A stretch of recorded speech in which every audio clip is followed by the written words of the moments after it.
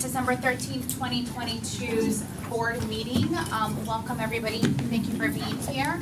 Joining us today in the meeting, we will have Ms. Nelly Hernandez, lead minister of the Young Hopes Ministry, to lead us in the invocation. Mr. Kelvin Soto, clerk of Osceola County Clerk of Courts, will be here to lead us through the Pledge of Allegiance. Our national anthem will be performed by the chorus students from Liberty High School.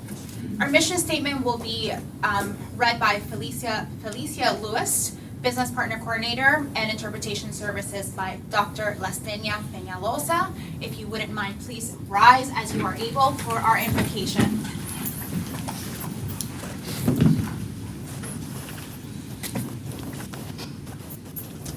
Father, your word said, "Blessed are those who fear the Lord, who find great delight in your commands.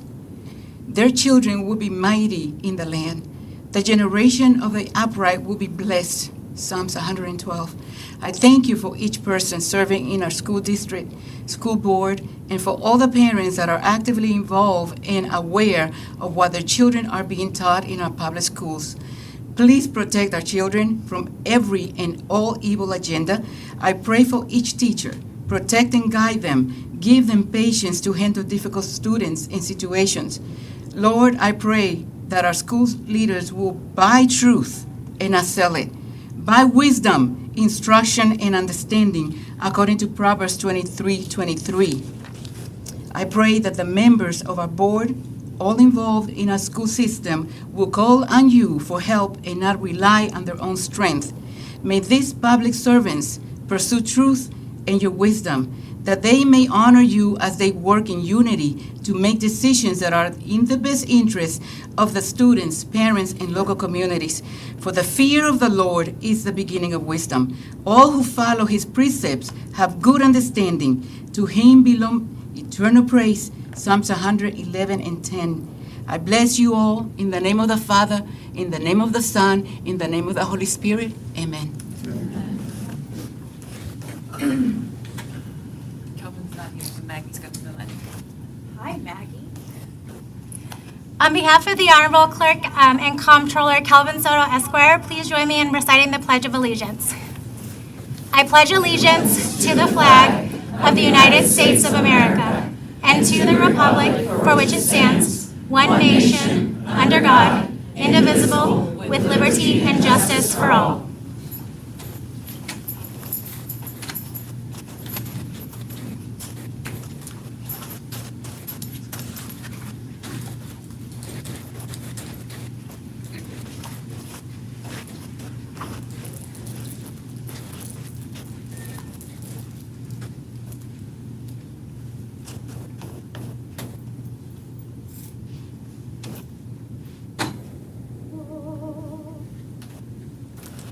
Oh, say, can you see by the dawn's early light what so proudly we hailed at the twilight's last gleaming, whose broad stripes and bright stars through the perilous fight o'er the ramparts we watched were so gallantly streaming, and the rocket's red glare, the bombs bursting in air, gave proof through the night that our flag was still there. Oh, say, does that star-spangled banner yet wave o'er the land of the free and the home of the brave?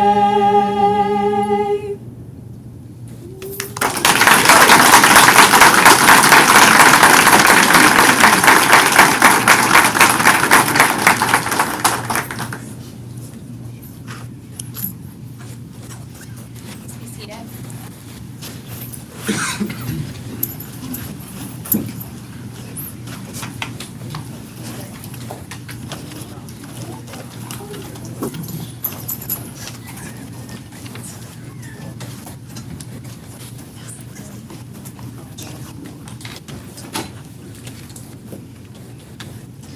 The mission statement of the Osceola County School District is inspiring all learners to reach their highest potential as responsible, productive citizens. Good evening. My name is Osceola and I am here to provide interpretation services. Buenas tardes. Mi nombre es la doctora Lastenia Peñalosa y estoy aquí para proveer servicios de interpretación.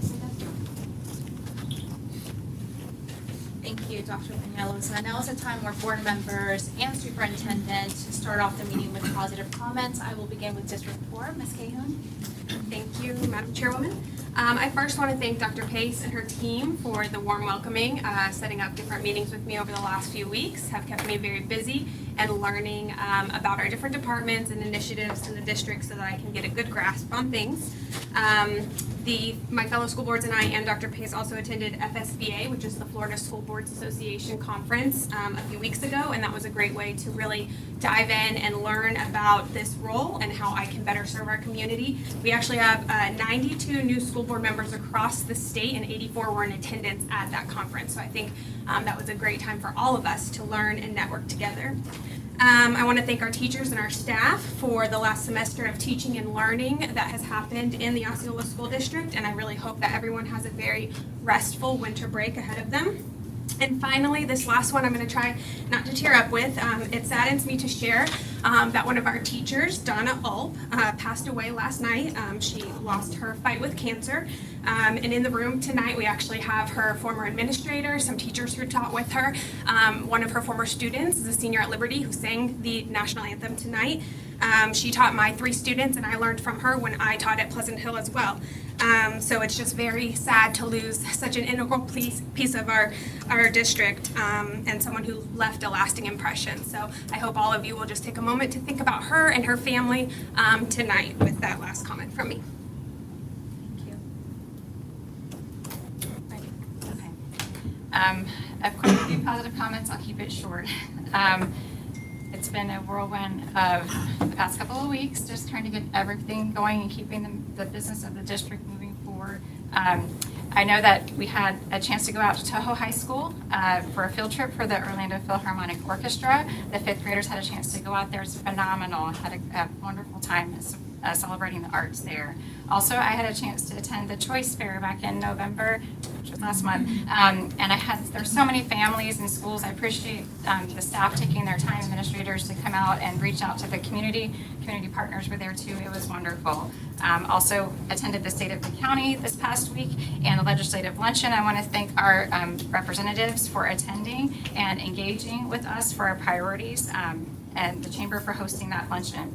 Also, I had a chance to go to the St. Cloud Christmas Parade, and I saw a ton of students and families in that parade, from the band to clubs. I'm going to shout out to Lakeview Elementary School, the Kindness Club. They had a chance to have a float, and I learned a lot. That was wonderful to have that outreach in the community. Again, thanking the staff and departments for 2 full weeks of meeting to get caught up to speed with everything that's happening in the district. And lastly, I'd like to point out the Canoe Creek K-8. I had a chance to attend their winter concert this past week, and I want to thank Miss Jack. She has built that program. It's hard to build a program, but she's more than doubled her students in the past year. So it was wonderful to kick off the holidays that way. And Merry Christmas to all of our students and staff and families, and I hope you get some time to relax and recharge. Thank you so much. Mr. Arguello?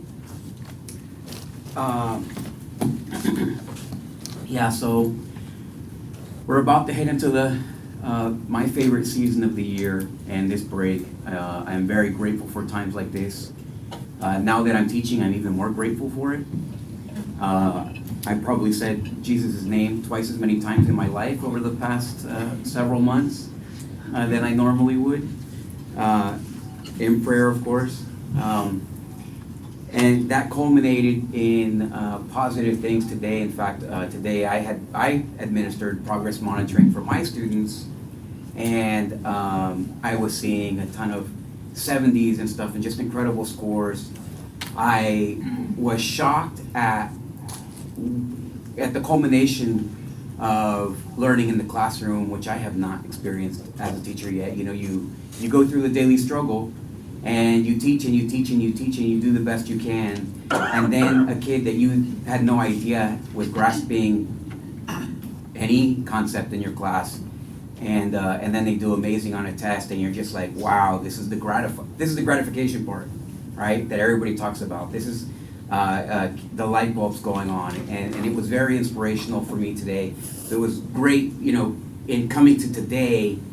I was wishing I could stay in the classroom with them and discuss the results of this test. So that was really awesome. So I just wanted to take that opportunity now, with a little bit of knowledge and feeling, to say thank you to all of our teachers and paras that are in these classrooms doing that kind of legwork. And I can honestly say now I get it. I understand why you guys would stay through all the things that you do to get that one little experience. On a more not as positive a tone, I also went to that State of Osceola event, and I'd like to make the call to the community to come to those types of events. You do not have to be a VIP, or you do not have to be a huge developer, you do not have to be a school board member, or you don't have to be anything. If you would like to go, I would happily offer my seat to any person who would ever go, and I would buy tickets for people to go. You have to go to these things, because these are the places where the politicians tell other politicians what's going on. And I thought that it was bad in our school district, where we're always saying we are the best and we make no mistakes. But then to hear the county say they're the best and they make no mistakes, I was in shock all over again. So it's really important for the community to do exactly what you're doing tonight. Show up, get involved, make your presence known, and be a part of these discussions, because there's no more important voice than yours. So that's all I got. Thank you. Thank you so much, Mr. Melendez. Thank you, Madam Chair. And the interesting about the State of Osceola is I felt like half their presentation was education related. I'm like, man, they love our schools and our kids. And so the reality is, our education is what is paramount to a community and the development of that community. And I really want to thank all of our teachers that have chosen that profession. Unfortunately, we have a high resignation rate, and so we're just trying to do our best to make sure that every teacher is heard and respected for the valued community educators they are.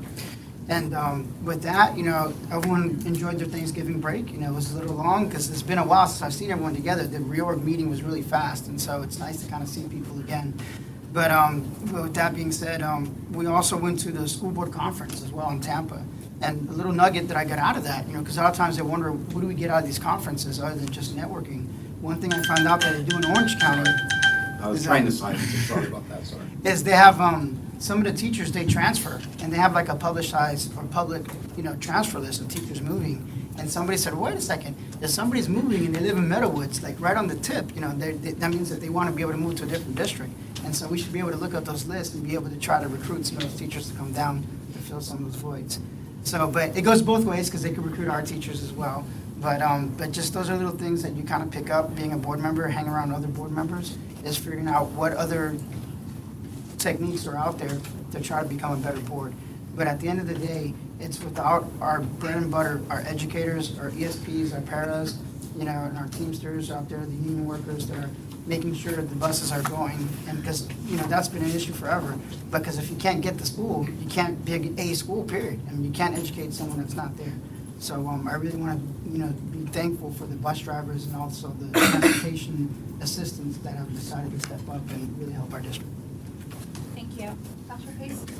Echoing the words of some of the other board members, I want to say an amazing thank you to all of our dedicated teachers, leaders, and staff members across the district. It's hard to believe that we're through almost 3 more days in the first semester. And I know that there have been a lot of challenges. We've had hurricanes, we've had flooding, but you guys just keep showing up and doing the work and bring a smile to your face and caring hearts to serve our children, and we appreciate you more than we can truly say. I also want to say a tremendous thank you to so many of our very generous community partners and Leslie Campbell and our special programs team. We have recently received $50,000 from Danny Quinn to provide a Christmas for our students who are in need, our FIT students, our families in transition. We also have 118 students still displaced because of flooding after the hurricane. The Salvation Army came through with $15,000 that Leslie and her team have have been distributing gift cards to help make sure all of these students and families are able to enjoy Christmas. We've also had La Rosa Royalty outdid themselves again with Leslie's team on the Thanksgiving basket. And just yesterday, I was notified by AASA, the Superintendent's National Association, that our district has been chosen for a $3,500 grant from Sourcewell to also help serve some of those students who are still displaced from the flooding. So just tremendous community outreach, and then a lot of work by our teachers and leaders and our special program staff to help get those dollars and gifts into the hands of our students. But we want to make sure that every child, every family is able to enjoy a wonderful Christmas this year. So we appreciate that tremendous outreach, and want to wish everyone a wonderful winter break. We're going to finish strong and then come back to do it all over again in January. Thank you, Ms. Castillo. Thank you, Dr. Pace. I have one short comment, in addition to echoing what everybody else has said, and one presentation, so just a moment of privilege. So I actually want to call out our board, and I want to thank you all for making the investment in time to attend Florida School Board Association. I think that sets us up to be able to work together, and we know that that is the most important thing for us. We are the ones who are going to select the next superintendent, and being able to have tough conversations like we've already had, and still be respectful and understand what the mission is important. And I just want to publicly acknowledge that I am grateful that each and every single one of us attended that to focus ourselves. So thank you for that. And I do have a presentation as well. So I would like to call up, as I'm moving down, Eagle Scouts from OHS, Angel Trejo and Donovan Bohannon. Please correct me. I always say everybody's name wrong. Bohannon. Bohannon, thank you so much. So, you are both Eagle Scouts, and I just wanted to make sure that we publicly recognize if you want to come up here. So how hard is it to be an Eagle Scout? It's not that hard. It's not hard. That's not what I heard. All right, if you guys want to come over here, I just wanted to maybe you just make it look easy. I think we're going to go with that story. I just wanted to recognize you today for your amazing skills, dedication, and hard work in achieving the highest rank, which is the Eagle Scout. So congratulations. This is an extraordinary award, and I could not be more proud of you. Thank you for your service to our community, to the program, and to your troop, which is 662. And congratulations. So this one is for Donovan. Thank you so much. Oh, this one's mine. And this is for Angel. Thank you. And in addition to that, we just wanted to give you a nice little Amazon gift right in time for Christmas. Use as you will. Maybe go a gift from mommy and dad.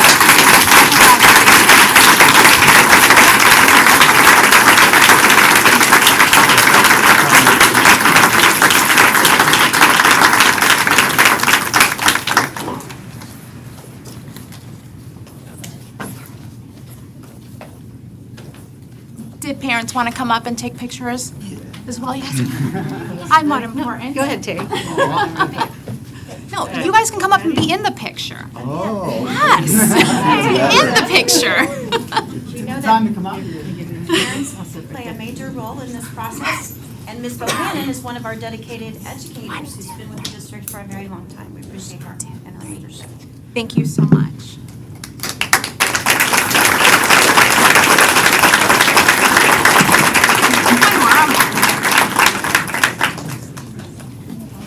More? Got it? Awesome, congratulations. Thank you.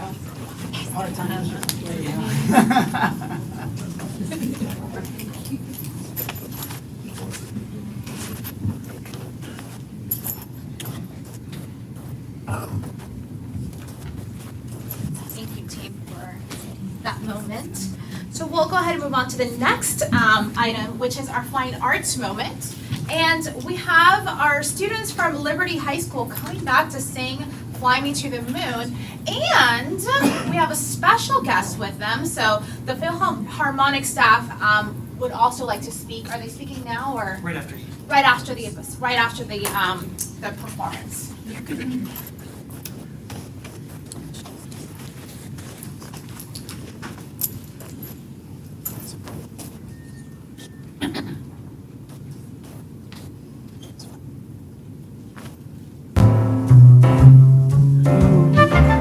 me play among the stars. Let me see what spring is like on Jupiter and Mars. In other words, please be true. In other words, baby, kiss me. Fill my heart with song and let me sing forevermore. You are all I long for, all I worship and adore. In other words, please be true. In other words, I love you.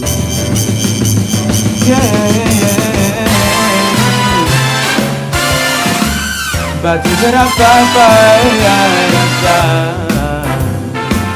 Ba da da ya da da da da. Ba da ba da.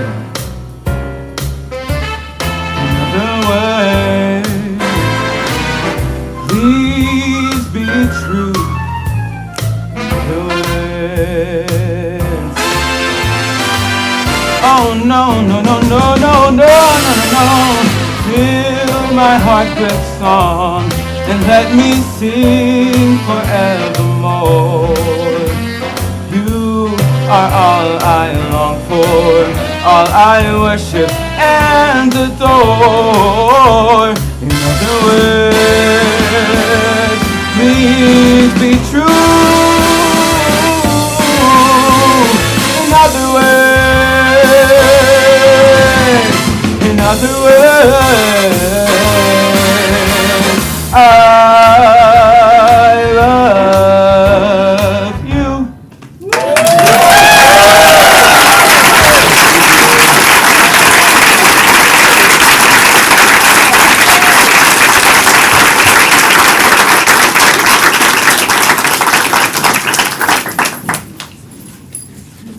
I love talking after that.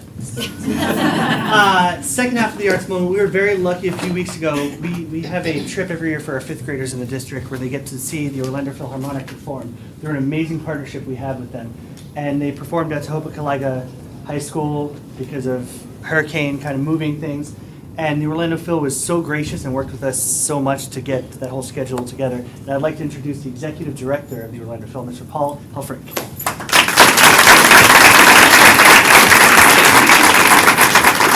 Well, good evening, everyone. It's a real pleasure to be here, and I thank Chris for that introduction. And, you know, the Young People's Concerts are the longest-running program that the Orlando Philharmonic does. We've served nearly 2 million students over the past 30 years, since 1993.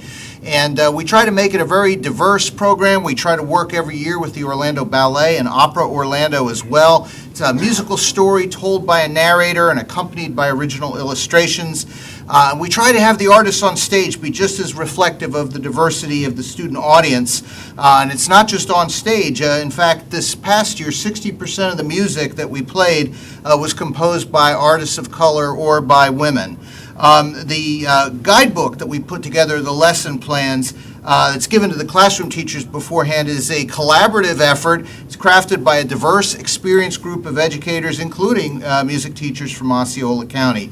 So we're so proud to perform every year for all your fifth graders. Thankful for your support in making that possible. I want to thank Chris and Joe, Chris Burns and Joe D'Ambrosi, the Performing Arts Curriculum Specialists, for their leadership in working with our team to make this happen. They're fantastic, not just in scheduling and all that, but in the design and development of the program. So we really believe in this partnership, and we think we can build on it and grow. We'd love to add additional grade levels if we go forward. So we have a small token of our appreciation for you, which I'd like to share. May I bring this forward, and if someone can accept it?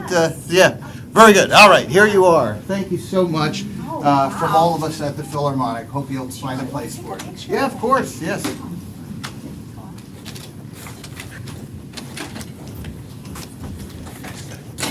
Photographers.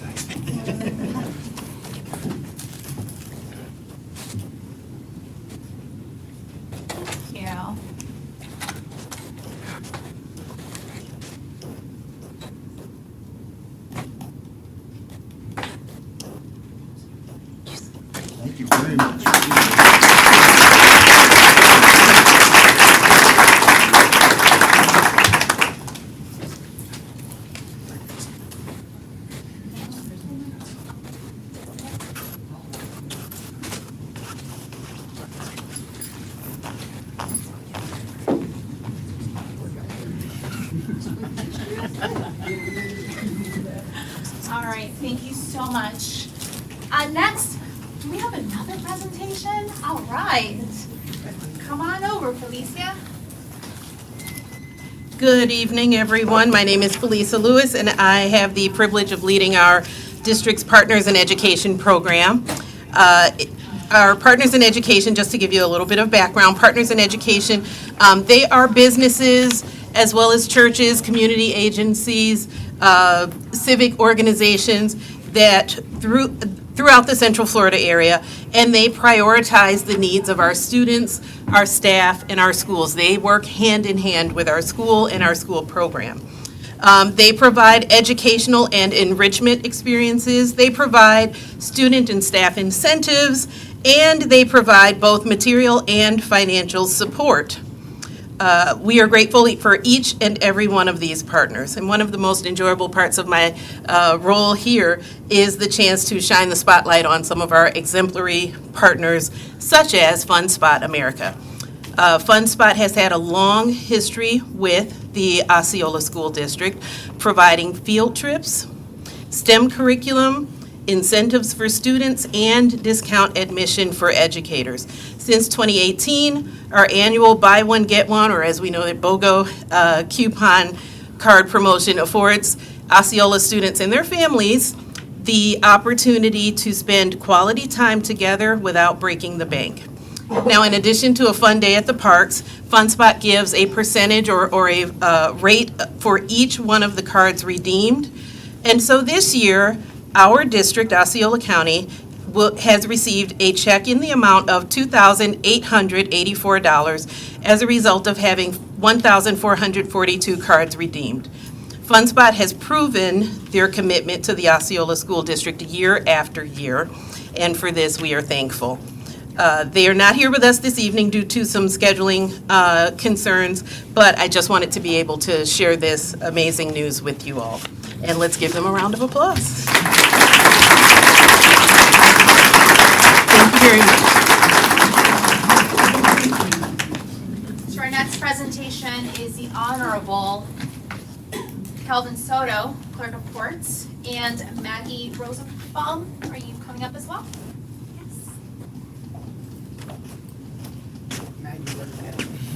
Good afternoon, Madam Chairwoman Castillo. Where's my Vice Chair, Erica Booth? Dear members of the school board, Superintendent Pace, and your executive staff. Sir, would you please I identify yourself on the... Are you going to go ahead and talk? Nothing is going to get in the way of the joy that I feel and the pride that I have in this board, on you, Dr. Pace, and your staff, and all that you've accomplished throughout the years. In the face of increasing challenges, you all headed together. I got to say, I miss you all. And it's very nice to be back. With that, I also want to go ahead and get into our presentation. And that is, I want to introduce Maggie Rosenbaum, who is a communication specialist. And she's done a wonderful job for the office and, has grown to be my friend. I also want to introduce as well Tyler Wink, please share with us this moment. He just joined our staff a few months ago, but I've known him for a while since I've been with the clerks organization. He is our Director of Government and Policy, Government Affairs and what else was it? Public affairs. And public affairs and government affairs. And with that, they're going to go ahead and present what I think is something that is very special to us, and let's just get it going, right? Good. Well, good evening, ladies and gentlemen of the school board. My name again is Maggie Rosenbaum. I am the communication specialist for the office of Kelvin Soto, Osceola Clerk of the Circuit Court and County Comptroller. Thank you for the opportunity to share our exciting initiative between the school district and Clerk and Comptroller Soto's office. Coming to the courthouse can be a nerve-wracking experience. Often people come to the courthouse not because they particularly want to, unless they're applying for a passport or seeking a marriage license, and even then, they have to be there. The people we serve frequently must take time off of work for reasons that may forever change their lives.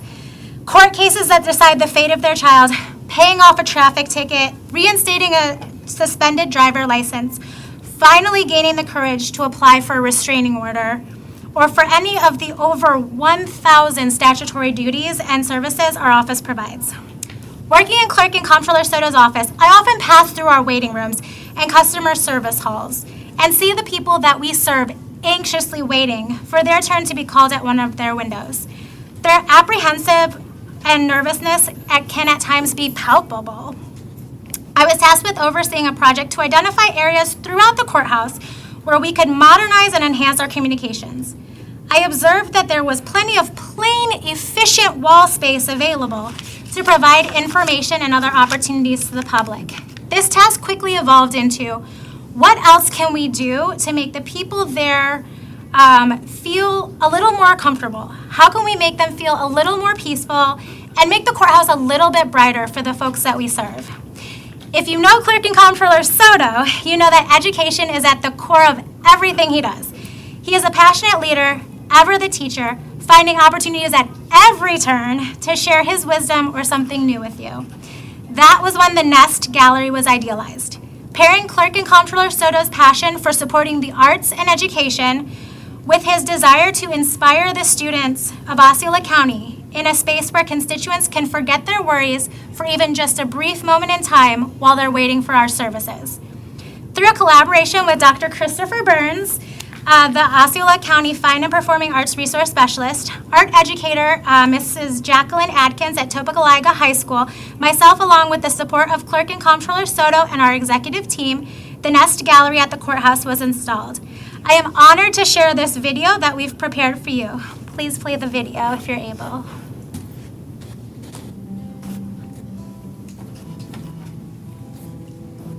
Welcome to the Nest Gallery here at the Osceola County Courthouse.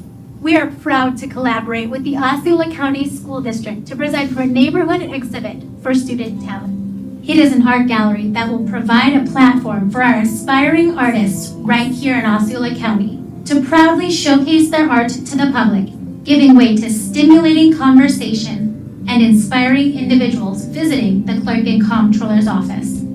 The gallery has been installed on the second floor of the courthouse in the west wing of the Clerk and Comptroller's customer care service area. We will officially open the Nest with a celebration in early 2023, where we will be featuring student musical talent while attendees peruse the gallery with the student artists and other local dignitaries.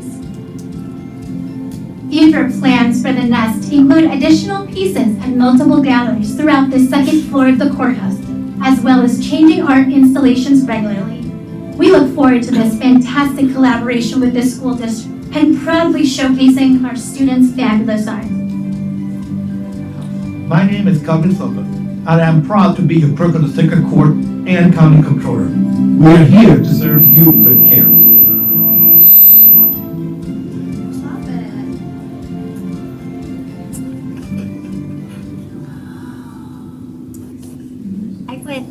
Thank you for your time and attention. I'm happy to answer any questions the board might have for us. No, I'm very excited for the grand opening. I hope we get invited. Absolutely. Mr. Melendez, do you have a comment or a question? The echo guy here. Well, thank you. I appreciate you guys partnering together. I was also curious too, because we've been trying to work with like construction companies and do like apprenticeships and internships for students. Is there a similar program that we have currently with the clerk's office? Because I think that'd be amazing if the students can actually work there and do internships at the clerk's office as well.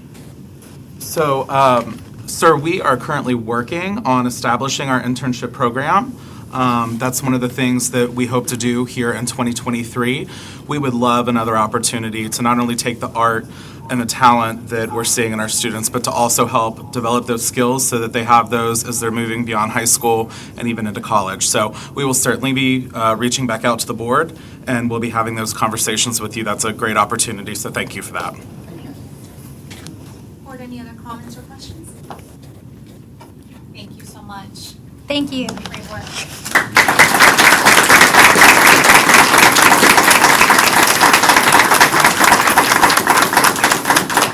Good evening, everyone. Again, thank you for the time, Dr. Pace, Chairwoman. Thank you. Dr. Pace, you have a few appointments or transfers. I do, Madam Chair. If I could invite Mr. Scott Noble up to the podium, please. Board members, many of you know Mr. Noble. He has served this district for 14 years as a principal, but also started long before that as a teacher, assistant principal, and educator here in the district. He has started his career at Kissimmee Elementary in Central Avenue, Parton Settlement, Hickory Tree, and then obviously has been at Narcousie since 2014. He received his bachelor's degree in elementary education and a master's degree in educational leadership from Edinburgh University. And while some will say, but he's a school leader, he's not a district leader, we have found that our principals really transition well into cabinet level positions because they have that knowledge, that experience of having worked with all the different facets of school operations. And Mr. Noble currently manages and leads our largest elementary school with almost 1,500 students.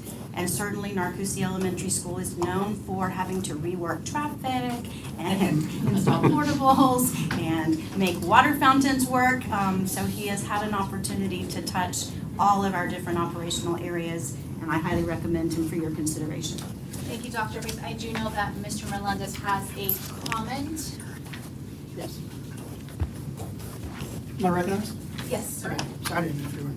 Yes, I do have a concern on this appointment, because when we look at the general description, on the job description on the school district, it's the assistant superintendent providing operational services, but emphasis on transportation, food services, security, and maintenance. So essentially, these are operational issues that really a business administrator would be more in line with that. As a matter of fact, in our key requirements for formal education, a master's degree in business administration is actually one of the things that would look good on the position. And then when I look at Orange County, their chief operating officer, Ruben Pacheco, is somebody that's in the business field. So there's a lot of logistics concerns, there's a lot of transportation concerns, there's a lot of school services issues, and I just feel that somebody who's in the academic field kind of belongs in the academic field.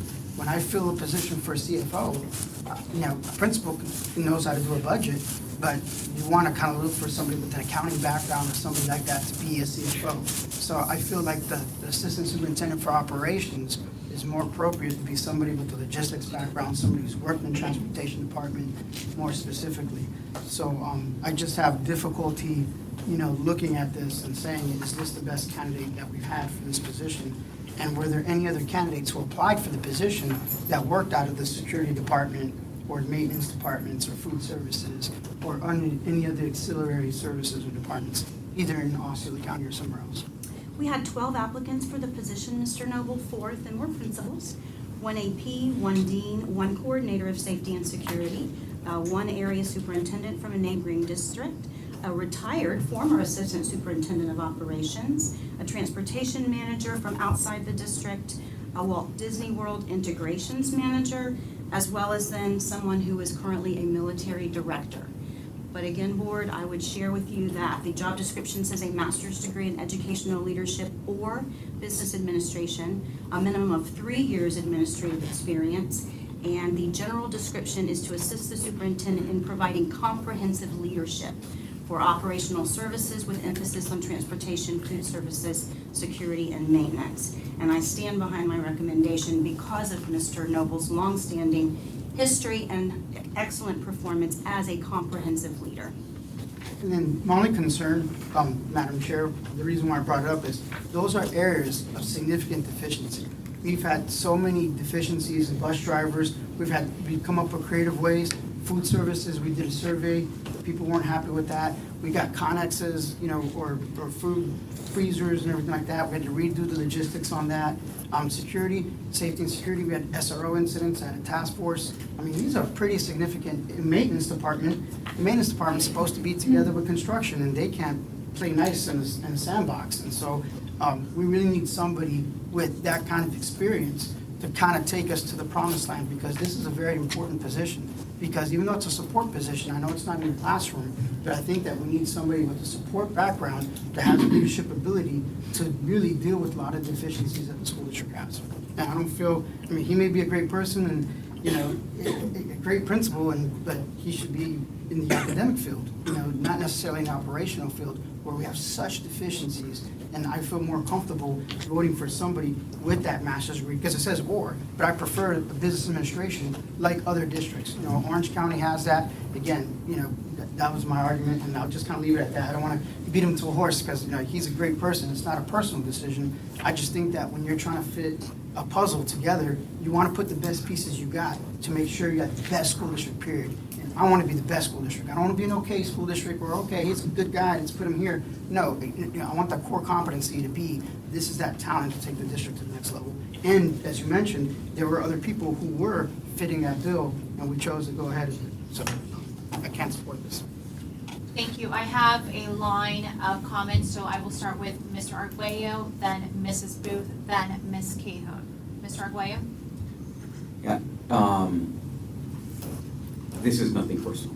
You have a tremendous reputation as a principal. You've done good things at the school from what I understand. Let me ask the superintendent, what shape is the school in?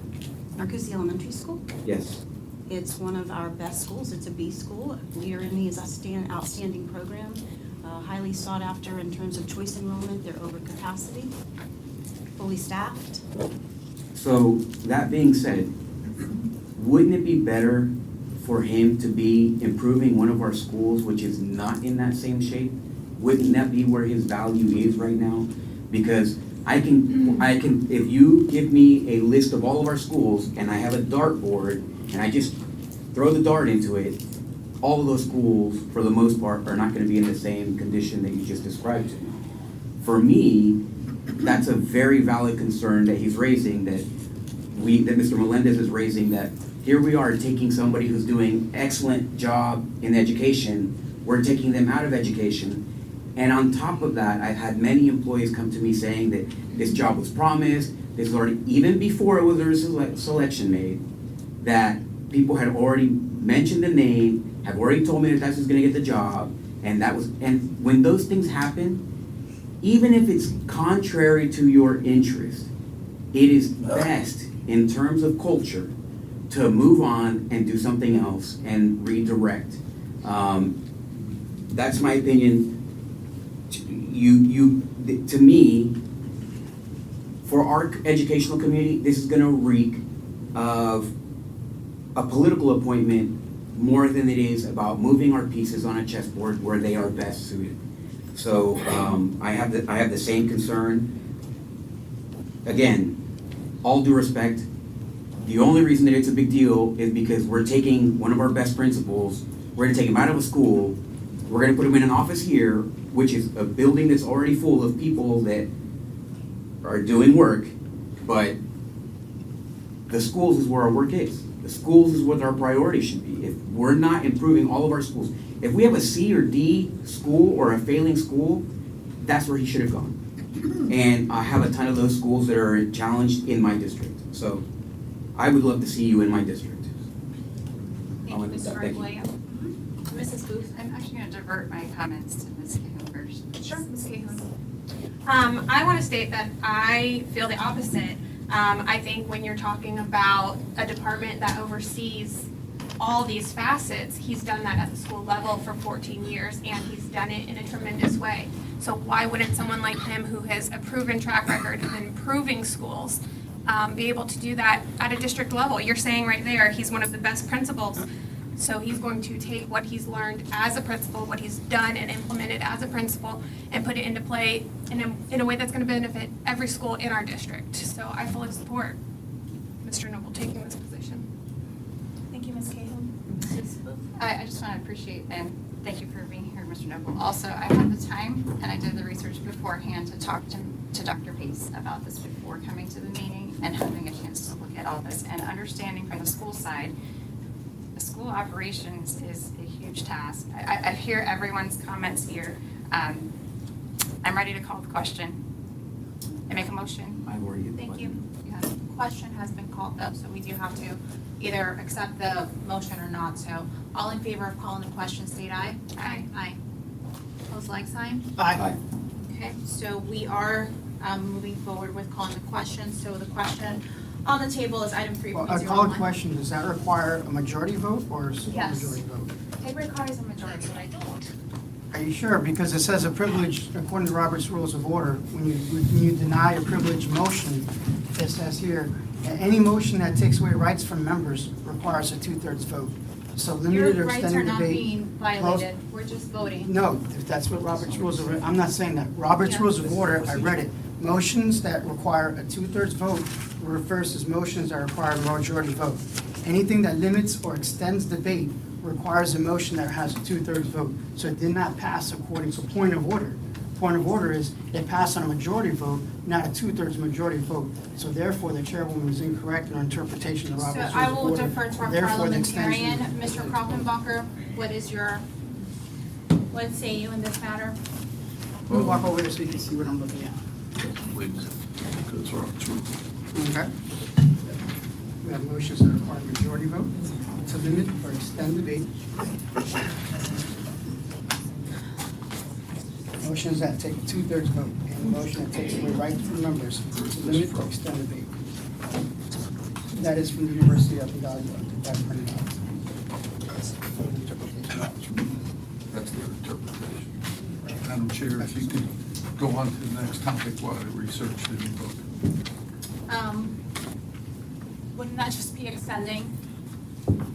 Make the call, because we have other things on I mean, let us know what you want us to do as a parliamentarian, please. well,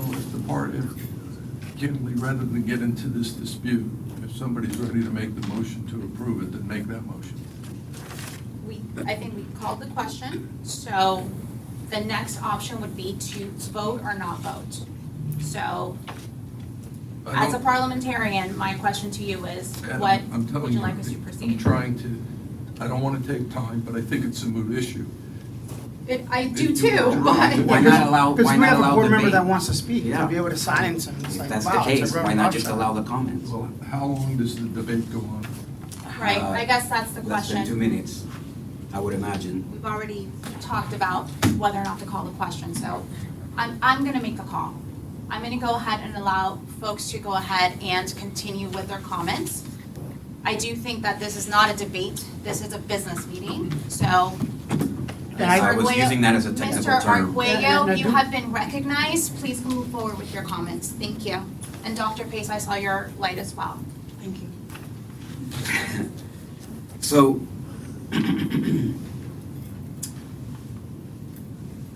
here's another concern, is that the two people who are voting here, okay, and this is what we're doing to our district. This is creating a political issue where there should be none, okay? Both of the people that have voted in favor, minus you who ran now, political contributions have made to both of these people. So it's very improper, to say that, it just seems improper to me. I know it's not illegal, but that's a very sketchy move where all we're doing is discussing, and then you guys make this move. To me, that's even worse, but I'm ready to make a vote, it's fine. Well, now we have additional comments by Dr. Pace, so I will recognize Dr. Pace. Thank you, Madam Chair, and with all due respect, Mr. Arguello and Mr. Melendez, I stand behind this recommendation. It is not a political recommendation. Yes, Mr. Noble has over the last 2 years indicated his interest in potentially this level of a position and exploring a different field. He has shadowed Mr. Shatera. However, we interviewed multiple candidates. We went through 2 rounds of interviews and required all of the finalists to prepare a 30, 60, 90-day plan, of which Mr. Noble's was excellent, demonstrating his desire to provide comprehensive leadership for our operational field. Does he have a learning curve? Would any of the candidates that had a learning curve? Absolutely. But I believe, based on his operational experience at the school, he is prepared to lead in this level.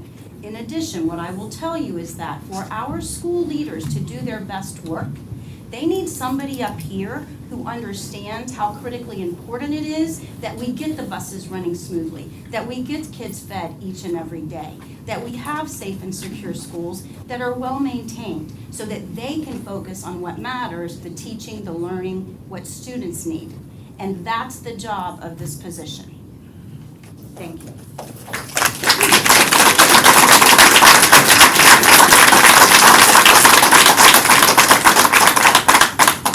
Mr. Arguello, initial comment? I just, for one, you just said the buses run, somebody to be fed, whatever. So you're gonna put someone that doesn't have the experience having done that already at this particular level. So I get it, but the problem is that a lot of the employees, okay, have concerns that what you're doing is putting in what people have complained about already. It's been a concern. That's all I'm gonna say. So we get it. We understand that you have your committees, but we've all seen the kind of committees that the district makes are committees that are designed to already have an outcome. So there's not a lot of credibility in that. I'm not saying that Mr. Noble does not have a lot of credibility. He does, and that's not what's in dispute. What's in dispute is the reasoning, so for me, and it also in the aspect of leading a district and making the right decision. So I know this is not a school district that is used to being questioned, but I do think that questions are healthy for our culture. Thank you.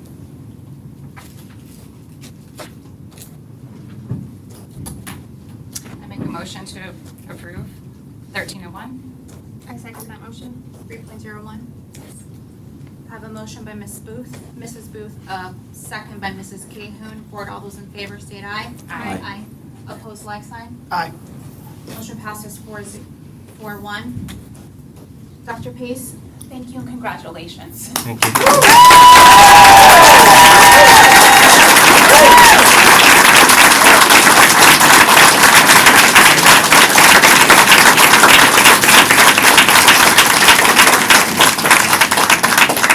Thank you, Madam Chair. If I can invite Mr. Audie Confessor to the podium, please. Motion approved. Madam Chair, Mr. Confessor has been an assistant principal at Eastlake Elementary School, principal of Chestnut Elementary School for Science and Engineering, and currently serves as the principal of Deerwood Elementary School since 2018.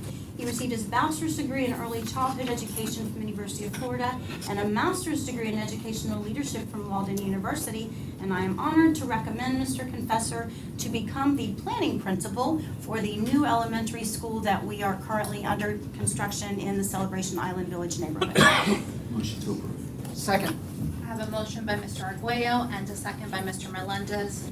Board member comments? Congratulations on your marriage. All those in favor state aye. Aye. Aye. Opposed, like sign. Motion passes 5-0. Congratulations.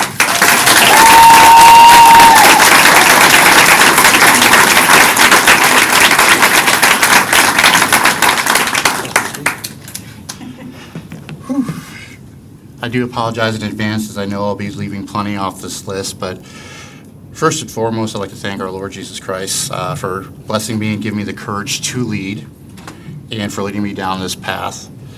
Thanks to my mom and dad up in heaven for watching over me and always believing in me, even when I didn't make the strongest effort when I was a student. To my wife, Sarah, thank you for being patient, kind, and supportive as I went through this process. She knew how I always wanted to open a school, leave a legacy in Osceola County by opening a school. And even though it was our wedding week, she said, don't let our wedding stop you. Go for it. Go for your dreams. And I appreciate that. To Dr. Pace and the Osceola County leadership team and our school board, thank you for having the faith in me and giving me the honor of opening a brand new school. I promise to stay committed to serve the new community that I'm assigned to, and I'm going to ensure a high quality of education is always taking place for our students. To Dr. Belinda Reyes, thank you for giving me the confidence to rise up as leader and giving me this opportunity. Dr. Jane Respis, thank you for always believing me and encouraging me and saying your time will come, continue with your dreams. To Stacy Burdett, who took a chance on me as an inexperienced AP that lacked confidence and taking me on to open Eastlake Elementary School. I'm going to use your blueprint as we continue to move forward. And finally, the students and staff and community of Deerwood Elementary School. This was not easy today, talking to them and sharing that I was pending board approval, moving on. It's not the school the school is not the same as it was when I took over.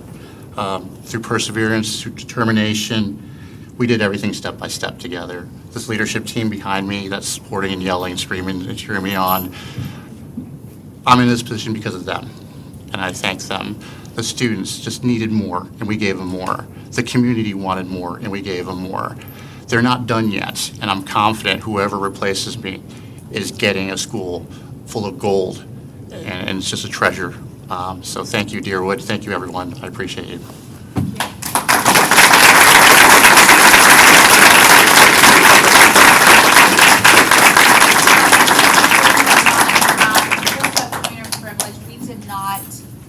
A moment to give comments. Mr. Noble, did you want to give comments?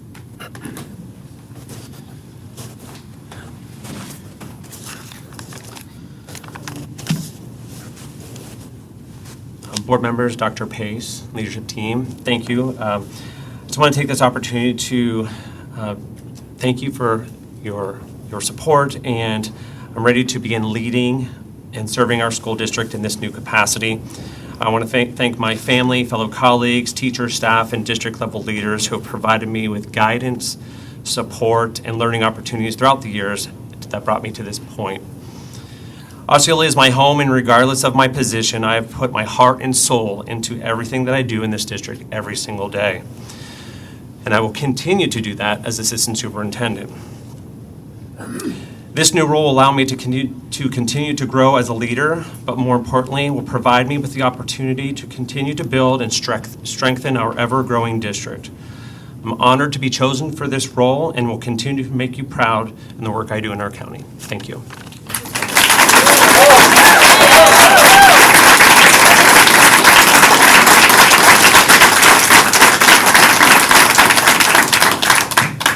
Dr. Pace, your next appointment? Yes, ma'am. If I could invite Miss Wendy Honeycutt to the podium. She doesn't want to come.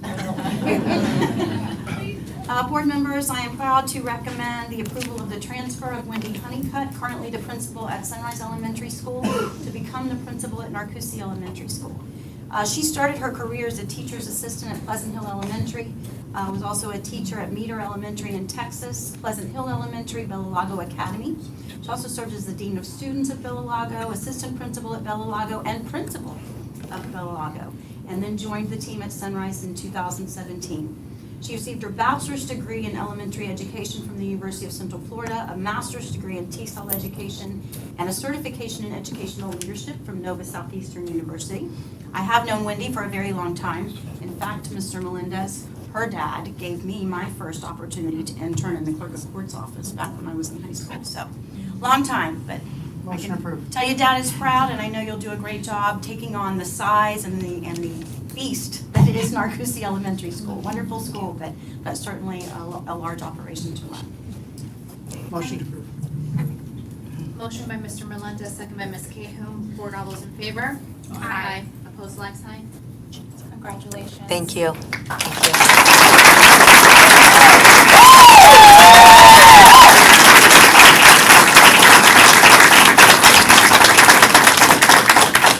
And now if I can invite Ms. Jennifer Albright to the podium. Board members, as Ms. Albright is walking up, I will tell you that she has been a teacher at Highlands Elementary and Neptune Elementary, the math science coach at Cypress Elementary, elementary science and social studies resource specialist for our school district, an assistant principal at Narcoossee Elementary, and currently serves as the assistant principal at Sunrise Elementary. She received her bachelor's degree in elementary education from Western Michigan University, master's degree in educational leadership from Stetson University. She is greatly committed and honored to be, I'm sure, dedicated to the team and community at Sunrise Elementary, and I'm proud to recommend her as the next principal for Sunrise. Motion to approve. Motion by Mrs. Booth. Second. Second by Mr. Melendez. Any board member comments? Board, all those in favor? Aye. Motion passes. Congratulations.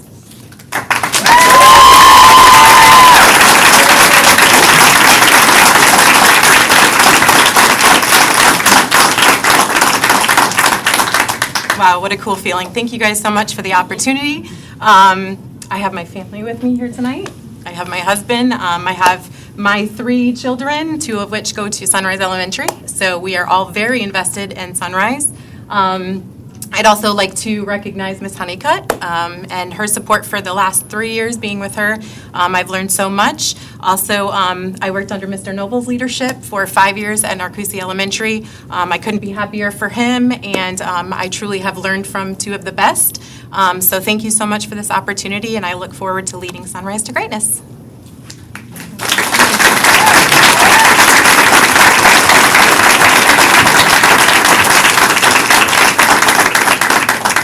And last but certainly not least, I would like to invite Ms. Tia Tasha Brown to the podium. Board members, Ms. Brown has been a teacher at Robert E. Lee Magnet Elementary, Buchanan Middle, and Tomlin Middle. Also the assistant principal at Tomlin Middle and Shields Middle, mentor to assistant principals, principal of Shields Middle, principal of Middleton Pre-Collegiate STEM Magnet High School, and principal of Gunta Middle. She received her bachelor's degree in elementary education, a master's degree in educational leadership, and a specialist degree in educational leadership with a focus on school turnaround from the University of South Florida. She will be joining our team with your approval from Hillsborough County Public Schools as the next director of high school curriculum, working side by side with Dr. Evans and our high school principals and staff members to move them to greatness too. So, Ms. Brown? I make a motion to approve. Second. I have a motion by Ms. Cahoon, a second by Mr. Argoleo. Any board member comments? Or all those in favor? Aye. Opposed, like sign? Congrats.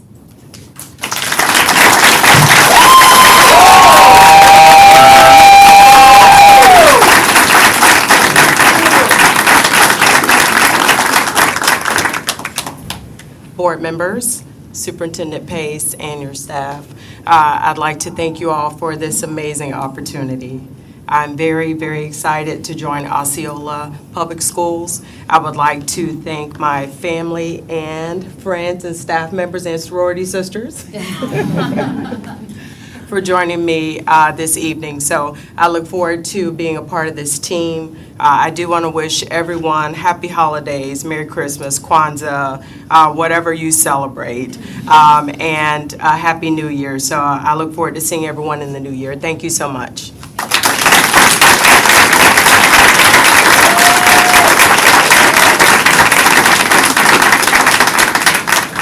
All right, team, so we will go ahead and recess our school board meeting and call to order our public hearing on rulemaking cycle B. John, if you would please. This is a great time, by the way, to exit if you're not interested in the rest of this.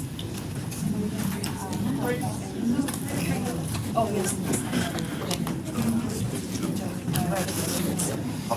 Madam Chair, the answer to the question is that three of you could vote.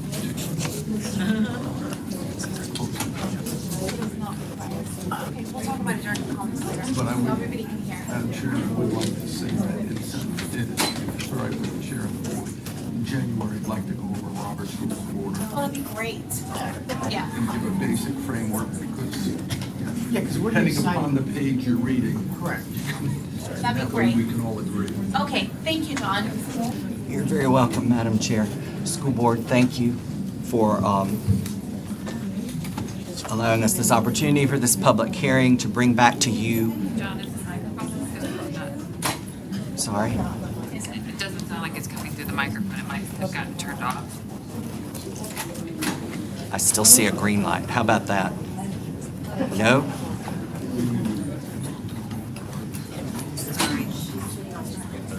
Once it clears out, maybe you'll be. That might help.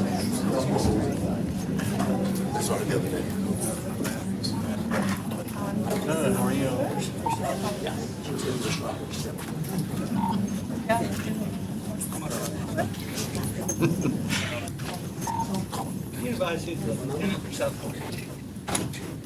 Okay, please. All righty. Is that any better? It's fine, I guess. I'll just try to talk a little bit louder, which for me, being soft-spoken is a big deal, but I'll do my best. So we're bringing back to you the changes that we brought to you at the workshop in November. And there are 2 new school board rules that are proposed that are based on state board rules. And then we have revisions in 8 rules and then the student progression plan. So the first 2 are the new rules that are proposed. 2.262, I can hear myself now. Student Welfare Complaint Resolution. Per Chapter 1014, the Parents' Bill of Rights in the Florida statutes, Section 1001.42, Clause 8C 1 through 6, Florida statutes, and State Board Rule 6A-1.094125, Special Magistrate for Unresolved Student Welfare Complaints, Florida Administrative Code, establishes clear process for specific student welfare complaints and clarifies the process for a parent to request the appointment of a special magistrate if a specific student welfare complaint, as defined in that rule, is not resolved at the school or district level.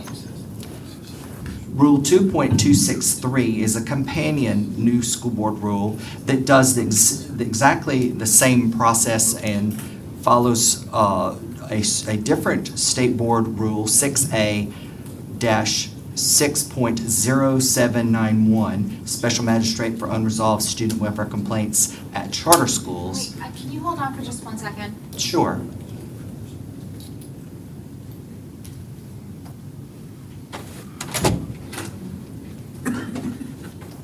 Thank you.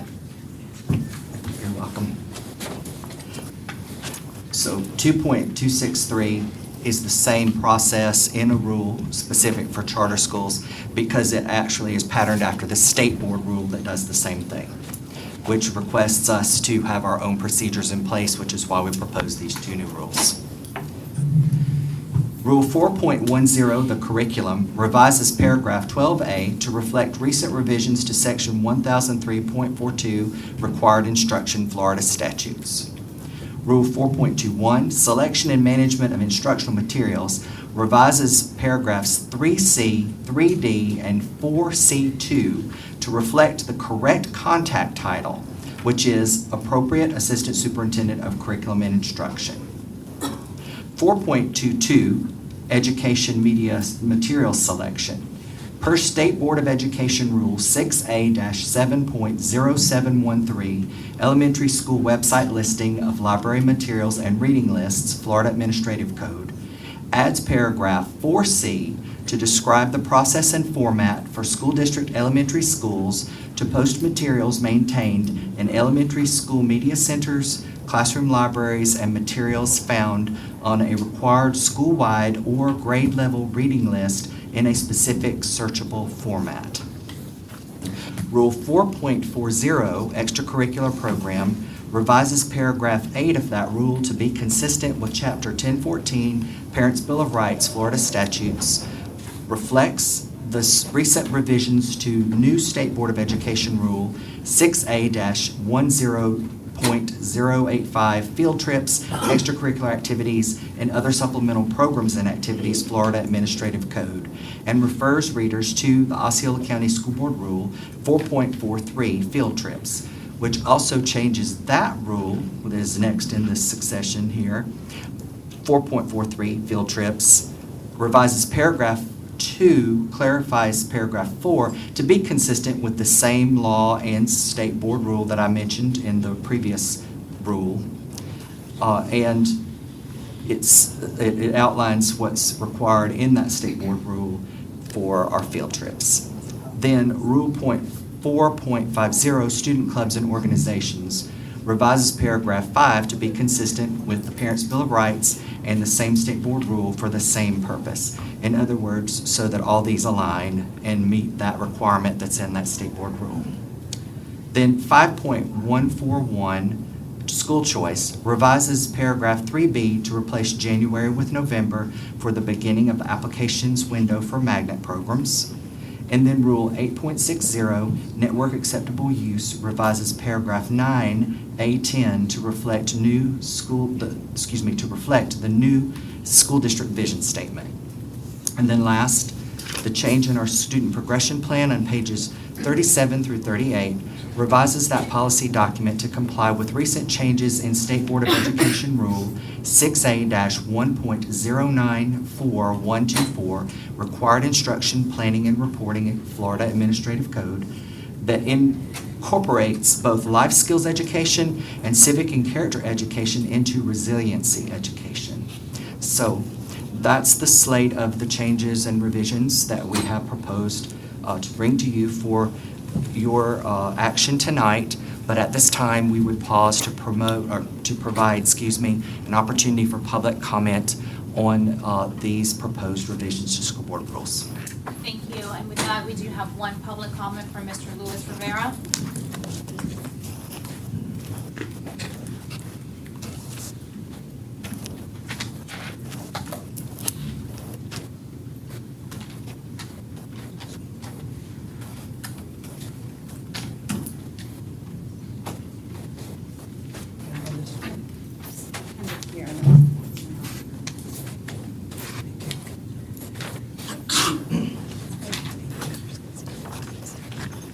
Wow, how nervous am I? Because I've never done this for the agenda thing, so I don't know if I'm doing this right.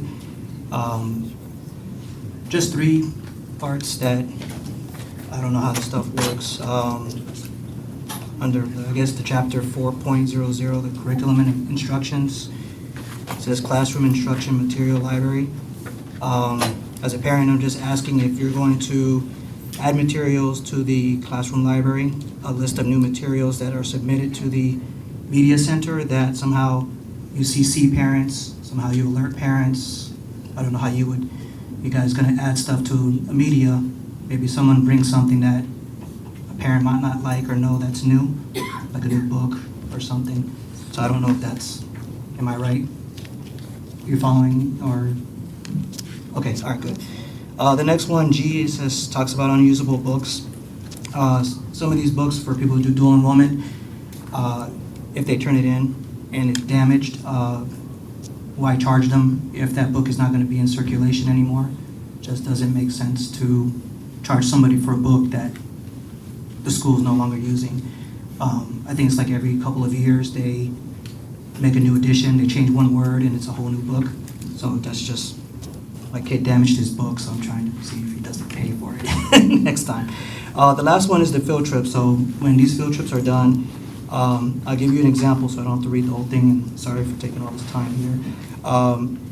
To add a line that allows the teacher to request a deputy or an SRO to be present either before or after the event.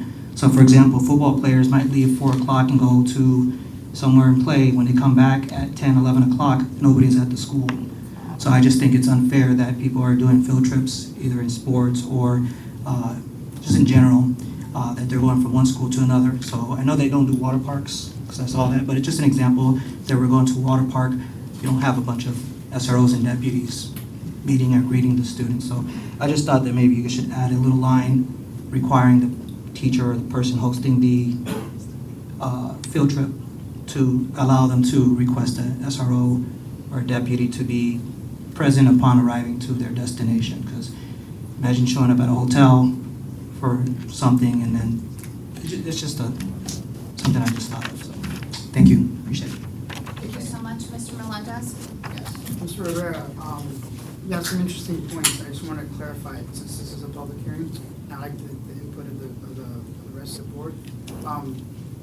I do agree that when new materials are added to the library, that maybe we could just, I don't know if it has to be like immediate notification, but maybe something like on a newsletter, because I know that when my son, he goes to school, obviously, and we have like parent newsletters.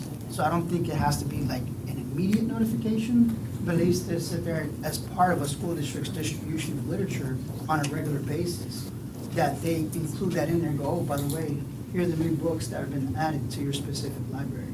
And so that way parents do have an opportunity to review it. And if they do have concerns, they can bring them up, because I think that's a very valid point, Mr. Rivera. Thank you. People write new books all the time and they don't know what they are because they're not static in the past. So that's something that I can support. the usable textbooks and how to get rid of them. I don't know, I'm not, who's our textbook expert on the? He's talking about dual enrollment textbooks, so we're gonna have to look at what Valencia's procedures and policies are for that as well. I'm just being honest Okay. with you, I'm not really That's fine. sold on that one too much. I mean, I like your first one a lot better. And I'm just being very honest. I mean, I don't want to tell you one thing and then behind your back do something different. I mean, that's honest dialogue. It's my first time doing this. And then the SRO, well, the interesting thing I learned about SROs is that when you hire them, we have to have 4-hour contracts. So does a 4-hour contract have to be continuous or can it be split? So like if they come in when they depart and we pay them for 4 hours, can we tell them, hey, do the first hour there and the next hour there? Or we have to pay them 4 hours and 4 hours, ends up being an 8-hour pay. We do require a staff member who is responsible for a field trip to stay with the students until they are all picked up and taken home.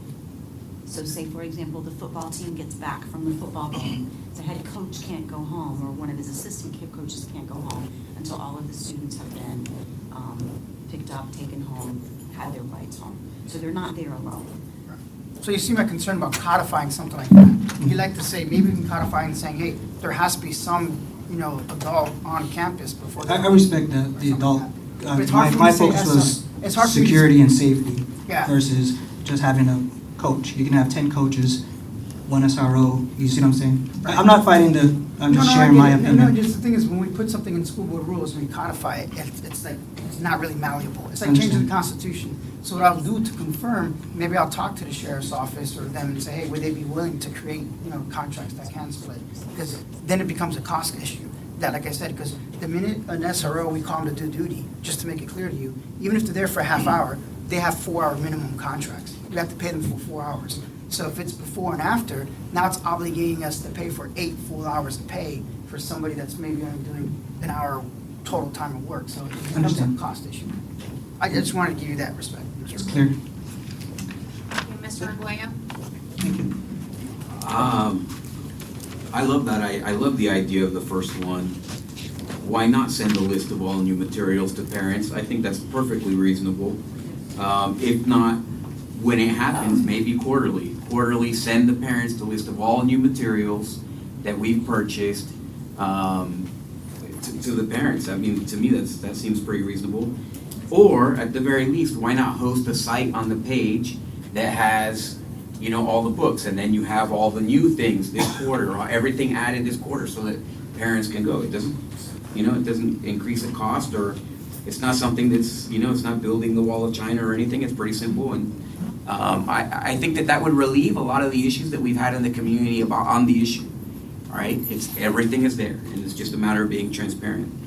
I also think there's validity in the idea that if we're no longer going to use an item, then why would we be charging for it, only for it to be discarded, all right? So I'm not sure that I understood exactly the process because I didn't have the same understanding that Mr. Melendez had, but I do think that it's valid to say, hey, if this book is out of circulation in our schools or it's no longer being used, then why would we charge a student a fee for bringing it back into condition?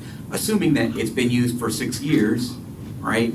And now they're turning it in and we're gonna throw it away, why would we charge them damages on the books? So if that's what you're saying, I'm in total Yes. agreement. We throw the books away, Dr. Bates? Well, we don't have books here from 25 years ago, right? What do we do with the books when they're no longer the materials and they've been? Typically, we put them in surplus, and then there are, people in the community who will come and get them. But I'll For free? double check about our Valencia sometimes. Yeah, so, same thing. Thank you, Ms. Cahill. I just want to make a comment on to that point, though, teaching our students to take care of materials, though, I think is part of maybe that also. If we have a fee for the books, for laptops, things like that, I mean, we have them sign a contract for that. So I just would not want to set a precedence where we're saying, we're going to waive this just because eventually it's going to go away and not be used in our school district. I think it's important for our students to understand how to care for materials. Can I counter that? It would just be like the student turns it in not knowing, and it's like, oh yeah, by the way, it meets every criteria. You know what I mean? It wouldn't be for everybody, not all the time, but it just doesn't make sense. And I don't think kids, I don't know, most of the kids I know don't damage their books. It's just something small and maybe not really very minute, that somebody might bring a book and say, oh man, I left it in the water and I still used it all year long, and turns it in and say, oh yeah, by the way, don't worry about it, not to make a big deal. So I'm sorry if I wasn't clear, but yeah. Yeah, but I kind of agree with Ms. Cahoon, though. I think it would be better at the discretion of the principal rather than codified in the rule. You know what I'm saying? So each principal knows their kids and say, hey, so I tend to agree with Ms. Cahoon on that specific point. Team, I think that we can have an offline conversation or direct Dr. Pace with what it is that we want her to do about this instead of having a conversation about policies while we are on a school board meeting. We're at the public Do hearing. you have somewhere to go? Oh, Mr. Arguello, no, technically this is a public hearing, and so a public hearing is allowed to go back and forth, but in a school board meeting, I can see. Okay, Ms. Booth, Mr. Arguello's next, and then Mr. Melendez if you have another comment. Okay. It's actually on the classroom instructional materials, so thank you for bringing this up. And I know I'm here to follow state law and what that is prescribed to do. And actually, I do feel that having a list, maybe quarterly, like Mr. Arguello said, and available in the schools to the parents if that's what they're needing, or to maybe somehow, this is kind of new territory here, but we have been trying, and in a sense that by state law, you have to have them listed through from what I understand, the Destiny Library system. But I think that it would be a good thing to have a quarterly list of these materials that parents can take a look at, following state law and putting all this together. So thank you for bringing that forward. That's the purpose of the meeting. Mr. Boyd is taking notes, and we'll follow up with Mr. Clark and Michelle Jarrett and Mr. Thorne before we bring back the policy for your final review and approval. Well, tonight, Mr. Arguello, sorry. I just wanted to clarify that it's not permanently, so we're not setting precedent that we are going to not charge students for damaged property of the school district. It's just like if the property is no longer being used, if it's basically at the point where it's going to be discarded in one way, shape, or form by the district, then we wouldn't be teaching the kids responsibility, we would be teaching them rules that don't really make sense. And that's just as damaging as teaching them a lack of responsibility. We should be teaching them to be responsible with reality, not just responsible when somebody's watching over you, right? So, but that's just to clarify, that's what it is, right? It's not. Pretty much, yes, sir. Yeah, so I guess, Mr. Boyd, the only thing that I guess there is consensus, and I guess that's just me interpreting it, and Madam Chair can make a correction. The only thing, because I don't agree, I agree with Ms. Calhoun that, the textbook condition, we really shouldn't modify that rule. We should just kind of let that be handled at a different level. The same thing with the SR and field trip. The only thing I heard consensus for was the actual notification of parents whenever new materials are being introduced. And however you want to word that, you're a wonderful wordsmith. So I think that's the only consensus that we have to. Thank you, Madam Chair. Mr. Boyd, do you have any additional comments? I just wanted to follow up in regards to the instructional materials real quick, is that on these policy revisions provided to you tonight is putting into place the state board and state law, and that a list is required of all those materials. And what we can do in Destiny is, I know that they do have an ability to show the new materials and showcase them. So that's something that we can talk about procedurally. It's not necessarily required to be in the rule unless you want it in the rule, but I just wanted to let you know that tonight since we're concluding public hearing, that we would be asking for action on these rules. So since I publicly advertised, that's all right. I just wanted to make certain I got that in because I didn't want it to be misunderstood because we had the workshop. Thank you. Thank you. Okay, so this does require action. All those in favor of submitting the rules as Mr. Boyd has stated with the addition of the additional language that Mr. Melendez suggested, please state aye. Aye. Aye. Opposed, like sign? I'll take it. Aye. I'll make Yeah. the motion. Madam Chair makes the motion, and I will second the motion. Okay, then do we have to run do the vote? Yes, thank you. All set? Connie, we good? Yes, ma'am. Okay, thank you. All right, we are Ending this portion of the school board meeting and going back into our regular scheduled meeting, we'll start with agenda modifications. Team, I will go ahead and start. I would like to pull item 15.06 and 15.07 for comments. I also have some folks that want to speak on that. So I have pulled their comments out of regular comments, and then I will move over to Ms. Cahoon. I don't have any. Thank you. Ms. Booth? I'd like to pull 1801 and 1102, please. 1801 and what? 1102, please. 1102. Thank you. Mr. Arguello? 801, 8.02, 8.05, 8.07 from consent, and then 1615, 1616, 1617, and 1701. Can you repeat the 16th, please? Sure. 16, 15, 16, 17.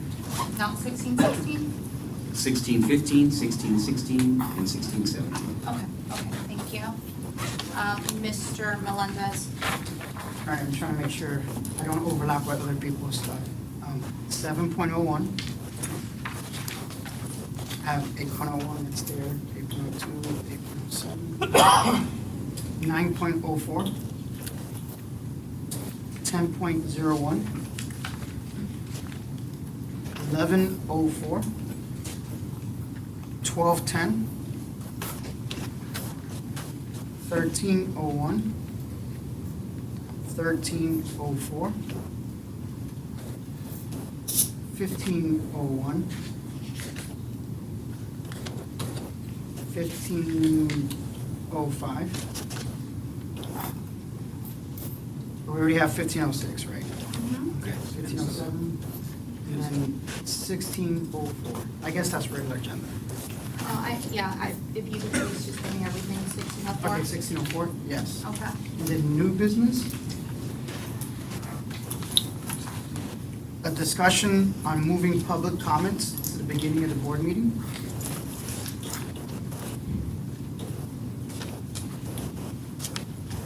And the second item is what we discussed today at the health workshop, a regular financial audit of the healthcare expenses. Okay. Mr. Arguello, did you miss anything? Yes. Madam Chair, I forgot my new items for new business. So a safety of travel review, junior ROTC pay issues, access to campus review, RSM, and a proposed new committee.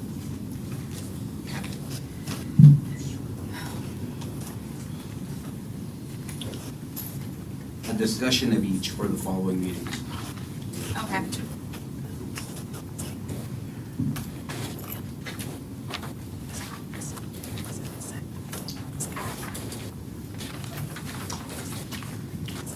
Okay, thank you. Anything else?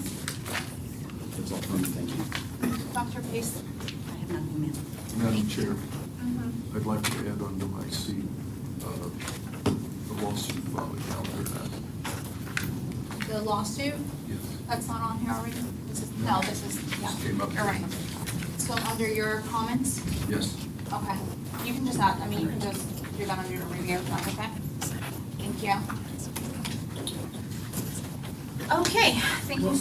Motion approved the agenda, the consent agenda with the modifications that were listed, and you probably read off this thing.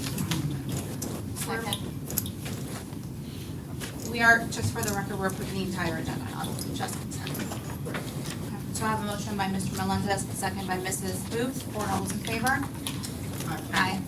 Okay, so that brings us to 701. Yes. 701 is something that the personnel agenda, and there had 2 questions on that for Dr. Pace. I think Ms. Hickey, a director of high school curriculum instruction, it said resignation, not a retirement. So I was just curious as opposed to, like, did we do an exit survey, or do you know why that she has resigned from that position? She was transferring to a position with Youth Reward Virtual School.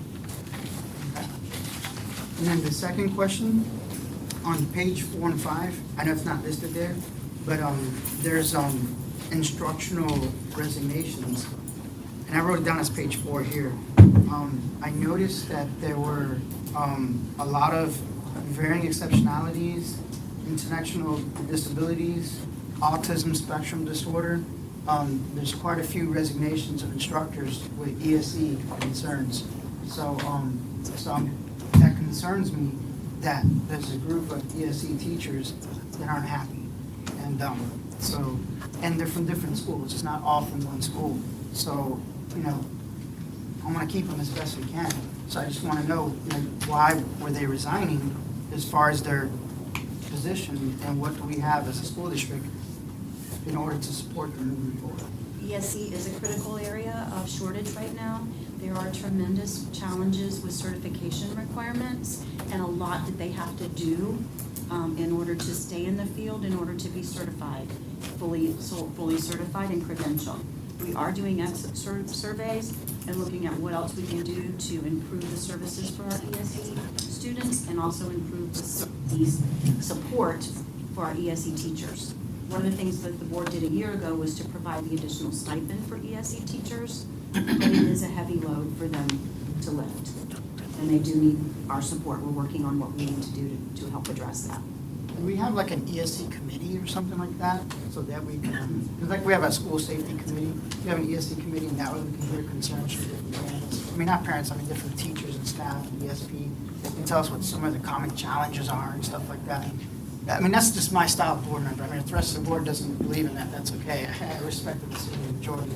But, I just think that, this is a concern, and sometimes I think it's nice to hear from them. I have been conducting teacher talks, as you know, virtual opportunities for teachers across the district to sign up and share with me about what's going well and what challenges they're facing and what can we do to problem solve to fix those. Some ESE teachers have been a part of that, but what I can do is after the first of the year, we can target the ESE teachers for a few more of those opportunities to participate in these focus group discussions. They've been really, really productive. When's our next strategic plan meeting? We have our mid-year strategic plan update, I believe one of the first board meetings in February. And then that'll be an opportunity for the board to discuss direction as we move forward. I think for us to think about adding ESE as a critical part of our plan might be something to consider. Board. Mr. Argway, did you have a comment?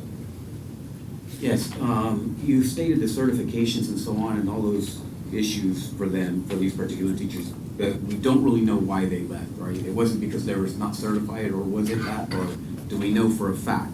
I have not asked all of those teachers on that list why they left, but we are providing an opportunity for all of them to complete exit surveys. Okay. And I just will second- hear, I can just tell you from what we're hearing and sensing in the field and learning from people is that they're overwhelmed by the multiple certification requirements because they have to have not only ESE certification, but for example, some of our teachers then have to have certification in every content area, ELA, math, science, social studies, in order to stay, for example, in some of our self-contained ASD units. Well, that's not practical. So what are some alternatives that we can do? We're trying to push in some certified content area teachers alongside a BE or a support teacher, but we're still working through some of those models and also working with the state on what is reasonable. You have an experienced ESE teacher on the board who can also share with you her firsthand experiences just over the course of this last semester. I'm not in order, so go ahead. I would agree. Certifications are a disaster throughout our state. A Juris Doctor, for example, does not allow you to teach law studies in middle school. So it is, it's ridiculous. I understand that. But what I'm finding out is that, well, let me skip that. there's also the issue where the teachers may not feel comfortable telling you directly what their actual issues are, right? So I think a committee would be a great idea. I thought that was a good idea. Does anyone have any interest in allowing the ESE teachers to organize some kind of meeting where they can confer amongst one another and just come to a meeting like this and then maybe tell us? I think a committee it's okay. I think that we need to have some very specific parameters and outcomes for that committee. And I also think that parents should be included in that conversation. Yes, I think that's a great idea to add them. Thank you. So I can, yes, I have been an ESE teacher for many years, and actually until a month ago recently was an ESE teacher. And we do have groups of us come together through PLCs, and that's how we share best practices, go to different schools, have a chance to look at what's working, what's not. But I think it would be maybe important to have PLC voice come to one of our meetings, or maybe however that looks like a workshop or whatever, to give us an update, because we do need to be heard. And so that's what they're the administrators at the school too, and our district level as far as professional development or having that whole community piece with the parents. But I think the PLC is where we're driven at the school level to share those concerns too, and openly having those discussions of what we're doing, what's working, what's not, and the structure that we already have. So yeah, I'd like to amend my previous statement to, instead of a meeting, a workshop. I don't think a meeting is a proper setting for us to have a discussion about what is going on.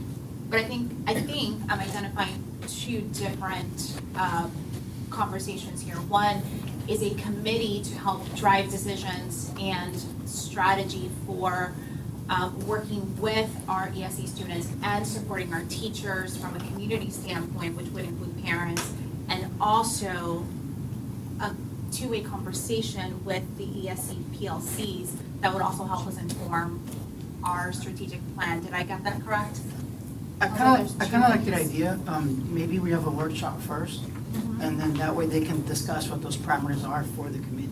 It's kind of like how we talked about the SRO task force. We had a task force first, and then we created the safety committee after. Yeah. But the one concern is, when we have a workshop, we have to have regular teachers there. I don't want to just see district staff in charge of the ESE department telling us what they think is happening on the ground. Now, district staff can come, but I want it to be a cross-section of actual ESE teachers from like one middle school, one high school, one elementary, and maybe different disabilities, because ASD has different spectrum of personalities. One of them may be, it's one student per one teacher, and that's it, or one student per 5. So I just think that when it's a board member, for me to make a good educated decision on what we're doing moving forward, or how do we amend the strategic plan, I just want to make sure that I'm hearing from the boots on the ground, so to speak, and not just from district staff. It sounds like Mrs. Booth is suggesting that PLC come as part of the workshop. Is that correct? And for the public, I apologize, I'm coming from internal. PLC is the professional learning community that we do each and every week to stay on top of our best practice and share with the neighborhood. Because sometimes you're the ASD teacher and you're the only one on campus, and you feel like you need to have that voice, and so you have a chance to share your best practice with working and not in the region. So when I say PLC, it's the professional learning community that all of us as past staff members participate in for growth and best practice and our concerns, and bring those forward too. So, Mr. Arguello? I think the one component that's missing is the community and the parents. So, I mean, I'd say that that's the big difference. That PLC is a phenomenal idea, but I think that parents and the community need to have access and be a part. They're the ones that can help the PLC community actually improve the job from that perspective, because you'll hear teachers talk about parents and parents and parents, and if they don't have access to that, we shouldn't be cutting off the relationship between the parents and the teachers. And so that's the key component here. If the parents and the teachers are together on the same page, they're going to be much happier than if we keep them separated. And I believe the way to do that is have an initial workshop without the parents, just so staff tells us from their point of view. And then when we have a committee, then on the committee, we can appoint parents to that. And this is my opinion, Mr. Little. Thank you. So with direction, can we find a date? I mean, do you think, how would we schedule this, Mrs. Booth, with our PLCs? And this is the trouble too, Yeah. is I'm just giving my point of view, take it, and it's riveting in the trenches too. Our teachers and staff taking time away from campus is vital because you're taking it away from the students there at the campus that you serve. So if we do have a meeting, I'm not sure if like frequency is going to be taking the teachers out of the school to doing what they need to do. But Well, why do we have to But have Dr. them Pace- come here? Why can't we go to them? Dr. Pace, Yeah, And we do like a WebEx or go something. ahead. yeah. If I could make a suggestion, we could pull together, not all the ESE PLCs, because that would be a lot of folks. Just a But cross we section. could get representatives at the high school, middle, and elementary school level. If you wanted to, we could set it up through Teams, so that the board could be physically present to have a quorum, but have the teachers via Teams. Or we could have it on an evening that you don't already have a board meeting or a workshop. And we could perhaps offer the teachers a stipend or, an hourly whatever for coming and being a part of that meeting. I would just suggest we set it up to say from 5 to 7 or 5:30 to 7:30, so that, because of our middle school's end times, and invite 10 or 20 representatives to kind of speak to the board, answer your questions, talk about what they're experiencing and their frustrations, and more importantly, to problem solve. What are some things that, as a board, we can do, as a district, we can do to help facilitate a great working environment for you that's a great learning environment for our students? So if you guys wanted to pick a date, Can we do it later? Because it's a long board meeting. As long as we can agree to it and maybe send like emails back and forth. But I don't know the schedule of the teachers. I'd hate for us to say, this is when you're gonna be there, and they tell us they can't make it. Yeah. But if you can just I'm okay email with them. scheduling it later, that initial piece. Yeah, and if it's too much, I think we can also go to that. We've done that before, where we have in our separate districts gone to specific areas, so I'm open to that as well. Thank you. Was that, So motion approves, item 701 with the modification that we have an ESC workshop with the possible follow-up of a committee composed of staff and parents as well.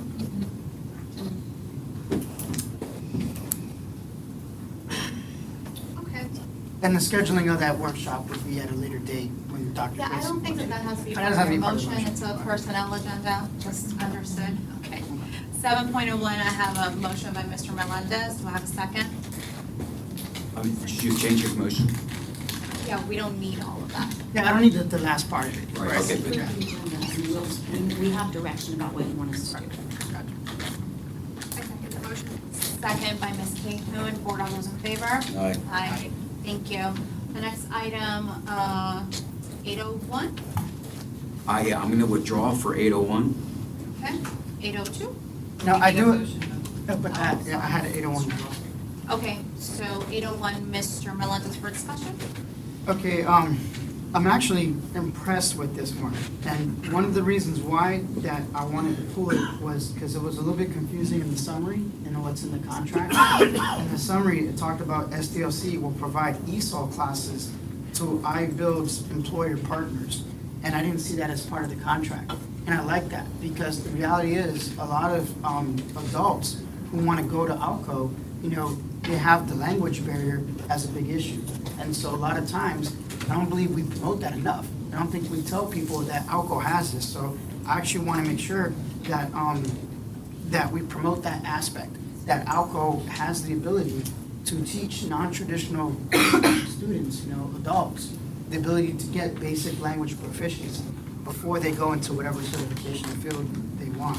So I just want to make that as a case for you, Dr. Pace, to really promote that and let folks know about that. Also, I have two questions here. That was one of them. The other one is, how does a company become a partner? Like if it says here, there's a relationship between iBuild and them, well, who are those companies? How do I tell companies, hey, this is an excellent program, how do you participate in that to become a partner? Because that sounds like something that's really nice. May I ask Dr. Arnott to approach the podium? So it's a great program, Dr. Arnott. Oh. Really like it. No, thank you. I'm not that tall. Thank you, Dr. Pace, and thank you, Madam Chair. No, this is a great program. We're actually partnering with iBuild Central Florida, which is a nonprofit, which is sponsored by many corporations. I think Performance Edge is the main one, and it's Debbie Rodriguez's organization up in Orlando in Central Florida, and they do have pre-apprenticeships and apprenticeships that tie into them, and we're the LEA, which basically means we get the license from the state of Florida. We help them, support them. In fact, I just had one of our employees just drive back from Jacksonville because they're doing a job up there. He spends the night, makes sure all the paperwork's in and all that stuff. And in exchange for that, we do give them some FTE over time. So it's a profit maker for us, but it's also a great pathway for a lot of students, eventually coming out of high school or ALCO and OTEC. This one in particular, we brought this one to the board just because we already had an agreement with iBuild for our apprenticeship programs. The pre-apprenticeship programs, kind of like the JV squad for this. So we just wanted to make sure it was solid in language. And yeah, in this particular project is a couple locations out on Walt Disney World where they're subcontractors for a couple major projects out there. They will be actually taking the pre-apprenticeship lessons, but yet learning English at the same time. Contextualize all at once. So it's a great partnership. ALCO gets some of the funding, and then we'll get that. And the best thing is this is funded for the first couple of years because we got some what they call the Peacock grants. Those are the some from the governor's office, some of the apprenticeship grants, some seed money. iBuild got some, and we got some. So it's self-sufficient to get it up and running. And once it's up and running, the FTE is going to keep this sucker flowing for a while. So we're real excited. And our goal is to be the largest provider of apprenticeship and pre-apprenticeship programs in the state of Florida, and I think we're well on our way. And this is a big partnership. In fact, if you watch the news, I think Walt Disney World actually named Debbie Rodriguez as one of their big partners of the year and so forth. So we're real excited to work with this particular group. Motion approved. Okay. Any other questions? I think Mr. Melendez did have a question about how a organization becomes a partner. Absolutely. Just give me a call, and I'll be more than happy to hook them up. But also, if they're already a contractor, for instance, like there's some Fortune 500 companies we work with, and there's some smaller subcontractors that work with us. There's smaller subcontractors work under usually this. But yeah, anybody who wants to reach out, tell them to reach out to me, and I'll connect them probably with iBuild because it's just more efficient that way, and it allows us to really work throughout the whole state of Florida as well. Like I said, iBuild has some projects in Miami, Belle Glade, Jacksonville, and we're pretty excited. And of course, Orlando and here in Central Florida as well. So. Thank you, Dr. Okay. Yeah. All right, thank you.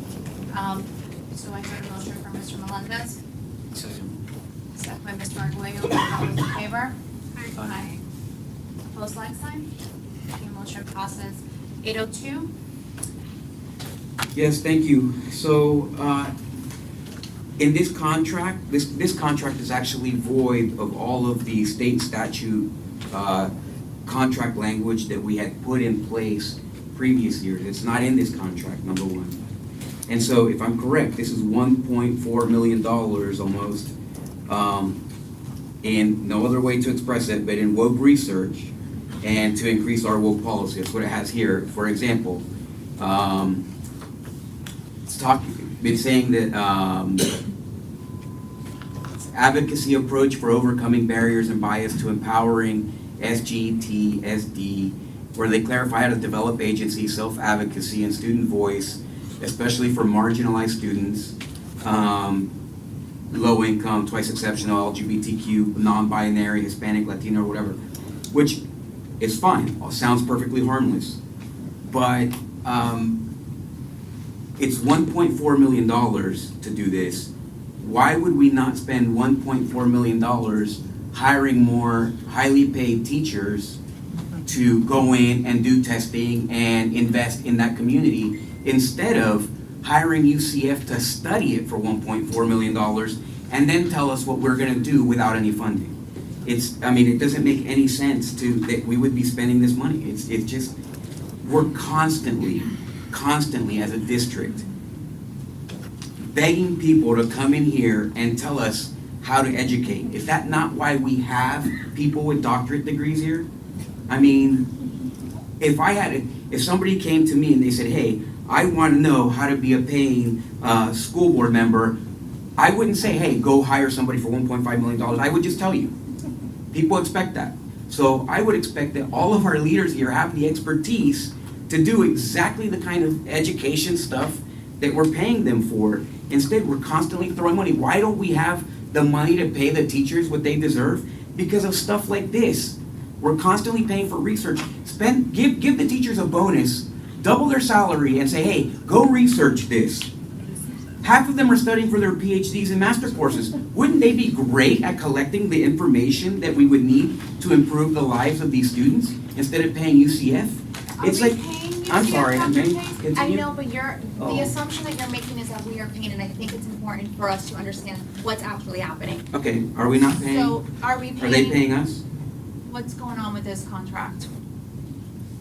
This is a federal Javits Gifted and Talented Students Education Program grant that our school district, in partnership with UCF, it's required to have a university partner and a local education agency, or LEA, to partner together to improve gifted education services for our teachers as well as for our students. It's a federal grant. These are not district dollars. They can't be repurposed for teacher salaries. It's specifically to provide educational enhancements and improvements through research for gifted education professional development, our gifted education endorsement program, which we offer free to teachers, as well as then to enhance gifted services and identification of typically underserved kids, not in woke culture, but underserved kids in rigorous academic opportunities, moving forward in the area of gifted. That's the Project Glimpse. And if you look at the logic model, it specifically talks about what students will do, what the input is, what the activities are, and what the outcomes that are desired and that were approved by the federal grant. Yes, but it also talks about hiring. And so basically they want to hire the people who are there trying to help the students self-speak. First of all, I would be one of these kids, right? I would be eligible for this type of program. I don't need anybody to speak for me. What I would expect is that my teachers invest in me. That's all. I don't want a university. Our kids are not lab rats. Our kids are students. And we have more people doing research with information and data from our kids, and it hasn't led to any improvements in our school district based on the results, right? Unless you make it fit that scheme. So we are getting a grant for $1.4 million, is that correct? And then we are paying UCF $1.4 million. Is that correct? I'm kind of confused, yeah, because it's a 3-year program. Are we getting a grant for just the first year or a grant for the whole entire? Three-year grant program, and 1.4 million is just the initial part of that. I believe it was like closer to 2.7. Okay, so we're receiving a grant for 1.3. You received a press release when the grant was awarded that detailed a lot of the explanation. David Maddox, who works in our Research and Accountability Department, has been instrumental and will be the local grant manager. It would require hiring 2 research specialists to support the development of professional development in our schools. But those individuals were not taking full-time out of the classroom because we need them to instruct students. Instead, we would be looking at bringing them out on Fridays and allowing them to stay with their responsible students Monday through Thursday through the end of the school year. And then we would work on grant deliverables on other days in the 12-month calendar or before and after hours. So we wrote a grant asking for money from the federal government. They gave us $1.4 million. We have to have a college partner. So we're going to pass that money on to UCF. Is that correct? I consider it an investment in I'm our just asking if students, that's but that's up correct, to the Madam board. Superintendent. Is that correct? Part of the dollars would go to UCF. So my question, Superintendent, is we asked for a grant for $1.4 million. They provided it to us. We're paying it to UCF? The grant was written in partnership with UCF. Okay. Right. The grant was written in partnership with UCF. Okay.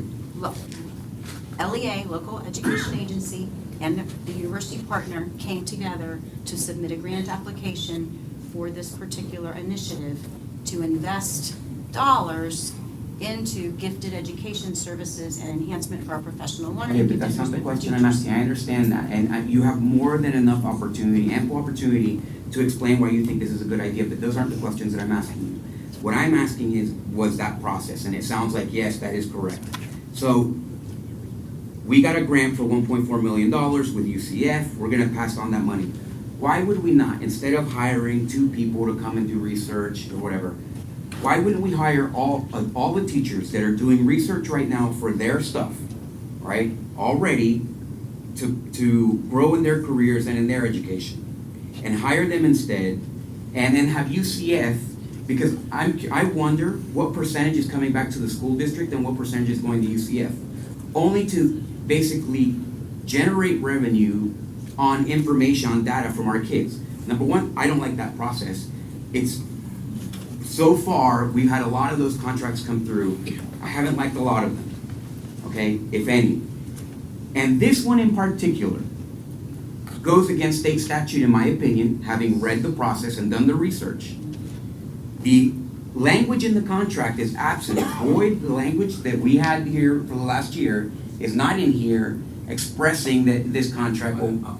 I am very frustrated by that issue because purchasing has been told over and over again that is standard language to be in our contracts. Yeah, well, So if this is approved tonight, I would ask that the motion include that language be put back in. And all it is assuring compliance with state law. Yeah, which they may have a waiver for, right, as a state agency. So... No, nobody gets a waiver on that law.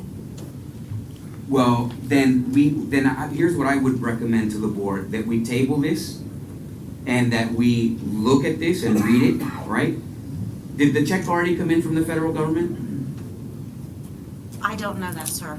I can double check. So we've already accepted the grant in some formal way? And this board was informed when that grant was awarded. Okay, my question was, did we accept that grant in a formal manner? I don't, did it come before the board and was it approved by the board previously? No. But we did apply for the grant. We informed the board when the grant was awarded. So when we applied for the grant, though, this information wasn't there, right? Like, I would imagine that when you guys are applying for grants, that you're applying for grants that don't violate state statute, for one. The other thing is, I'm not sure that this is, number one, I think that this is contrary to state statute, just having gone through, having done research on this. I mean, that's my simple language. I think that it would be questionable. Dr. Pace, is this time sensitive or can we table it? And I can look to see whether or I don't not. know that all board members are in agreement with tabling it. 1, 2, we still have one board member who has a comment. He's been waiting patiently, so I'd like to hear from him. And then I we'll have discuss. a closing remark. Sure, I just want to acknowledge that Mr. Melendez has been waiting. Yep. So, the other thing is that even the federal government has shown that it would be in violation of state statute. It doesn't make me feel better that this is from the federal government. The Secretary of Education came down here and didn't mention the word education one time from everything that I read, and the only thing he talked about was woke stuff, right? I didn't hear him talk about how our schools weren't doing great. I didn't hear him say that he was going to come here and throw money at our schools that needed more resources. But literally, we're going to write a grant that may be contrary to state statute. So, I mean, it's just, that's not... I think that if we're going to approve grants and we're going to be put under the gun where we have to, and I would caution the board, I'll close with this, I would caution the board, we get it. I'm sure that there's a lot of confidence that there was an election and the election won. But at the same time, the community didn't come and vote the way that they did because of the woke stuff. They came and voted because so much money was spent in elections in this county for school boards that it would have happened as a model anywhere else, statistically speaking. So I would caution, okay, something like this, because this is going to become more controversial than it's worth, in my opinion. Thank you, Mr. Melendez. You have some comments as Thank you, well? Madam Chair. I don't like the idea of making a blanket statement saying, hey, I think there's some woke content in there without being specific. So without being specific, my concern was, were we funding this through our own pot of money or through a grant? So if it's funded through a grant, then I have no problem with this contract as is. The only concern I would have is I'm very protectionist of our county liability, Section 16 governing law, it says the parties, if they have a disagreement, are fighting in Orange County. So Orange County and UCF, they get a natural advantage in that, and we're the ones giving them the money. So if we have a disagreement, I prefer the venue to be in Osceola County. Come on over to my territory in case we have a disagreement, and that substance can come to them. This was not submitted to us for review, and I don't waive venue ever at our level. The only one who can do that is the board, and I would always recommend against the board waiving venue. Yeah, so in other words, Madam Chair, I'm okay with moving forward with this. This is a grant that was brought forward. The only modification I would make is that the governing law applied to Osceola County versus Orange County. Well, in that being said, then I will make the motion to table this so that, 2 reasons. One, so that as Frank recommended, that we have the procurement team review this contract. 2, so that the school district school board members have time to review the information here and learn what it says beforehand, do some research. I've already read it, so I don't need to review it. Okay, so, but I would recommend that if you have not, that you have. If you're saying that you have not, then, and this is all good, okay, that's fine, that's a perfect statement to make, this neither here nor there. But, like I said, I think that we should table it for the contract to be reviewed by the procurement team and by legal. So we have a motion on the floor to table this item. Board, all those in favor? Aye. Opposed, like sign? Aye. Okay, so, So I motion to accept the contract as stated with item number 16 governing law indicating that Osceola County is the venue as opposed to Orange County. Madam Chair, could I ask the maker of the motion to include our standard language on compliance with our standard language is complying with the law when they're performing? Yes. I'm in agreement with that. thank you.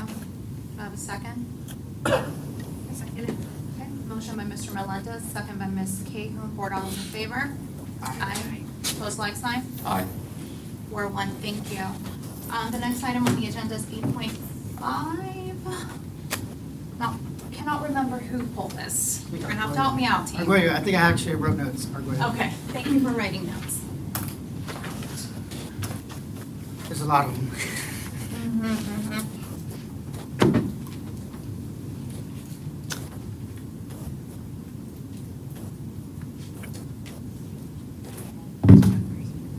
I'll withdraw, yes, I'll withdraw from this one.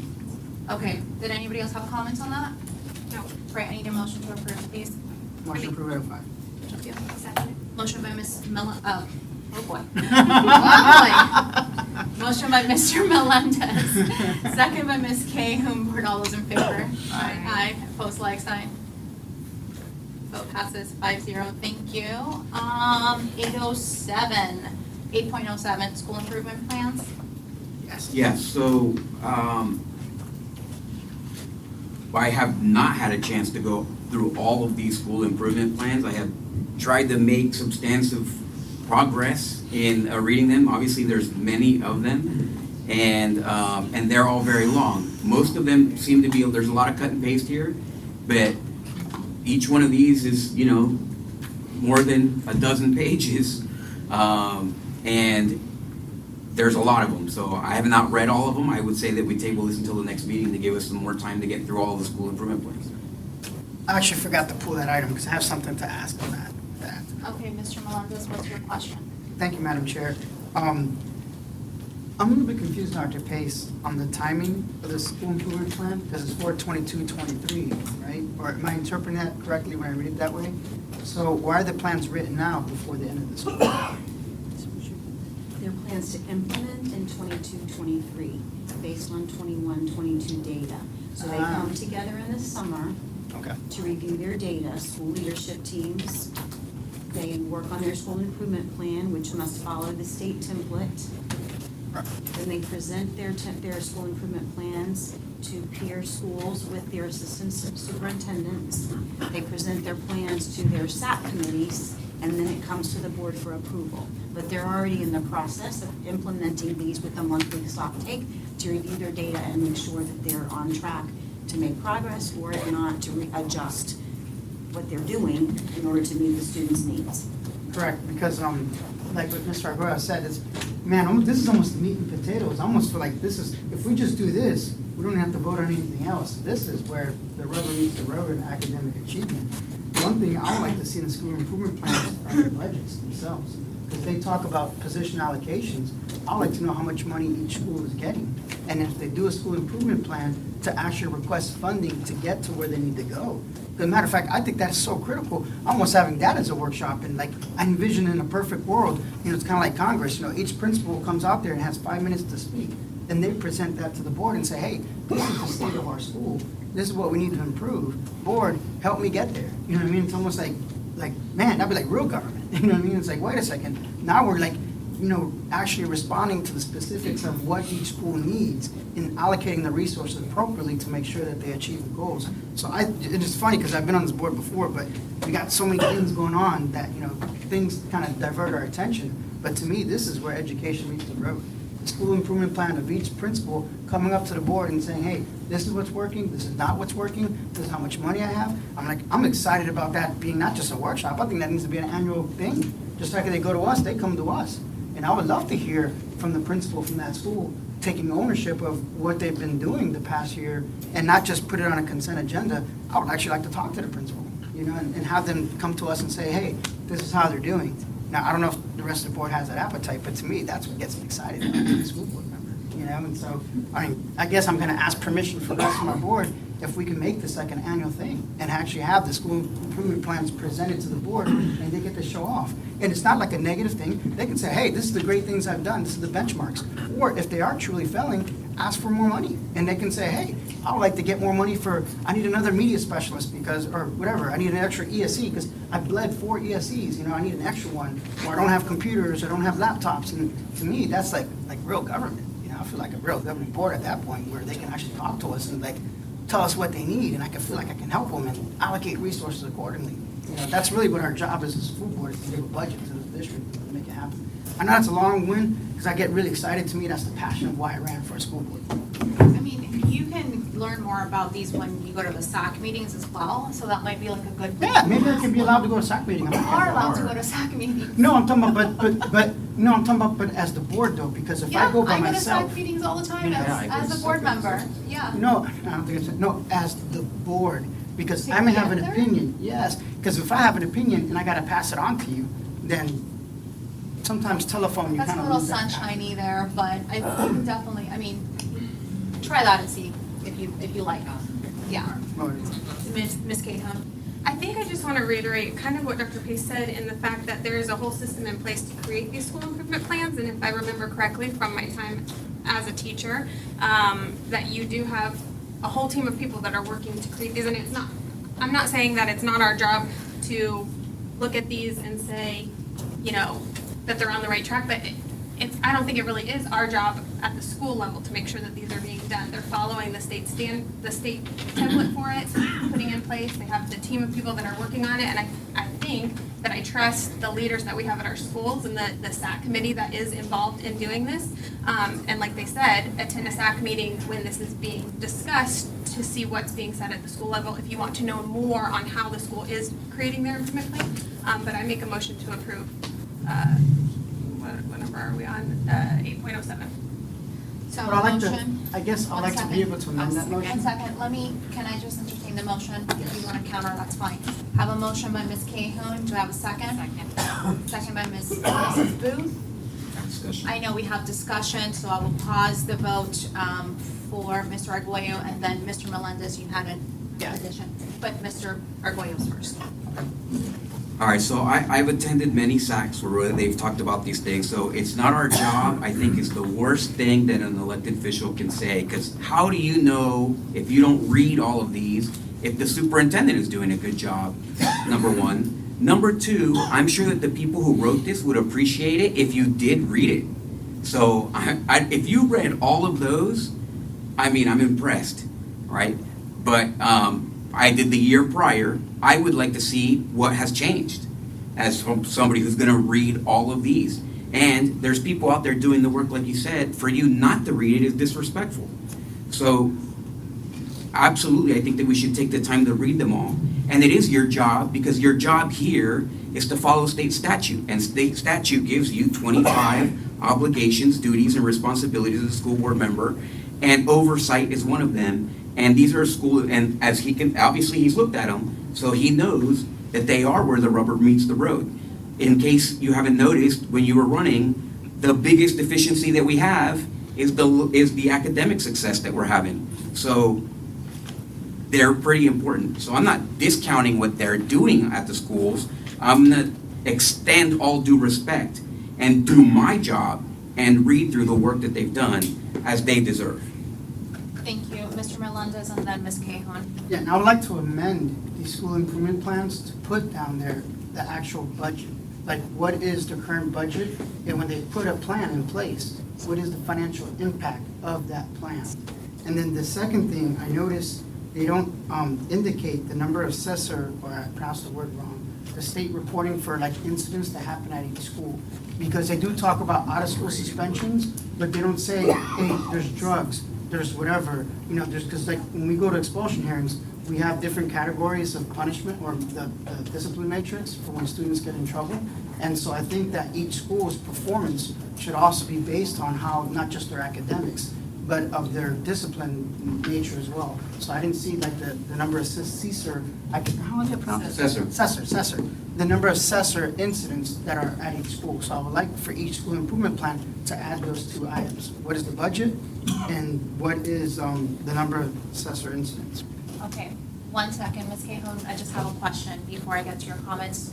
The school improvement plan reports, is what's contained in them statutory? Or do we have? I'm not the person to ask. Do we have a SAC president here? A SAC? No one? No SAC people? Okay. It's not necessarily statutory in Yeah. term, but it is a state template. that our Okay, so schools- they're using the template. Correct. Can we amend the template? Who knows the answer to that question? Yeah, logically, you can't subtract from a template, but you can add to a template. I mean, I wouldn't see why. I mean, in the military. Another reason to table. Well, they're not gonna add that to this school. Yeah, because they don't have the time this year. I This will be mean, for like next adding year. for next You can add Yeah. those things. You can? Okay, fine. Great, thank you. Ms. Cajon? I'm going to withdraw my request to speak. Okay. So I'll sort of new motion to Madam Chair to approve item 807, the school improvement plans, with the amendment that in the future, they will include items for the budget for each school and the number of assessor incidents for each school. Madam Chair, you have two motions on the floor. I thought Ms. Calhoun withdrew her. I withdrew my Withdrew her request to comment. speak. Oh, I'm sorry, I thought you withdrew the motion, I apologize. I missed. So are we okay with the motion and the second that we have? Is she, I guess to make her the motion, are you amendable to amending your motion to? Here's the thing, Mr. Melendez, what you're asking for is not going to be included in this particular. In this specific item. So if the question is, let's have a conversation about that template for the future, yes, but that's not gonna amend what they've already submitted. Okay, I can agree to Does that that. make sense? Okay, so motion and a second, board, all those in favor? Aye. Aye. Opposed, like sign? Aye. Thank you. Passes 4-1. All So I don't need right. to make a motion then for future ones to be, or do you want to include that under new I don't business? think that's a motion, I think we can do that under new business, or you can give direction to Dr. Pace or, Okay, Dr. Pace, is that okay with just board direction, or do we need to put a? I didn't hear a consensus in terms of board direction for that. so I'm okay with that as long as it doesn't violate any statute, because I know some of these are, some of what's included in here is statutory. I don't have a problem with it, so. And I'm okay with waiting till next year, like you said, Madam Chair, so I don't have to retroactively apply it to this. I'm Can okay you with it. state again exactly what you want? Yeah, what I wanted is the school improvement plan to put down the actual budget for that school. And then, when they make a plan to improve, saying, I want to do something, like add another ESE teacher, for instance, what is the financial impact, like, what is that delta? Like, what additional money are they requesting? Because the plan, a lot of plans aren't free. They have to have some kind of movement of resources, whether the equipment, supplies, personnel, whatever the case may be, that the school improvement plan puts that in there. and it shows, how much money we're allocating for each school to actually improve. And then the other item is the number of assessor incidents. Those are the numbers that we have to report to the state whenever a student violates a student code of conduct. That's what we do when we attend the expulsion hearings. A school will come in there and say, hey, this student, had drugs on campus. Then we have to hear that case and we make a determination on what we did. So when we track the number of assessor incidents per school, we kind of get a feeling of what's going on in that school. Maybe there's a bunch of drugs at XYZ school, there's not drugs at that school, or there's a bunch of fights, or there's a bunch of whatever. So when we talk about school improvement, we want to improve not just the academic of the school, I want to improve the behavior of the students at that school as well. And so if you're not measuring it, and if it's not being quantified in front of us, it's kind of hard to put benchmarks for the principal to try to overcome that and become better schools in the future. Because I do believe that a lot of the teachers are resigning, not just because it's the academic prowess, it's because a lot of these students are getting out of hand. As a matter of fact, Sheriff Ivey just did a press conference the other day talking about, I'm going to enforce the law on some of these students. So I just want to be able to track the data. So I'm not jumping to any conclusions because I haven't seen the data, but that's my point. The school improvement plan should show the data. It should show how many CSR incidents are occurring at each school, then maybe later on the board makes its own determination on what they want to do in the future. So those are the two items. Mrs. Booth, I acknowledge that you have a comment. I don't have a light, so I have to interrupt you guys. That's the reason I keep doing it. I'm so sorry. Do you mind if I just ask a question? Okay. To what end are we, and I'm not saying this is in our job, to be clear. I just need to know if we're asking folks to do additional legwork, we need to have a specific reason and a specific action plan for that information. And the reason I'm asking is two things. We have access to the school's budget. We have access to that information. It's not included here, but we do have access to that, right? And we also have access to the incidents, the reports. It's in the state website, right? So help me understand how including it here and us not having to go out, because I get it, there's a sense of like, this is, it's easier for us or whatever. Is there a sense of accountability? So like, what is help me understand why this would be better than where it exists today?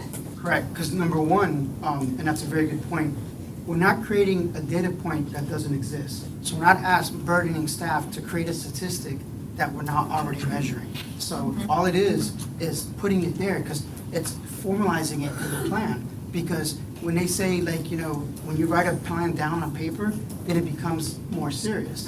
And you have something to hold yourself accountable to and say, okay, this is my plan. Because the school improvement plan is the formalized document that says, hey, I acknowledge this is the state of my school, and this is what I want to do to improve it. So if you don't formalize it, and it's not a burden on staff time to put it in there, because like you said, it's already there. They already know their budget. They already know the number of assessor incidents. By actually putting it in the plan, and they can say, okay, look, I've had 20 incidents of drugs this year. Part of my plan is next year we'll only have 50, well, it should be 0, technically. You know what I mean? But that's not realistic. But that's part of the improvement. That's the whole definition of an improvement plan. You want to see how you're doing better. And so to me, that's where it is. I mean, does it already exist? Okay. Yeah, it exists. But we can actually formalize it as a plan. That's where the rubber meets the road. The principal's declaring, this is my plan, or this is how we're going to make our school better. And to not include that means that, okay, well, it's not part of the plan. It's there, but it's not, I'm not going to be held accountable to it because it's not formalized. Okay, thank you. I know Dr. Pace, you have a comment. Mrs. Booth, of course, I apologize, and then Mr. Arguello. Okay, thank you. So for this SIP plan, first of all, Dr. Stryker isn't in the primacy. No. Okay, and so I think it's important, this is what he is responsible for, to give us clarity on the information moving forward from this item here tonight. So there may be things that in state statute or things that we don't know about that need to be in here too, but as far as the plans are submitted now, and also looking at other counties and how they're doing that, just for best practice to see, is it streamlined across the state that every district does it this way? But having Dr. Stryker's expert opinion in this area, I think is vital to have. But as far as moving forward with this item that's presented tonight, I stand with my second. my motion. Thank you. Thank you so much, Mrs. Dr. Page. I just wanted to affirm to the board that this data is being monitored on a regular basis. Mr. Phelps and the assistant superintendents meet quarterly with each school leadership team to review their discipline data, to talk about CESR, to talk about safety plans, to talk about improvements that are needed. This is also a part of your implementation as a board of positive behavior intervention across the district, to look at data on a monthly basis in their stock take process and decide what's working, what's not, and how are we going to fix it. So I just want to make sure that the community doesn't take away from this, that we're not monitoring the CESR data. And Mr. Melendez, you've seen the CESR data and you've seen the stock take dashboard in your meetings with Dr. Torres and Dr. Mattis. If you'd ever like to go back and review that or look at it again, we're happy to do that. We've also shared this data with your Safety and Security Committee. So we're happy to do whatever the board wants, but I just want to make sure that everybody understands this is data that's also being monitored. It's a very complex process. Principals have a lot on their plate. The focus of the school improvement plan is primarily academic improvement, but that doesn't mean that we're not taking into account their panorama survey data, their insight survey data, and their ongoing discipline and attendance data.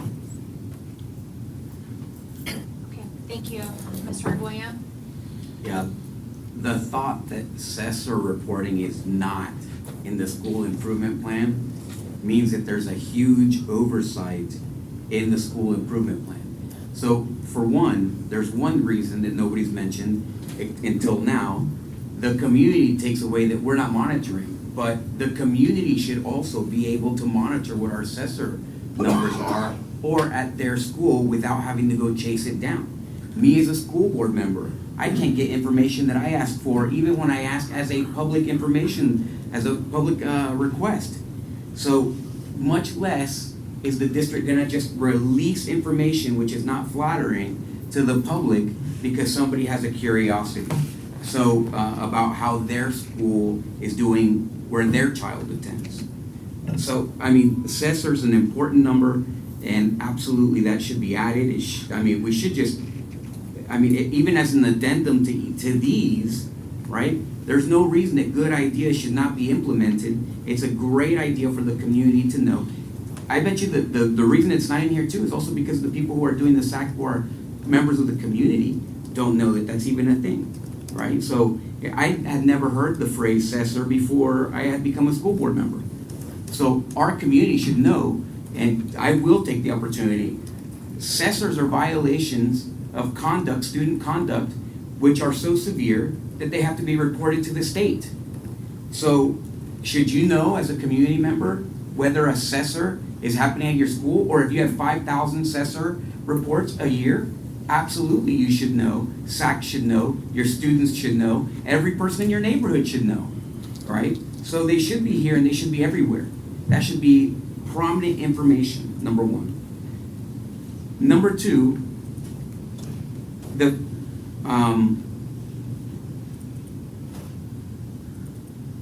school improvement plans are mostly academic, and one of the chief concerns or interferences of achieving high academics at our schools is discipline. So it's part of it. When you have a kid that's out of control, beating up his teacher, and that becomes a CESR, right? The community should know, because I guarantee you those kids aren't going to do well in that class that day at least. So absolutely, part of our academic achievement, I'm teaching for 5 minutes. And I know that discipline in a classroom is going to impact how well your class learns. So it's what a tremendous oversight that we don't have CESR in our school improvement plans. I know that you guys don't want to discuss CESRs because not everybody looks pretty when you have your CESR number hanging around your neck, but that absolutely the community should see that. Mr. Arguello, I'd like the record to reflect the state of Florida does not require that. It's totally focused on academics. So in fairness to the staff who worked really hard on this, I know absolutely they were complying with the statute. Absolutely. And that took a heck of a lot of work. Absolutely. And And I'm just talking about the read fact these. that we can amend it and add to it. I think that's what it's referring to. Yeah. It wasn't that it wasn't done in a good manner. Yeah, We're they just did looking it at it. intentionally. No. It wasn't even applied. Yeah. Okay, so I have a motion and a second. Board, all those in favor of including the submitted school improvement plans with direction from the board for next year. Please state aye. Can you rephrase that motion, please? We are going to approve the school improvement plans as submitted with the understanding, board consensus, that next year we will be adding additional information to these as long as it doesn't violate any state statute, which I don't see that it would. Meaning assessor? Are those the items that were requested? Yeah, the budget and Right, assessment. so then yes, it would include that. Thank Okay. you. Aye. Board, all those in favor? Aye. I think I'm still confused on one of the things we mentioned, that you mentioned, I think, Ms. Castillo, was ensuring that this isn't adding additional work to our, I mean, I don't remember if Dr. Case stated that this would be. I mean, so what I gather from that, correct me if I'm wrong, is that the information is available, I know this, in several different places, including the school budget as well as the assessor.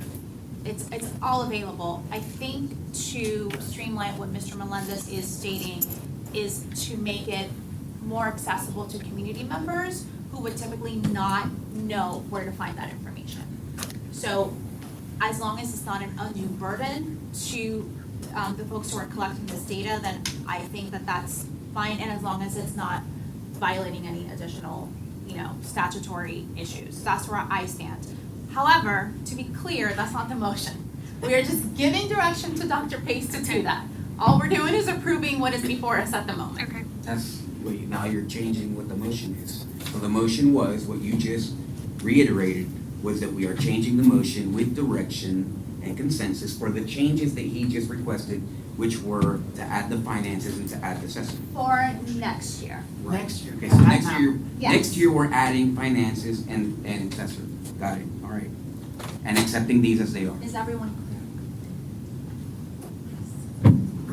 We done? Okay. Thank you. I don't think that I got a full, did we get everybody, Tanya? Yes, ma'am. Thank you. We're moving to item 9. Did we call that vote? Yes? Yes. You voted on 8.07, 4-1.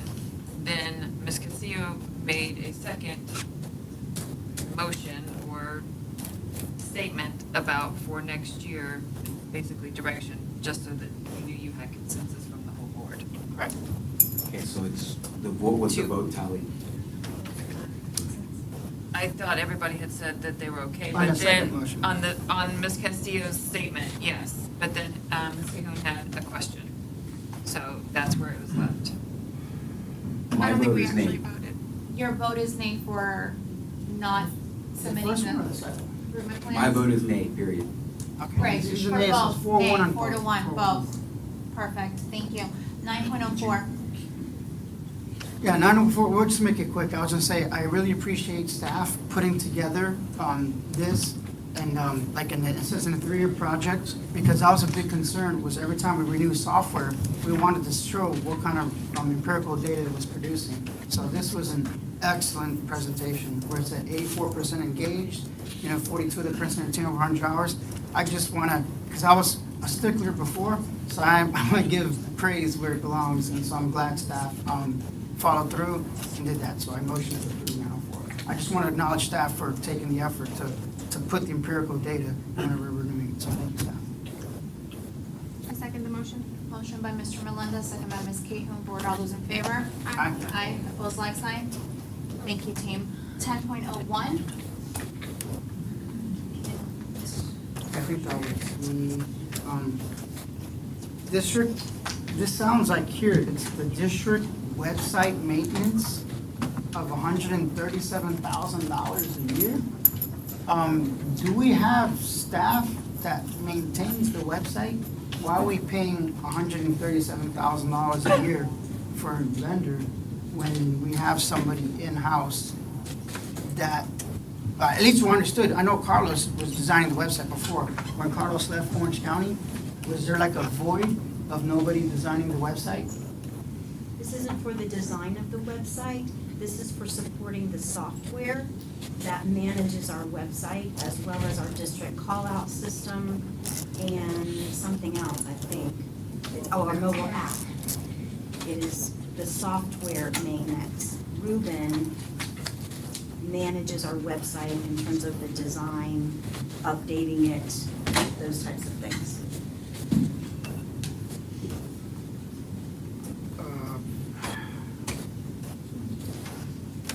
This is a name change for the company as well as the renewal of the contract with the same price for the RFP. Yeah, because when I look at item 5 in the contract, it says agreement with Blackboard products for website design with content management. That means they're designing the website and they're maintaining the content, because content management, that's what that means, like you add new pages and material. But then it does also say mobile application design, May which I is the invite website Dana for to the podium to clarify for which you? is the phone, which is basically designing code. And then it does say emergency notification, but it sounds like It's for the content management system that we use to do all the school websites, department websites, and the district website. So it's a content management platform. Oh, It's not it's a license designed to use the platform. Absolutely. When somebody uses the platform. to It's create like all the WordPress. It's like- websites. it's like That's getting- exactly right. It's like WordPress, we don't design WordPress, a designer uses WordPress. That's So exactly right. This is WordPress giving us a license of $130,000 a year Correct. to use their system. Correct.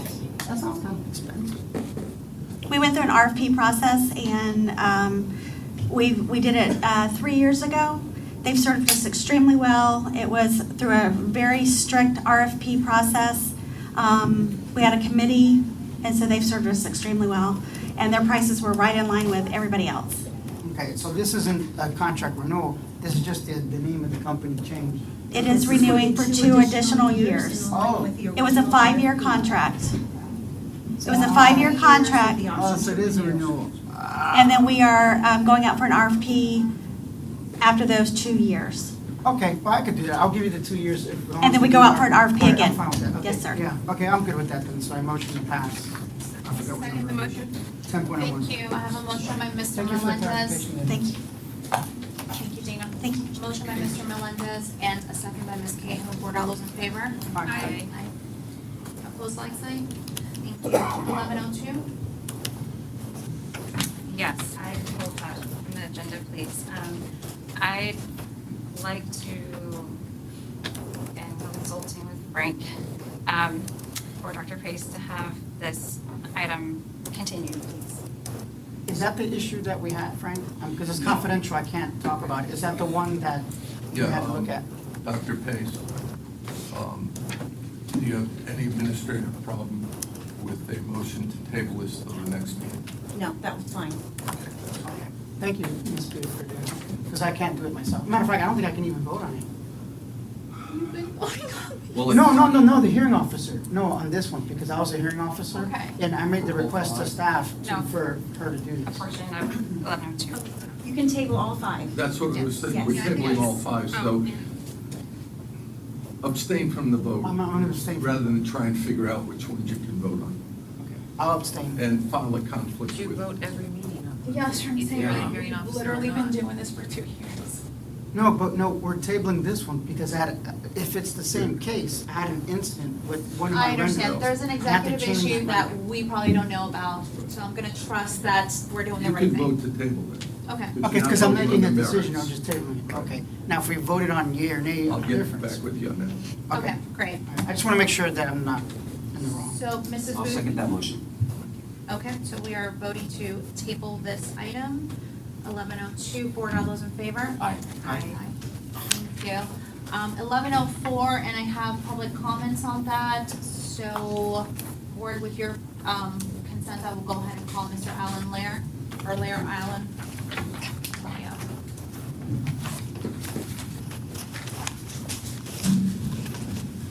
Larry Allen, 722 Mabott Street. Good evening, Benton School Board members. I'm here to express my disappointment and confusion over the decision to take away the teacher workday and replace it with a hurricane makeup day. As a teacher, I value the importance of teacher workdays and the impact they have on my ability to effectively plan and prepare for the upcoming school weeks.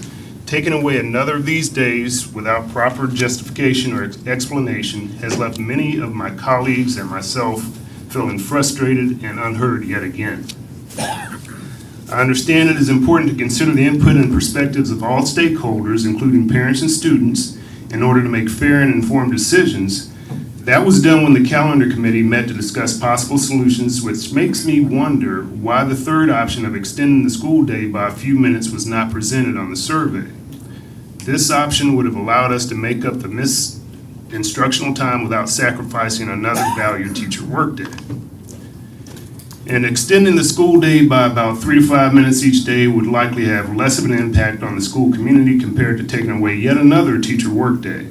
And by extending the school day a few minutes, teachers would still have access to their planned workday to do what these instructional experts determine needs to be done to provide the highest quality instruction to their students. And the state-required additional instructional time could be spread out over time. Another proposal was to add a day to the end of the school year. That was also not on the survey. With either of these options, teachers would have had the workday they fought so hard to have reinstated, the state would have their required school days, and everyone would have been relatively happy.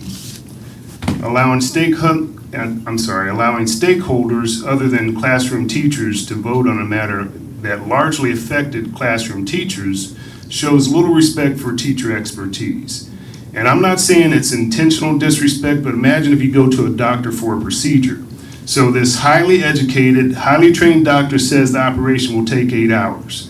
And because you Googled it or watched YouTube, you reply, I think you're exaggerating. I'll give you 2 hours. Maybe, just maybe the doctor knows something you don't. And don't get me wrong, because I use YouTube University a lot, but I don't deceive myself into believing I have the same level of subject matter knowledge as the people who made the video that I'm trying to learn from. So I urge you to communicate more openly and transparently with teachers and the wider school community in the future, and I urge the school board to reconsider this decision that you're probably about to make, and thank you for your time. Thank you. Mr. Melendez? Yes. I had a concern with one thing that he mentioned, because during the hurricanes itself, I was communicating with some parents back and forth too, and the concern was, don't touch Thanksgiving. So I was like, okay, we weren't gonna touch Thanksgiving. And then I spoke with Dr. Pace about that and saying, okay, Thanksgiving week is something that we're never gonna touch. And I said, well, I don't know where the other thing's gonna come from, but I would prefer, and I even said that publicly, and I said it to a couple of people, maybe at the end of the school year. So for the end of the school year, to not even be an option on their survey, when I know I'm just a school board member, I'm only one, and I mentioned it in a public forum, and I had multiple parents, and I had folks call me back on Facebook because I was kind of letting them know about the hurricane updates. And parents in general were okay with at the end of the school year too. So, and I'm not saying that's what the most of the respondents are gonna respond, because I believe in democracy too, if they vote something differently, but to not even have a legitimate option on the table, to me, kind of taints the survey results, because I, for one, if I was teaching, I would have preferred to do it at the end of the school year too, and not interrupt, anything that we're doing in the planning period. So I would vote against this item recommendation, and I would allow maybe either another survey to go out with both options. I think that he mentioned something about a couple minutes a day. I'm not exactly sure what that was and how that works, but I guess you could consult with your teachers and find out what that means, and then include that on the survey, and also have the end of the school year included, and then get us better data. Because I am, for one, in favor of the end of the school year, even without a survey, because it makes logical sense. Thank you. I see 2 board members with comments. I will take a point of privilege and ask Dr. Pace a question. Could you walk me through the process of why this was the way that you are recommending to make up those days? What was the logic behind that, please? When going back to our operational team regarding changing everybody's bell schedule and adding 5 minutes to each school day from a transportation situation, even 5 minutes can make a big difference in the afternoons, particularly in terms of some of our traffic patterns. For example, some of our magnet school programs going out into the Poinciana community or going all the way out east, that extra 5 minutes can add 20 to 30 minutes to their ride in the afternoon, which adds to our transportation logistical issues. So that's why we took the 5 minutes off of the day. In addition, in the end, kids get tired. In terms of the balance between the Friday before spring break and adding a day at the end of the year, adding a day at the end of the year requires all teachers, all paras, all bus drivers, all cafeteria workers to add a day to their calendar that they've already been paid for during a hurricane. So traditionally, we have seen light attendance, and unfortunately, a lot of times we really lose some real academic instruction. And because we ended up missing 6 hurricane days, we felt like that before we go into progress monitoring, that additional day of meaningful instruction added to the third quarter really had value. So that's why that was in the survey, and you can see that 61% of the respondents opted to utilize that day instead of other days, but we serve at the will of the board. A point of question, or just to clarify something she said, because I didn't understand something she said, and I just want to make it clear. So I apologize for not adding another question. But when you said that we may have to pay somebody an extra day, but if it's a declared hurricane Right, response. we wouldn't have to pay, I'm not saying that we would have to pay. No. We would have to, they would have to show up for a day that they've already been paid for in October. Right, and then if we have to pay them again, that's the point of clarity. Isn't that what FEMA dollars are for? Because when you can get asked a reimbursement, 'cause I know that when there's utility poles, they put it into the FEMA package. This wasn't the FEMA declared emergency, and if we have to pay a teacher an extra day to come, we can get that reimbursed. What I'm saying is you've already paid them for that time. And so FEMA's not going to reimburse us for dollars that have already been spent to pay them for time that they did not have to work. But now we need another day in order to meet our instructional minutes for DOE. Thank you, Ms. Cahill, and then Mr. Arguello. So I just have a comment and a question. So one, I think it's important to utilize this time for instructional time, and I think at the end of the year, it does take away from the fact that they missed an instructional day, last day of school. Not a lot of instruction is going to take place, and I do worry also about teachers and staff showing up on that day if they have other plans already made for the summer. The second thing I'd like to say in regards to that is I also think tacking on that 5 minutes, while it makes a transportation issue, I think it also, again, you can't add any kind of instruction with an extra 5 minutes a day. Really, that's going to be substantial for our students. Can we, though, change the survey if we have time to do so? I don't know if we're on a time limit on how we have to make this calendar change, to maybe have an option where we're just seeing what teachers and staff want versus the whole community as well, so we can see if there's an imbalance in what our teachers and staff are saying they want versus what our parents' additional input might have been. The survey was sent to SDOC employees. It was not only sent to to employees. parents and staff. Okay, it made it sound like from I our comment apologize. before that it was to, okay.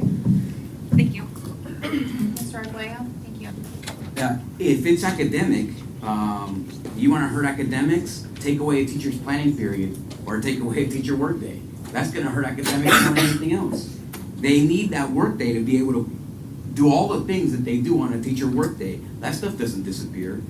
And I would wholeheartedly, absolutely, positively disagree that 5 minutes in the classroom does not make a difference. That's 5 minutes more that they're not packing their stuff, 5 minutes more that it takes for them to get in and get settled. If you've been in the classroom, then you know 5 minutes is a world. If you tack 5 minutes, I teach a 7th period class, tack 5 minutes at the end of my day and watch my kids get an 80 instead of a 70 on a test. That's, and every day for the rest of the school year. I mean, if it's just about academics, then put the time in the classroom. If it's about something else, fine. Because I was gonna make the same point that Mr. Melendez did. Is this gonna add operational costs by having this keep the schools open for an extra day? And it's gonna be $1.5 million to keep the schools open. That's something to consider. But if we're only talking about academics, tack the 5 minutes. Don't take a teacher's time away. Allow them to grade their papers, because that's stuff that's supposed to happen in the classroom either way. They're gonna spend, instead of a teacher workday, they're gonna spend either 6 hours at home, or instead of teaching on their feet, they're gonna be at their desk grading papers and stuff. So if it's about academics, give them the 5 minutes during the day. Don't impact the teachers. Don't impact any of the workers. If they're in traffic, according to our state of the county, they said that our average commute was 35 minutes. So, I mean, geez, apparently there's no traffic in Osceola County, according to them. But obviously, there's a better way to do this. But let's not say it's about academics and then do the non-academic result that would, and I think that it's just to not have put that on the survey is terrible. I mean, I had not heard that, I didn't know that, I think that's terrible. That's not the way you do business. Dr. Pace and then Mr. Arguello. I was just going to clarify for the board that while it's not a part of this academic calendar, what the team had discussed doing was to not have PLCs for 3 weeks prior to the workday so that teachers would gain those hours back as much as teachers have expressed value in their PLCs. Okay, thank you. No, my idea is, I'm not married to a specific idea, because I can see the operational issues. My thing is also the respect for our teachers. You know, this has got to stop. You know, I have the minutes where it says all OCEA representatives stated no to taking away any of the remaining teacher workdays. They're needed for the end. So they got together and were like, doesn't matter, you know? And then it's like, if you're not even putting in all the questions on a survey, to me, it's disrespectful. So whatever you guys figure out, but please don't disrespect my teachers again, okay? When they get together and they have a meeting, and they say, this is what they don't want, please don't do that to my teachers, superintendent. Please, honor them, and then come to a collective agreement, and then you come to agreement, and then you come to my agenda. But don't come to an agenda with me with the union specifically saying no, and you saying yes, and then I have to make a decision as a board member. Do I love my OCA more, or do I love my staff more? So please come to an agreement first before you come to the board meeting. That has to stop, no matter what the decision is. Okay, so it actually sounds like there is no consensus with this moving forward. Dr. Pace, what would be a logical next step with this? Should we table this item and have you resubmit the survey with adding the specific question? About the end of the school year? Yeah, everyone who spoke, I did not, well, I had an operational question. Everyone who spoke had some type of uncertainty with moving forward the way that this is written. So I want to make sure I capture that, right? So would you be able to resubmit the survey, adding the question? I personally think the end of the day is not ideal. So I don't think that's the right answer. Yeah, I don't think 5 minutes every day So- makes sense either. I prefer just at the end of the school year. So if it's not the end of the day, I don't know where else. What was your suggestion? You think you had another suggestion? I thought it was asked of community and no. staff and how to separate it. So, I mean, if staff 61% voted for this, I guess that's where I'm just having a hard time in the fact that they're stating. They voted on 61% without all the options presented, so that way that's 61%. But if the option is the end of the day, what are we gonna tell parents when their kids are 2 hours late because of traffic? Because those are also our constituents. And the only thing, okay, and I'll leave it at this, so I don't keep debating Yeah. forever. My suggestion would be, go back to the calendar committee and work out an agreement with them. Because I'm not gonna sit here as a board and pretend that I know better than them. Kind of like his example about the whole deal about me reading it on YouTube. I'll support whatever you guys can do collaboratively. So my suggestion would be staff to go back to the calendar committee and get a consensus of what to include on the survey, and then redo the survey. Rather than me projecting what I think people would want, I think that we need to re-heal the relationship with our teachers or our staff and get their opinion. To me, that would be the logical thing, and that way, no matter what we do, at least staff and us are on the same sheet of music. And you can convince staff. Tell them, hey, look, we can't do 5 minutes more a day. But instead of convincing me as a board member, I'm not impacted by it because I don't go to school every day. But I would say talk to your OCEA and get an agreement. And whatever you guys can agree to, then me as a board member, I can support whatever that is. Okay, Mr. Arguello? Yeah, just quickly, well, let's not say that this is the problem then. Let's not say that it's about academics then. Let's just say it's about other stuff. Or let's not say anything at all. There's no point in saying it's about academics if that's not what it's about. And let's not say, well, I don't like this idea, but send it back to the teachers, because I can already tell, I'm already gonna guess what they're gonna come back with. What about Wednesday? I mean, the early release day, that would make, That the was thing an is, option. was that an option? It was taking away early Mr. Phelps, release. would you clarify the survey piece? Yeah. Would you clarify how many people met on the calendar committee? Why we felt like it was important to seek a larger feedback and where we ended up? Thank you. I can't remember exactly how many members from OCA were present, but I want to say there were 5. And we also had a couple of administrators, including myself, who were there to gather input on their suggestions for what we would do for a makeup day.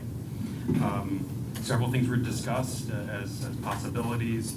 We talked about no early release Wednesdays for either March and April or April and May. That was one of the options that was on the survey.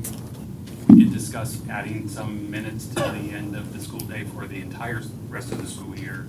The committee, we talked about the transportation issue. We talked about extending the day, what that would mean. The committee, for the most part, said that they really were not really interested in that particular one. One of the members also suggested that 12-month employees return on January the 2nd. That become a work day, and then the 3rd be a day for us to return to school. Committee pretty much discussed that and said that we felt like it was too soon to really put that out there. Families had plans perhaps made, and the crunch time to really put that out there for everyone was probably a little too soon, too close. Adding a day to the end of the school year was also discussed. We discussed the pros and cons to that. One of them was that we would have an extra day as opposed to one day coming back after Memorial Day. We also discussed the fact that it would require everyone to return for an extra day. And then the work day was discussed, and I will say that the committee itself, they said they really would rather we not touch the work day. However, in another teacher group, they expressed that we actually consider the work day. So to your point, Mr. Melendez, out of respect for the teachers making those comments, we wanted to put it out to our employees to help us with the decision. The 2 most viable options were extending the Wednesdays. That would allow us for the additional instructional time for the remainder of the school year, or at least for those 2 months, or to go ahead and add utilize the workday. And just so I'm clear, you mean extending them on Wednesdays, not having early release? Just Correct. getting off at the same For time? the 2 months. Okay. And then also to add the workday as a instructional day to allow for that instruction to take place prior to the end of the school year. One of the things we mentioned was trying to make this about the students, and that's why the decision was made to put the 2 options out. Those are, in our opinion, the best options for students, to have them there for the workday on the 10th, or to extend Wednesdays for those 2 months. Mr. Allen, are you opposed to extending Wednesdays? Because to me, just pure logic, I may not be a YouTube expert, but to me, because we extend Wednesdays all the time for different occasions, for FSA testing and things like that, would your membership be open to just extending a Wednesday? I think it might be, but I'm speaking for me. I was not at the committee. I was meeting. at the committee. I You can was at speak the to it meeting. if you're Well, yeah. interested. I'm asking you. I may have not the rest of the board, but I like to I'm hear going to your be input. perfectly honest. She needs to come We up fought and to get these identify work herself. days back.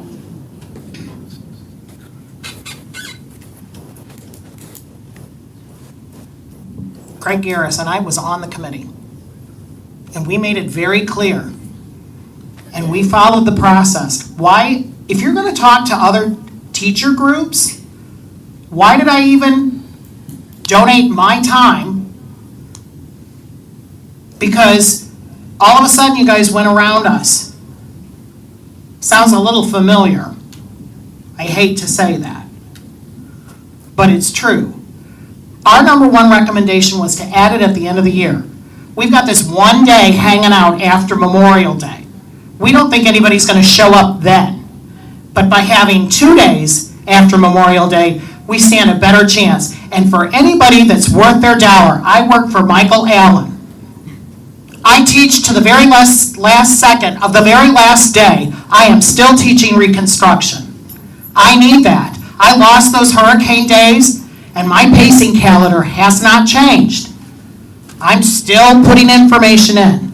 That's why it's instructionally valid to have it at the end of the year. Please don't tell me that instruction doesn't happen the last day. I tend to think that that's not accurate. I worked for him. He taught me to make sure that I make every second count and to move that continuum. And I do it still to this day. And my colleagues do it still to this day. And that's why we came up with the idea that we came up with. I understand that teacher workdays are not very popular. I understand, and it's been expressed to me, that the reason that teacher workdays aren't popular is because there seems to be an issue with teachers putting their grades in a timely fashion. Then handle that issue with those employees on an individual basis, and don't make every single one of us have to pay for the few. I'm telling you guys, you know, I donated my time, and then I saw these options. These options, especially for middle school teachers that teach until 4:30. I just came from a doctor's visit. This was the only time that I could get a doctor's visit, was after school today. I was lucky enough at the clinic to be able to get from 5, I was there for over 2 hours. But I'm telling you, it's almost impossible to get in to see an eye doctor, a dentist. That's why we we do our PLCs first thing in the morning so that we can get out at 3:20, so that we can make an appointment. These are some of the unintended consequences of having to extend that day. And with transportation the way it is and traffic the way it is, we're looking at having to extend our days even more. So please consider this. I donated my time, other people donated their time, administrators donated their time. We came up with ideas, and then all of a sudden, and I asked Mr. Phelps, I said, who are these teachers that you talk to? Last week I asked, who were these people? Because just like my kids will say to me, they'll say, a teacher said, and I'm like, I want the name. Give me the name. And then all of a sudden they clam up.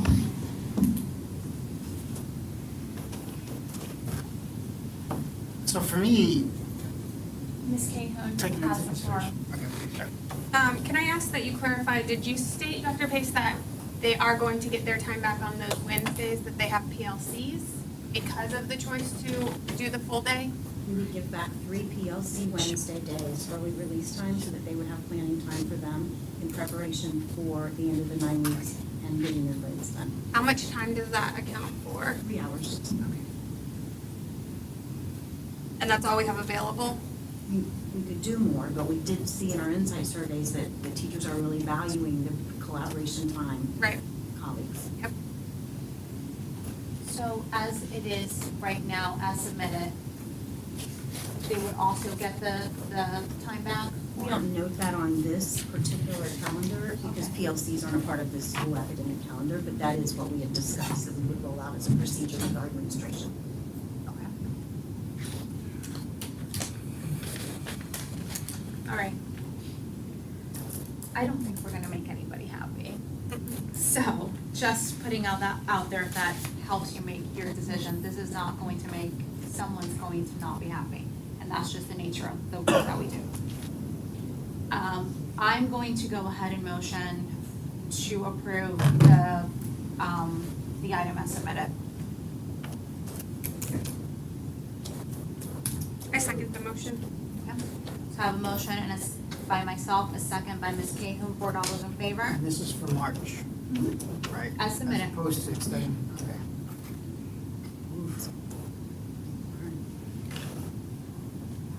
Okay. Motion second. Okay, opposed, like sign? Aye. Aye. Okay, motion dies. So you'll have to figure out. So myself and Ms. Cahoon, did you? I wasn't ready for the, sorry. No, Oh, it was sorry. a pro. So yes. Oh, sorry. So actually, the motion does not die. So I did the motion, Ms. Cahoon did the second, and Ms. Booth was an aye with 2 nays. As submitted.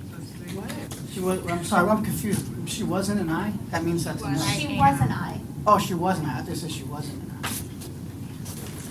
Okay, thank you. We're moving forward to 12.10, and I do have a comment by Mr. Filak.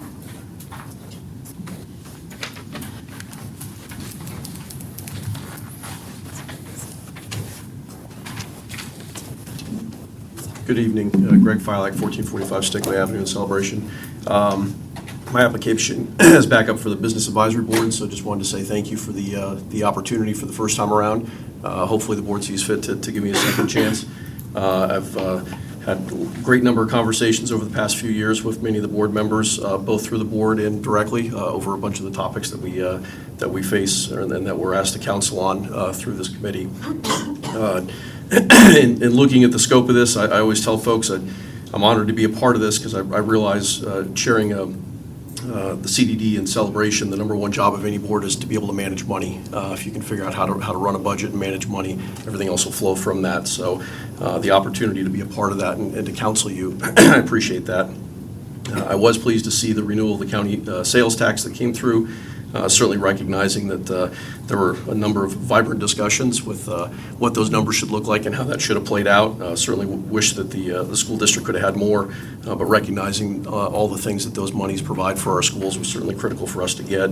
Was happy and honored to be able to work with Dr. Pace, helping messaging that with the Celebration SAC committees, both at the K-8 and the high school. And I look at that one as a success, seeing that there was over 15% margin of vote support. I was glad to be a part of that with that 20-year renewal.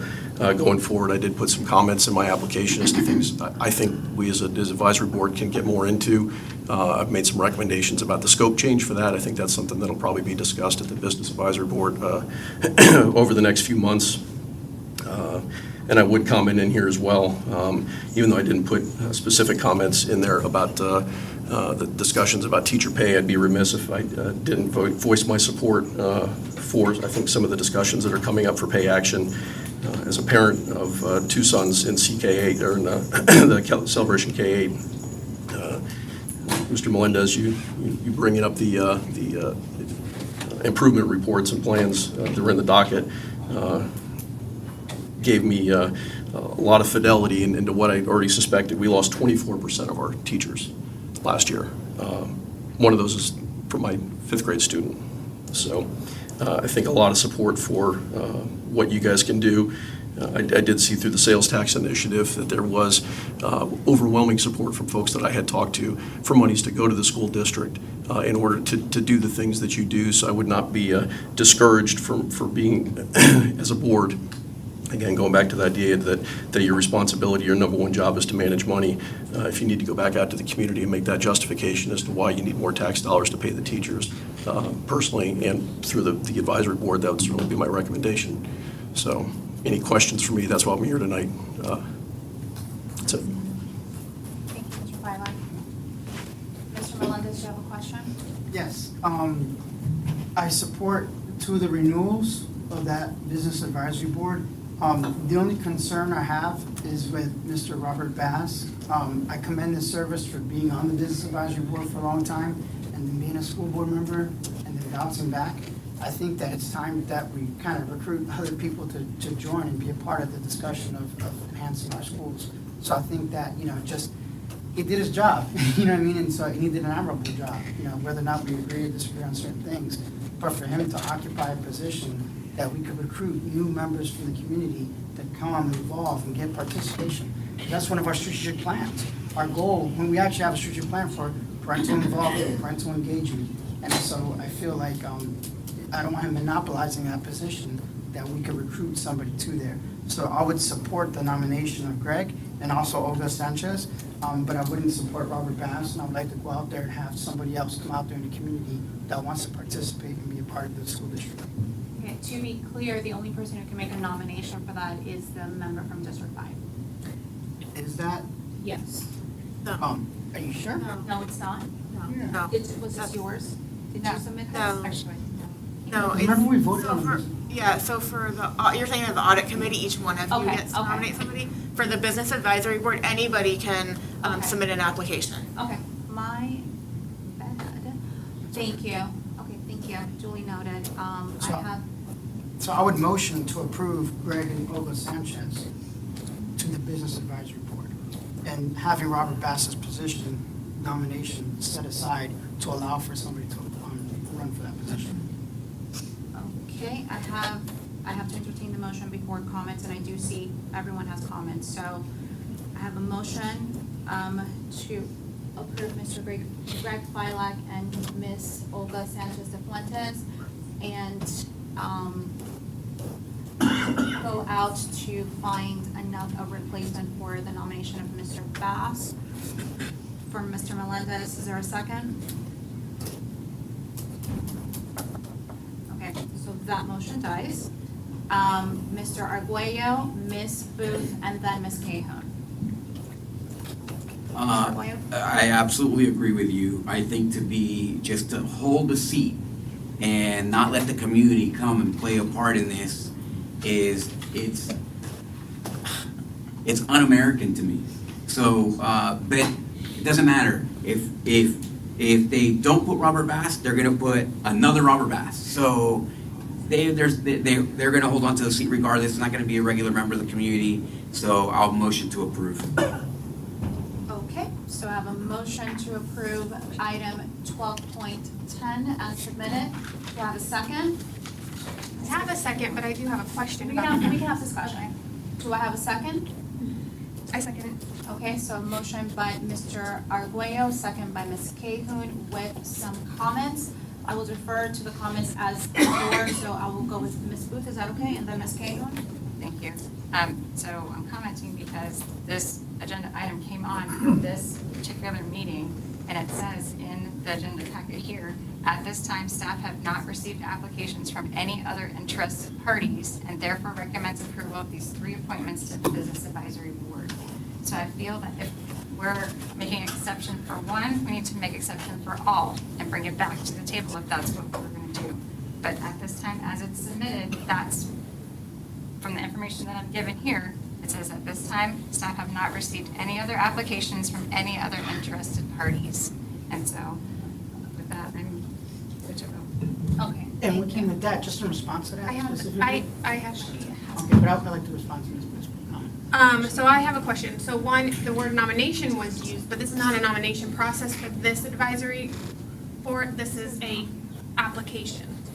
They submitted their applications. It's you guys don't even have to nominate. Anybody can just submit an application. Yep. So stating that we didn't receive any others shows that we just have these 3 on the board.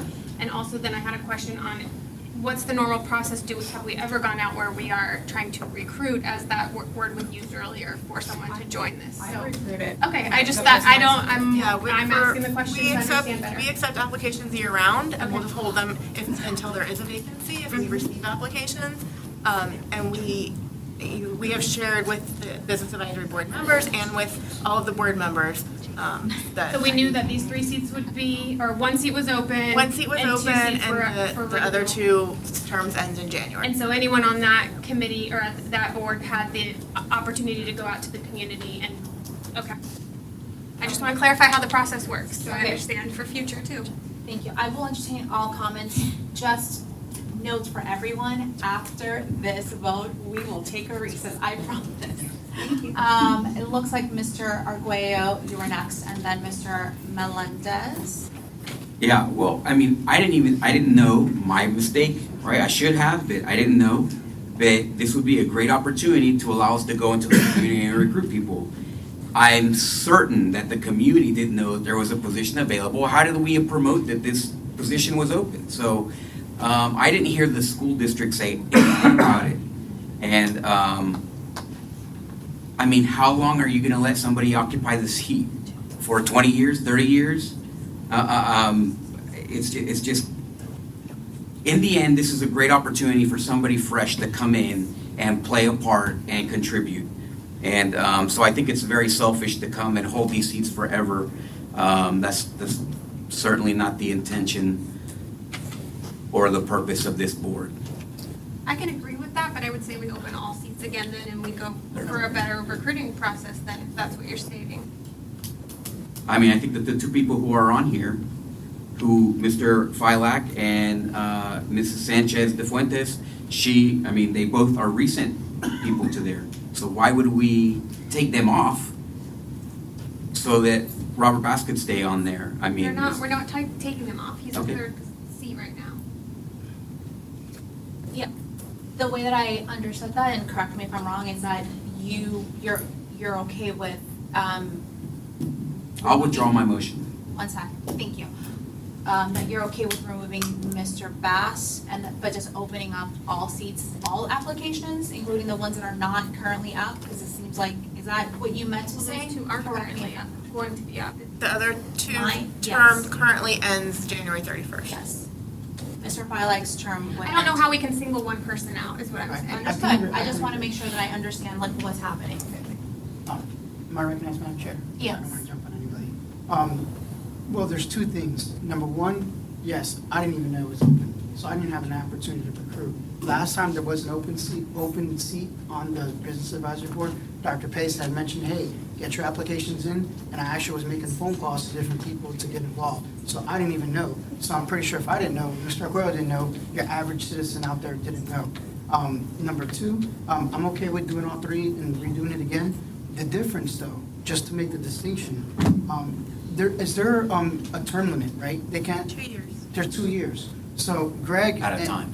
2 years at a time. So Greg and Olga got appointed for the first time. So it's like a reappointment. So eventually they can't run again, so they get kicked off. So that's how come I'm willing to make that exception. But Robert Bass's position is a brand-new open position. There is no incumbent in that position running for reelection. So that's the difference. But for technicality purposes, I don't want to look like I'm discriminating against one. I'm okay with removing all three and then giving a higher weight to Greg and Olga to win their seat again because they already sit in that seat and they want to be able to finish out their term on there. Because their term's going to term out anyway. They can only do one more term and then they're going to have to step down regardless. Is that right? Is there only two No, terms? that's not correct. It's not an elected official position. No, on the Business Advisory Board, you could keep serving forever and ever and ever? Yeah. I thought it had an Oh, expiration. yeah, obviously, it's been on there. No, because I'm here to understand what the rules are, because I understand some of them you can't serve. Commit for Like, 2 years. Yeah, I can send you the bylaws for the Business Advisory Board, Okay. but there's no cap on term limits. okay, there's no cap, and because I remember there was one committee that there was a cap when you sat on it. So if there's not a cap, then I agree, then I take that back, and then I'll stand corrected. Then if there's no cap, then let's do all three of them, let people come in there and apply, and then we can make our determination from there who the best three are. So I'll second Heather's motion. Well, I don't think I made a motion, I was just clarifying some questions. No motion. I I have Yeah. Mr. Aguayo, second by Ms. Cahill. That's what I. But I We do had a agree. motion and a second I'll withdraw to my actually, okay, so now you're Earlier we withdrawing had a the motion, yes, that John Okay. made. Great. All right, so essentially, I am not making this motion, by the way, because I don't agree, so whoever needs to make the motion needs to. I'll make the motion. Yeah. Because I agree with Ms. Kane. the way she I wasn't, no, represented. I was questioning, I'm not saying that's exactly what I wanted to do. Well, I like I'm your- saying I like if the we point were you brought going up. to do that, I think we do remove all three. I make a motion to approve what we have here in front of us. That was me clarifying what was the process of all of this. Okay, so I have a motion to approve item 12.10 as submitted. Do I have a second? Second. Motion by Ms. Cahoon, second by Ms. Ruth. Board, all those in favor? Aye. Opposed, like sign? Aye. Okay, 4-1, thank you, and thank you for being patient. We will recess for 5 minutes.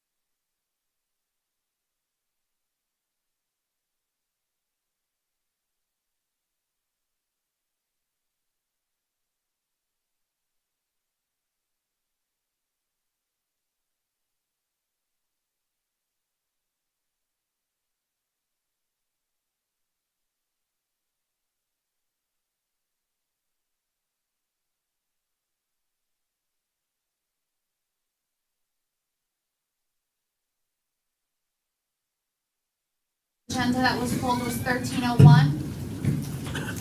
All right, yes, this was just really quickly, I just wanted to advise parents that, that we do have the substance abuse diversion program, and it's been very successful on the safety committee, and, but it does require parents to attend. A lot of folks don't realize that. They think that it's the child or the student that gets in trouble, that they have to go. They actually have to attend with the adult, and the parents have to attend as well. And we have the statistics on that so far, about how many have been participating. Mr. Phelps, do you have that data? I know that we've been monitoring it, and it has been highly successful. We've had very few who did not choose to participate and who did not complete, correct? That's correct. I don't have the actual numbers up to today, but all but 2 have completed successfully. One actually chose not to do it because the parent had requested that the student have a more restrictive environment and wanted the student to go to New Beginnings. The other one just was not able to complete the program. Otherwise, we've had very good success. And I do know that we've had no second offenders, so nobody has made it to Tier 2. Now, is that like a grant funded, like how is Park Place getting paid for the attendance of that program? Some of it is grant funded, and then we also have another grant funded through Eckerd Connects, which is actually at New Beginnings, and we also have somebody full-time at Highlands Elementary and Highlands and Central. Yeah, so I just want to give staff the direction that keep applying for the grant, that even if the grant goes away, I do believe in the substance use diversion program enough that I'd be willing to ask the other board members to continue supporting that program because it is successful. And we've had a great partnership with Park Place, who helps us sponsor it. Okay. So I motion to approve item 1301. Second. Oh, it's an extra, okay, it's Sorry, I thought you were. No? Yeah, okay, great. Thank you so much for that discussion.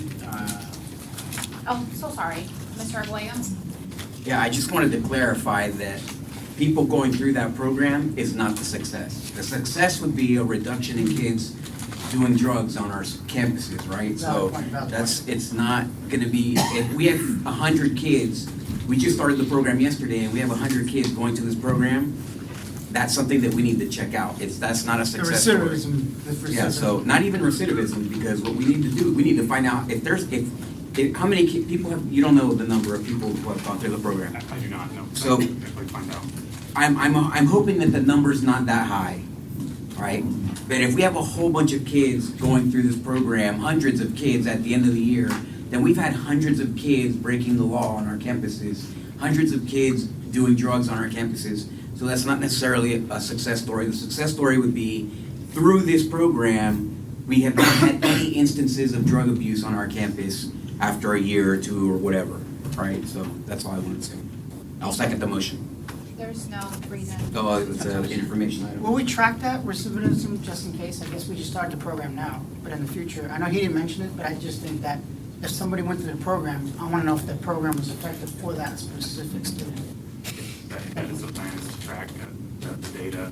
Park Place would want us to do that as well, because they're the ones helping us with the funding, so we need to track some data. There are no student names attached to it, but certainly we would need to know how many reported to the program, how many successfully completed the program, did we see any repeat offenders from those who attended the program. Those would be things that we would definitely be tracking. Thank you, Mr. Fox. Thank you so much, team. I do have item 13.04. Did we pull this to have? Yes, I pulled it. Do you have questions? Because we also have a representative here. Yes, I do have questions about it, but I can allow I don't have to go first. Yeah, he doesn't actually have a presentation for the board, is that correct? Just the report. You do, okay, yes. That's actually. Yes, I can wait after, no problem. Thank you. He's waited here long enough.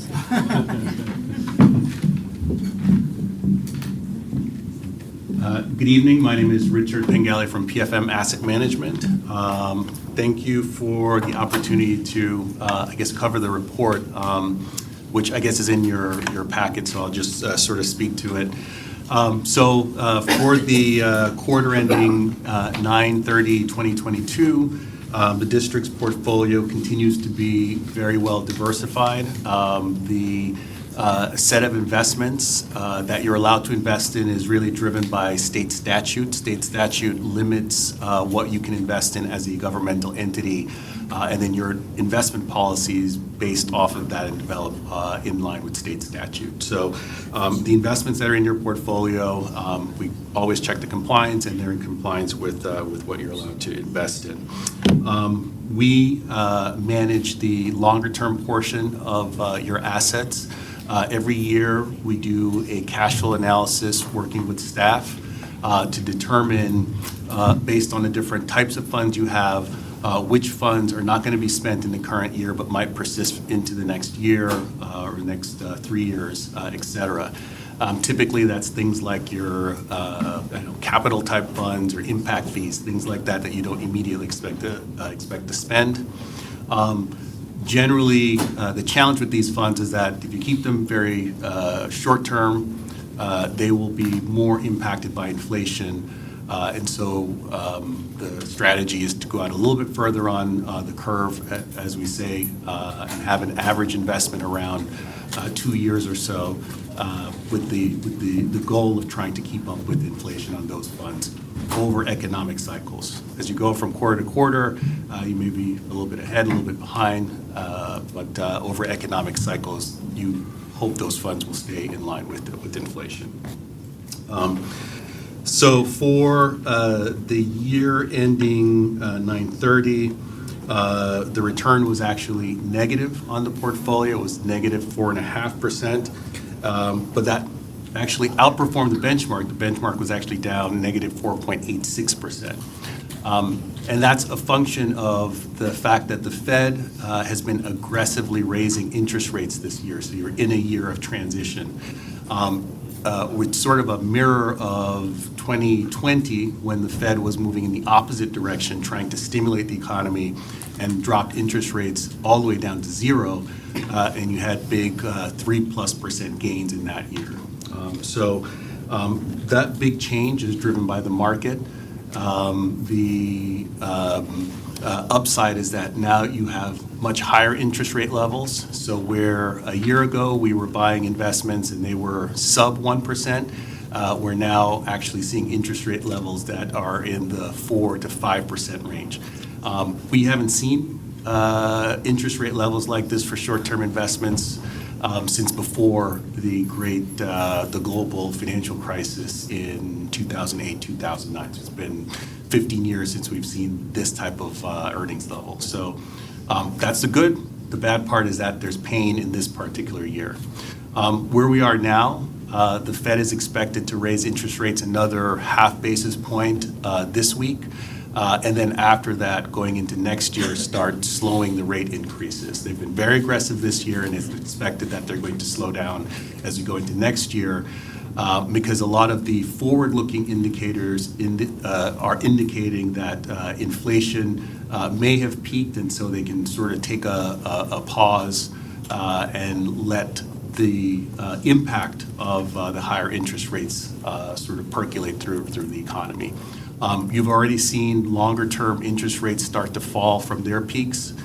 So the market has already started pricing in higher probability of recession sometime next year, and you're starting to see interest rate levels actually start come down in forward markets. To the extent that happens, you will see the unrealized negatives here sort of reverse course, and then we'll start going in the other direction. But in that market, we'll now be in a 4% market instead of the sub 1% market that we're in last year, and that will be a benefit to the district with higher interest rate earnings. So I'll pause there for questions. Thank you. Lord. I look at the portfolio on page 3, so that way the rest of the board can kind of follow what we're looking at. Yes, the portfolio before the fees established, or I guess you could look at a fees established, I guess the green, right? Because the portfolio performance, then you have your management fee on top of that, right? So you're still charging us a fee even when we lose money. Yes. Am I interpreting that correctly? Correct. So So even when we lose money, you're still getting paid a commission. So the fee is based on the amount of assets that are under management. Right. If you actually go to page four actually shows what your interest earnings, actual cash is that you've been earning over time. And you can see that for the year, it's actually positive. Okay. But the overall return is negative 1.27 for the 3 months, correct?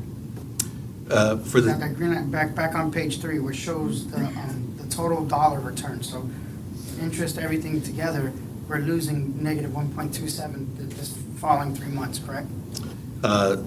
the total return, which includes actual income plus the unrealized Yeah, because market value. you haven't sold it yet. We haven't On done value anything, yet. exactly. But if we were to sell it today, if we were to liquidate all the assets, Right. liquidate all the investments, we would lose negative 1.27. Yes. Okay, so my point is, now when we look at 1 year, over a span of 1 year, we're losing negative 4.5. Over 3 years, because I know the interest rates have adjusted, we're still losing negative 0.03. Over 5 years, well, I know for a fact the economy was switching, we only gained 0.73. Over 10 years, 0.72. We're losing money just through inflation.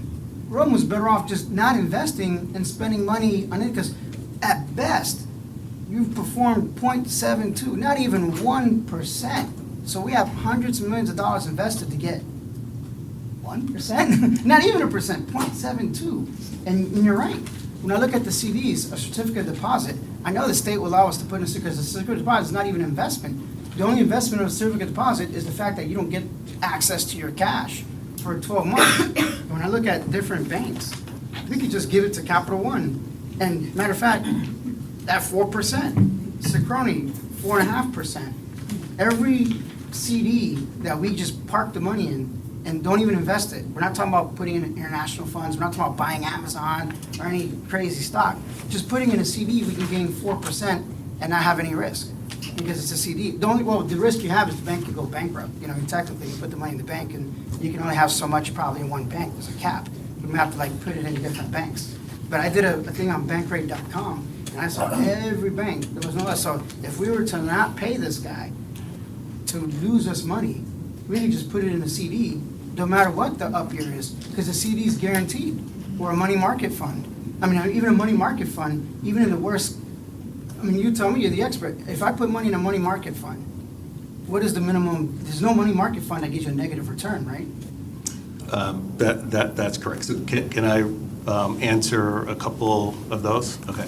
So kind of working backwards, all of the new investments are going in at 4 to 5%, right? So every new bond that matures and is reinvested is being reinvested in the current market rates, which are 4 to 5%. So just like you're looking at those rates and they represent a forward-looking investment, when you look at the securities that you are actually buying, they're at those rate levels and higher, right? There's inherent risk on that. The bond market can change, the interest rates can fluctuate. If I just put it in a CD, I can generate that same rate of return with no risk. So the next And no thing. fees. I don't think the banks charge you. Do banks charge you a fee to put your money in a CD? Well, it's baked into the rate. It's baked into the rate, yes. So But I'm as a guaranteed governmental 4% entity, net. right? But as a governmental entity, I assume those are probably retail rates that you might have been looking at. Right. As a governmental entity, you can only invest with qualified public depositories, and they have to collateralize your deposit investments with treasury securities and agency securities, essentially the same investments that you actually own directly, as opposed to owning them indirectly through a bank. And so you wouldn't actually get those kind of rate Yeah, levels. but the thing is though, and I hate to cut you off, it's just that even over the life of 10 years, that's a lot of market fluctuation. You didn't even get 0.72. That's nothing. I mean, why even invest the money? You might as well just hold the money in cash and just use it whenever we need to do it. If we're gonna invest money, 0.72 isn't invested money. That's actually losing money, because inflation erodes it. So we've basically lost money. By investing in you over 10 years, we've effectively lost money. Well, no. So if you go to page 4, page 4 actually shows what your actual dollar is flowing in, right? So what you're looking at is the impact of a big rate move in a short period of time in the current market, once the Fed has stopped or slowed down the rate increases, you won't have that big unrealized negative, and that component of the return will normalize, and you'll see the income return. And in fact, over time, the best predictor of what your actual rate is going to be is the yield or that income component, right? So you're looking at sort of a snapshot one time. It's being dragged down because rates move so quickly. But then once that effect normalizes, which we expect to happen in the beginning part of next year, you won't see that big unrealized component there. Again, going back to 2020, there was a big gain, comparable big gain in 2020, and just like then the advice would be, that's not money for you to go out and say, hey, we just made an extra $8 million, we can go spend that. It's like, no, that's just a market movement, which you need to It's focus also an on. unrealized gain too. You got unrealized losses, Right. you don't have unrealized gains. Exactly. Rarely until you sell the portfolio. Exactly. Liquidate the cash. Right, exactly. So in the same way, we wouldn't say you need to dump all the portfolio and take that gain, because now you have to go back and reinvest the portfolio and yields are very low. It's the same thing here. We're not telling you to dump the portfolio and take this loss, right? I'm telling you, but the yield is nothing, even over 3 years, 5 years, 10 years. I'm like. But that's looking backwards, right? So that's Right. looking Well, I backwards can and only saying. look at the empirical data that I have. Unless you're your salesman, I promise you, whatever happened in the past isn't going to happen again in the future when your data doesn't show that. Over 10 years, market for 0.72 is the best you got. And Well, so again- I'm just letting the board know that is unsatisfactory. If we're going to put money and pay a management company to manage our money to lose money and then generate a small percentage rate of return, I mean, I'm not satisfied with that. I mean, nor should we ever settle for 0.72, not even 1%, not even 1% over 10 years. Well, again, I mean, the benchmarks are sort of shown right there. So. Well, I don't know what benchmark you're using. Maybe we use a different benchmark.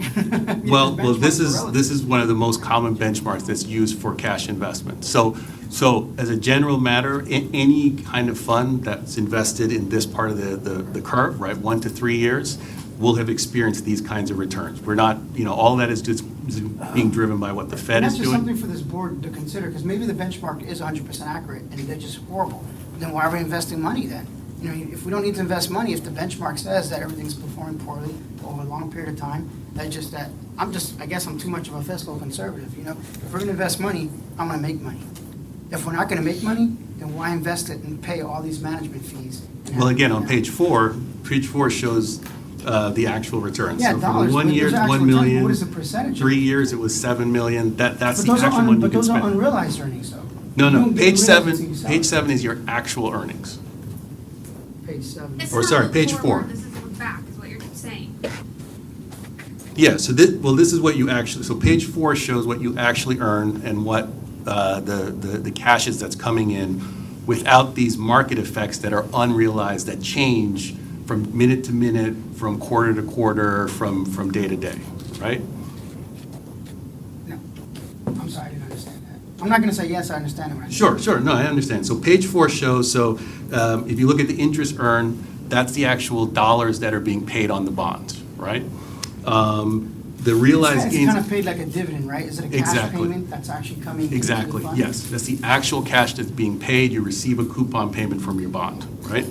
The next line is realized gains and losses. So that's where we're selling a bond to reposition the portfolio or actually doing some transaction in the portfolio.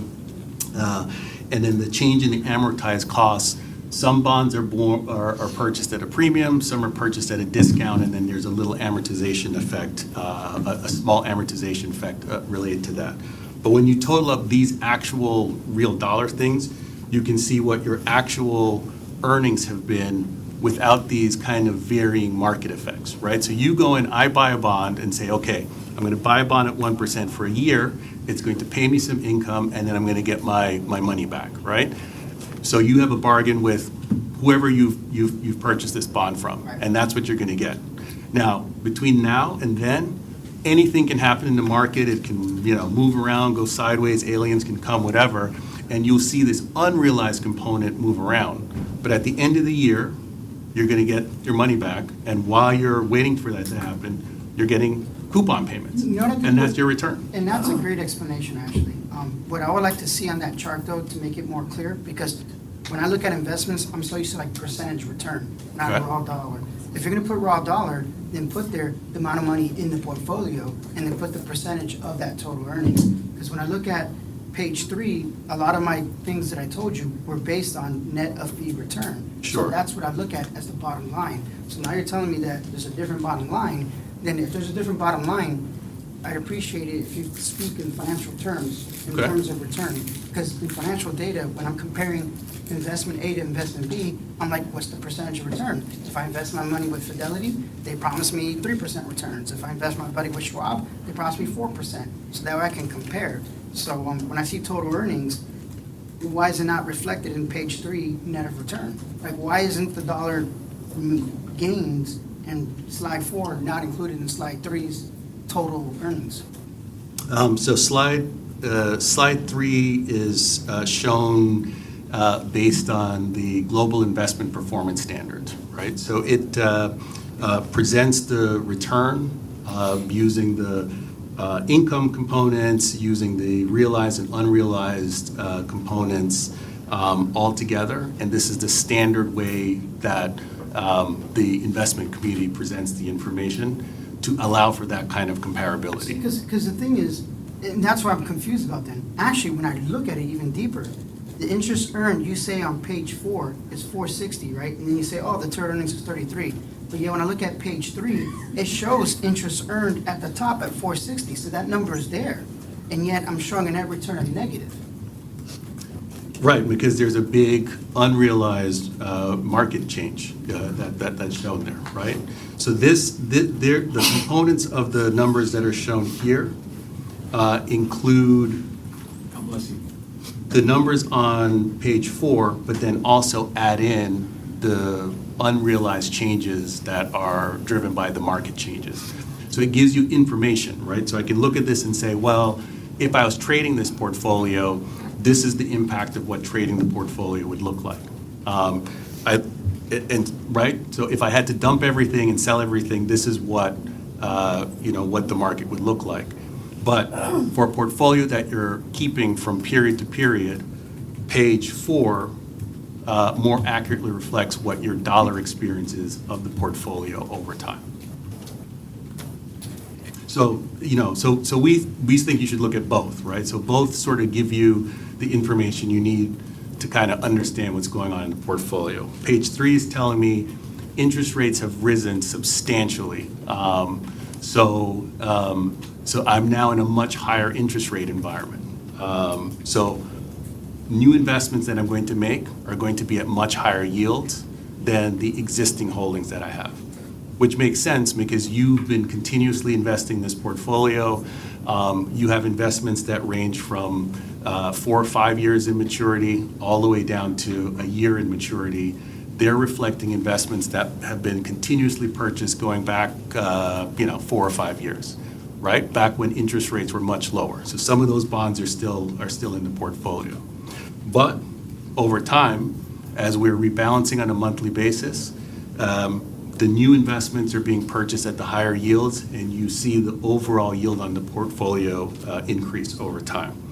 And the impact of that is that on page 4, the rate of the interest earnings actually increases substantially over time. So I think the overall portfolio yield right now is 2.32. Last year, you were sub 1% on the portfolio. You're already benefiting from the new purchases at these higher interest rate levels, and that'll continue going on into next year. And so next year, we would anticipate that the overall yield on the portfolio will be even higher as more of the bonds are being invested at the higher yield levels. I yield my questions, Madam Chair. Thank you so much. Mr. Arguello? Yeah, just very quickly, I want to commend you on such a composed response to your questioning. Number 2, essentially, we have, through our investments with you, made about $15 million, which is about 10% of what our total investment is. Is that about right? Okay, so That's right. which I wouldn't say is horrendous. Everybody can say that there could have gotten better or worse or whatever. I'm not necessarily disagreeing with Mr. Melendez's feelings that we could have done better under some circumstances. But certainly I wouldn't compare my knowledge to yours in this field, right? So, I mean, I'm at your mercy. But, this is, the losses that we're experiencing right now are essentially driven by the economic environment in which we all stand right now. Right. Right, and if you look at your 401k, you're gonna see a very similar, if these are the type of investments, if you're basically investing like the government. Right. According to how statute says you need to invest your money. Correct. Right. That's all I have, thank you. Thank you so much. Board, any further questions? All right, thank you so much. That's an information item. Yeah. Okay. Thank you. Thank you. All right, so we're moving to regular agenda item 14.01. I will entertain a motion.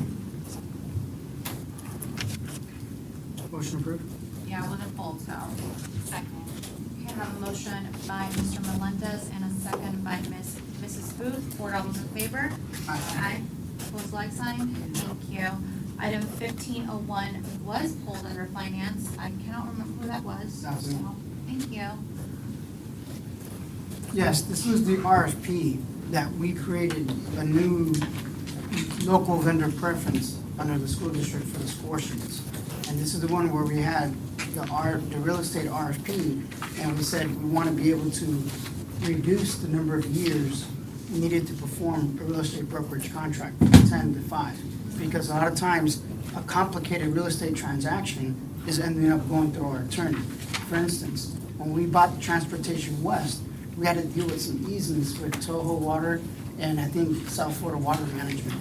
So it's not like the real estate broker had to negotiate with them. The negotiations were done by the attorney and the school board, working out the kinks for that respect.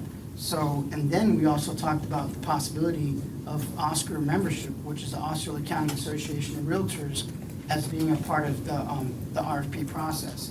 And the board said, well, we don't want to make it mandatory, but we can make it preferred. So we kind of like would prefer it, but we're not going to make it there. But then when I look at the score sheet, there's ability, capability, relevant experience, approach methodology, fee structure.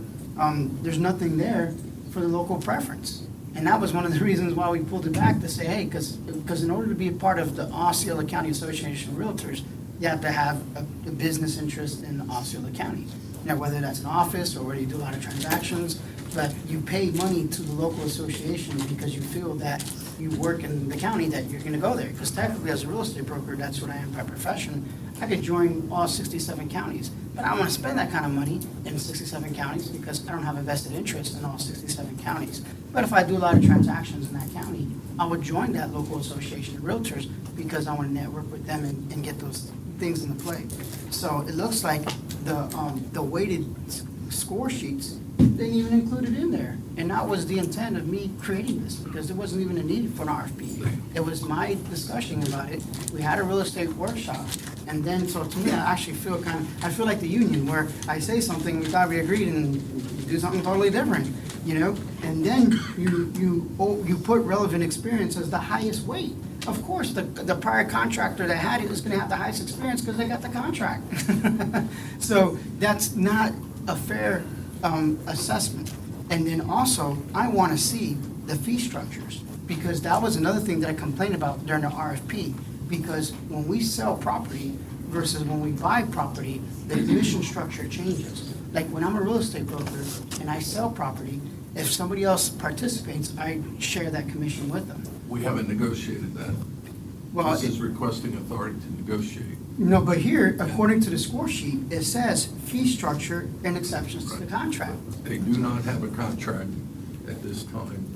and they Well, have I to was under, negotiate. okay, well then I was under the complete different impression. When I helped create this new RFP, I wanted the real estate brokers to compete on that, because it's not a dollar for dollar amount, but to say, okay, what would your commission structure look like? Would you change your commission if you're on the selling side or the buying side? So that makes me even throw this out completely because it didn't even meet my intent of what I had said. So everything that I spoke about and pontificated on the RFP process wasn't even incorporated into the score sheet. Can we ask Rhonda to come up, because she dealt with this after we put it all together. So none of my concerns as a board member were addressed. Good evening. So the Oscar was listed as a preference, and I can tell you on all of the different tabs that we review and score, it was listed there as an option, and it was included, I don't know exactly which tab because I don't now have it in front of me, but it was in there and it was weighted as part of the answers. So it did carry a higher weight in one of those categories. It was absolutely looked at and evaluated. As far as Can I the review that then? So can you guys submit those score sheets and actually review them and see how it was weighted? They're with purchasing, yes. All of the, it's on file with purchasing. As far as the percentages, we did cap the percentages at 3%. The way it is in there is if for the seller, we pay this, I'm gonna make sure that's right. If for the seller, we pay the 3%, if for the buyer, the other, right, I want to make sure I'm saying that right. If for the buyer, we're not paying, the other party is, and if for the seller, it's 3% either way. And we only pay it in one direction. So, and then what the tab is on the contract is, it says, do you accept the contract is as written with no exceptions? And that was also a weighted item. What about the local? That's the Oscar. So it was a preferred, it wasn't a requirement, and it is included in one of the tabs that has been scored and weighted. So each one of those tabs have several sub-questions underneath of them. So when we're going through the evaluation books, we're checking off all of those. And Oscar was included in one of the tabs as part of the weighted score. Just don't know which tab it was Does on. the applicant have an office in Osceola County? All of them had offices. Well, let me rephrase that. 2 of them did, and 1 of them, I believe, only had an Orlando office. They did not have an Osceola County office. I would have to go back and look. Definitely 2 of them had an Osceola What about office. the one being recommended for the? They have an Osceola office. Yeah, so with all due respect, Rhonda, I would like to look at those score sheets, the weights and everything like that, and I would ask the chair to table this until we see it, because, I was the board member that brought this up, and from what I see, it does not meet the intent of what I wanted. And so, now, it doesn't mean the result is not what I wanted, but it looks like due to what I see in front of me, and what I see in front of me is not a complete picture, and I acknowledge that. So I would like to opportunity to get together with Rhonda and look over the score sheets, the methodology. Why did they put 40% higher than 20%, 30% on fee structures? Well, what does fee structure mean? So there's more questions and answers. And I may come to the same conclusion, but I just want the opportunity to sit down with Rhonda and kind of go over that. So we would have to do that in the purchasing department because they oversee the process. Okay. Yes. Yeah, because you're planning. I don't even know why. Yes. Yeah. Yes. I don't even know why you're here. To be honest with you. Now, the only thing I would say is we had done an 6-month extension with the current real estate broker, and that will expire on December 31st. And that's okay. You don't need contracts for real estate. I'm a real estate broker. You don't have to have a long-term contract for me to be procured with you. You can hire me on a per contract basis. You don't have to have an annual. So as a real estate broker, John can come to me tomorrow and go, hey, I want to use your real estate broker. I want to buy a property. I don't have to have a contract in place saying I'm your exclusive real estate broker. Now, exclusivity is nice, but we can still use them on a per contract basis and not be binded by exclusivity. I will yield to Frank for that. Yeah, I'm just I'm just letting the board know that the needs to contract's going to authorize expire.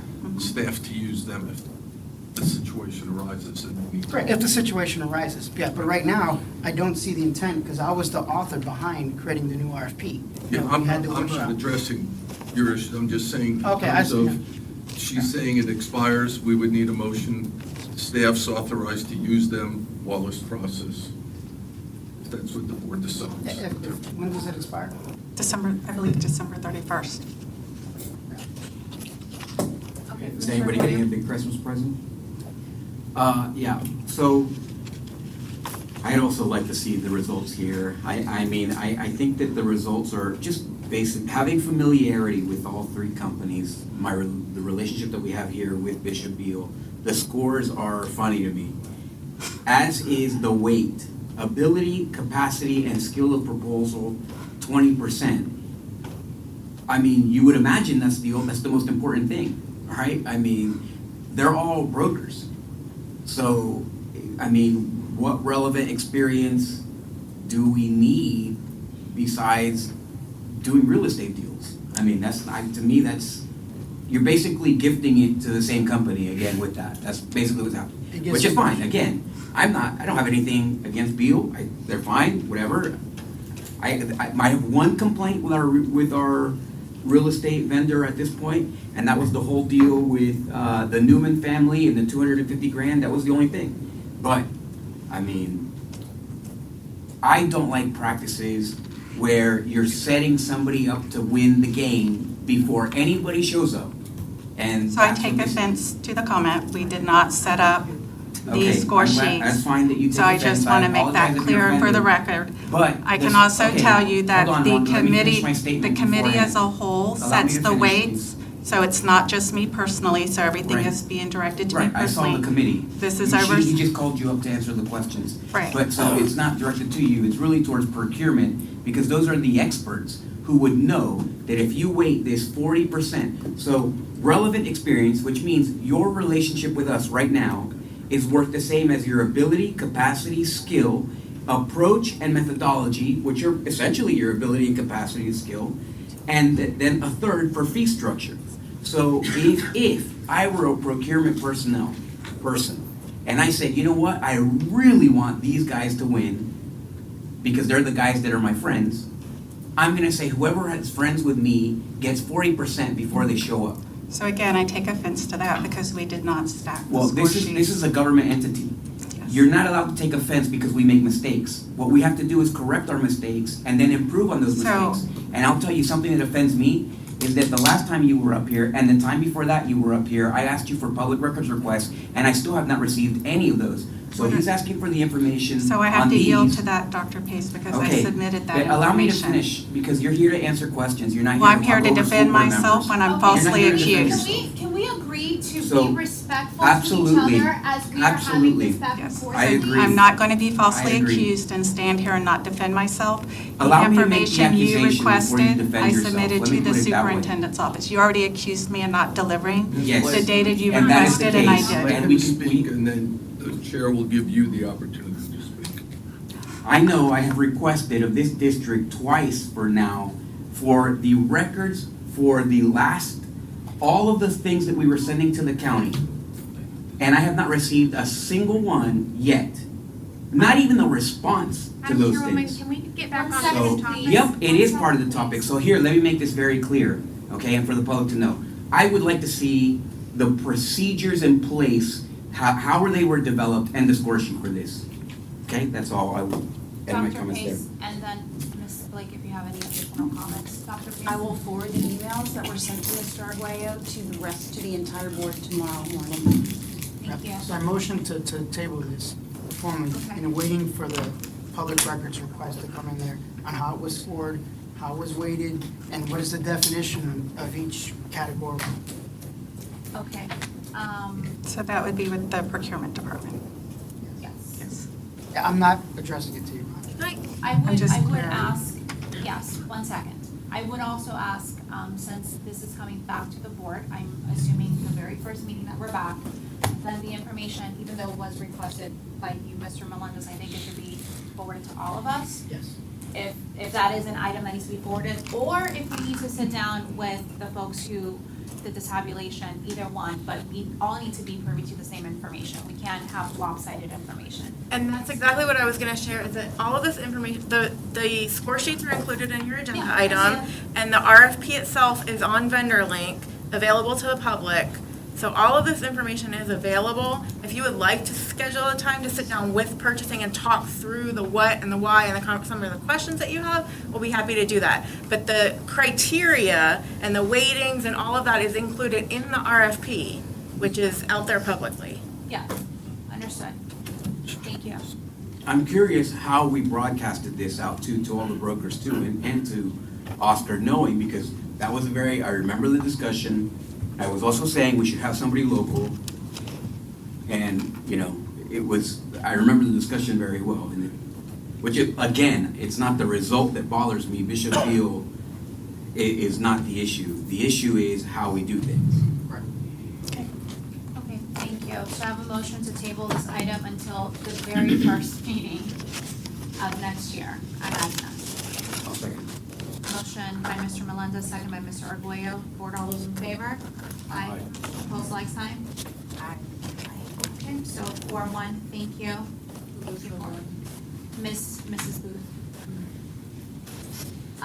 We have to vote on these individually, team, because it is. Motion approved 1503. You gotta, okay, I know you're gonna go really fast, but you gotta give me at least 3 to 4 seconds in between. Okay, motion approved 1503. Second. I have a motion by Mr. Melendez, a second by Mr. Arguello for approval of 15.02. Board, all those in favor? Aye. Opposed, like sign? Thank you. 1503. Motion approved. Second. Motion to approve by Mr. Arguello, second by Mrs. Booth. Board, all those in favor? Aye. Thank you. Motion passes. 1504. Motion to approve. Second. Motion by Mr. Arguello, second by Ms. Cahoon. Board, all those in favor? Aye. Aye. Thank you. And 15.05 was, My items. And mine as well. Mine as well. Okay, so I will begin discussion with Mr. For Mr. Arguello. Mr. Arguello. Thank you. Yeah, so it along the same lines as the last item. So we have all of these companies and only one is from Osceola County. So we created, I brought up the discussion of local companies, using local companies for stuff. I know that we have a ton of GCs that could have been part of this as well. So none of that happened here either. It seems like procurement is not hearing things from the board because the board was in agreement. We did a local, a veteran, we did not do minority, they took minority out, but we did the other ones. This isn't procurement, Mr. Arguello.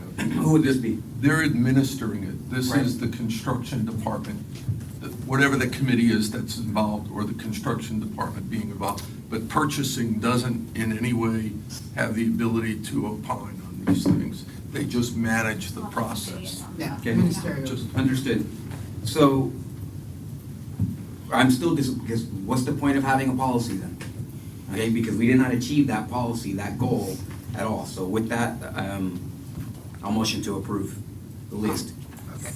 I said a comment, but that's fine. Okay, you can still comment. So I have a motion by Mr. Arguello, second by Mrs. Booth, with a comment by Mr. Melendez. Thank you, Madam Chair. My concern with, is not so much local, because there's not too many GCs in the county. You know, there are some, and to me, to see none, like, there is one saying, Arnco. Yeah, only Arnco in there, that means that I want to see a little bit more effort versus local. I consider Orlando kind of close too, so Orange County's not that far away. My biggest concern isn't so much local, even though I think it needs to be incorporated. We at least have to measure it, because it's a part of the policy we're trying to push. But these are contracts less than $4 million. So when I see these big players jumping in the pool, and we talk about helping local vendors, that's their opportunity. A local vendor can't build a $100 million school. They never have the bonding capacity to do it. But a local vendor that's a little bit smaller can possibly do a $2 million contract, a $3 million contract. So I see. That was the policy, small, local, and. Yes, exactly. So they go in there. So I see like Warren Smith, CPPI, Williams, Wellbro, Bill Bain, Balfour Beatty. I'm like, those are all the big boys that get all the big contracts. Members of the board, could I ask? I've been involved with these policies, so I want to know. I will come back and report back to you at the next meeting. What went on? Did we not get bids from people locally? Was there an issue? I mean, I don't know the facts of it because I wasn't involved in that, but I think when you have a policy, we need to go back and figure out, was everything done to implement it? And can we improve it at all, or was there an issue one way or the other? And I don't know any of those answers right now. Agreed that we need to have further information. However, I do not agree that it should be done at a board meeting because that's still gonna be a one-way conversation. It'll be you, someone's gonna have more questions and we're gonna say, please come back and give us that. I am not about this, back and forth. So I think what it sounds like based on the two items that were pulled is that we need to have a better understanding of how the policies that we ask them to embed are actually being implemented. And we also need to have proof of that, so that if we see this again, we can say, got it, it's because of this. So we can discuss this over new business or, because this is not the time, but it sounds like we need to have a larger group conversation with purchasing so we can understand how they are implementing what we ask them to implement. Man, you hit the nail on the head, Madam Chair. So I motion to table 1505 to see how. Oh, wait, withdraw we my have- motion. I'll Oh, we withdraw have a my motion. motion. I apologize. Okay, so we are withdrawing a motion. So I motion to table 1505 so we could look at our current policy that we have to help out local vendors and small businesses and how it could be implemented and how it's being implemented in the selection process of the folks that are there. Madam Chair, could we ask Mr. Shaw? Yeah, I'm what's looking the up at impact Dave of right that? now. Can you give us the clip notes? Yes. Cliff notes. Good evening. So again, I'm just one of 7 people on that selection committee that procurement oversees, and we pick them across the district. We pick from, maintenance, safety, security. The score sheets have been set. So what we did was we have those preset score sheets. My understanding, and I've had that discussion, so you're right, I just looked up the score sheets. The local scoring factor is a weighted average is only 2 compared to their past experience and performance. So you would have the larger companies having more relative experience. That is the score sheet that we've been working on. And we've had that discussion at that committee level. I don't come to the board and ask about how that scoring works, but I've been told that that's the scoring sheet that the board approved. Now, I also do want to say that for this particular solicitation, it was out on the street before that whole, that office was officially created and that policy was implemented. So we never pulled it back to go out and implement that language. I think the current selection that's on the street right now, which would be our new high school AAA, has that requirement in it. That's the first time that we were able to put out a new selection that has it in. If this is tabled, how does it negatively, what's the? Well, we don't have a continuing services CM contract, and right now we have 4 projects waiting to go out and start using, which would impact projects next summer if we don't start doing the procurement. Listen, it's not a deal breaker by any means. We would have to go out and hard bid everything, where we would go with the lowest bidder, but then we won't be able to use a guaranteed maximum price approach. I have Mr. Arguello put point of privilege because I do not have a button myself. I don't think that we should punish these folks because this bid was out there before we implemented the new policy. So that's And I just do my want to 2 say cents this, as well, Mr. Arguello. We brought in all of the local companies that we could, with just the proposals though that we Yeah, received. but the score sheet wasn't modified though. We've been talking about local vendor preference a year ago. I understand, but this was not implemented before, we're basically, in my opinion. So it's like kind of staff's saying- dropping the ball for not listening to the board when we But give them this was, direction. but from what I hear, please, I'm not trying to be argumentative, by the way. I understand. I'm just trying to be as fair as possible. From what I understand, this particular bid was out while we were deciding what went into that policy. That is correct. Did I get that correct? Yes, ma'am. Therefore, I disagree with that assessment, though. We've been Okay. talking about local I vendors just asked a out of question. respect, though. I thought we had local vendor preference a long time ago. And it was Didn't always. we vote on it like almost a year ago? okay. No, we were fighting about it. We were fighting, thank you, Mr. So, here's the thing, understood, I understand, and I know how the process works in this field, which is why I motioned to approve it to begin with, understood. Here's the thing, I take offense to the idea that we're punishing these are gigantic companies, they make a ton of money, they're not being punished, this is, the people that we're punishing is the community when we don't go through this process. That's who I'm worried about punishing. I'm not worried about Gilbane, who I love and I've worked with personally, phenomenal company, excellent, they're not gonna be punished by this. I'm sure that they're salivating at the opportunity, but they're not being punished. It's okay to be fair with the process. But I would agree with my colleague's statement that somebody's not listening to the request that has been made, which was for the programs that we established. And it was a hard-fought program, and I fought for it for more than a year. And I think that we should be, the people that are getting punished by it not being in this process, even though it's too late, is the community and our local families and kids that are losing opportunities for their families to build wealth by working with the district, etc. So that's who we need to worry about punishing. And 2%, this is more importantly, the 2% is atrocious. I don't remember that being, we did not discuss a certain percentage. 2% is a joke. Essentially, it means nothing in the process. Just like 40% is whether or not we're best friends, is, you know, almost half is whether or not we're friends. All of these construction companies are our friends because they want to work with us. And we need to make more friends throughout the community. And I think that we need to work better with these big and small companies to make sure that people are getting the business that they deserve here locally. So I'm hoping that we review, I hope that the committees can continue to take a real hard look on those local, small, and veteran-owned businesses before these are dished out. So with that, I'll motion to approve again. Second. Motion by Mr. Arguello, second by Mrs. Booth. Board, all those in favor? Aye. Opposed, like sign? Aye. Thank you. Okay, we have item 15.06, and we do have 2 members of the public for comments. I will call Nelly Hernandez. Is she here?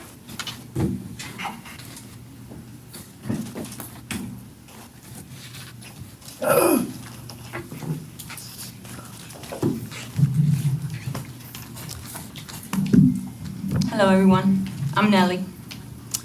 I wanted to comment on this contract that you guys have opened.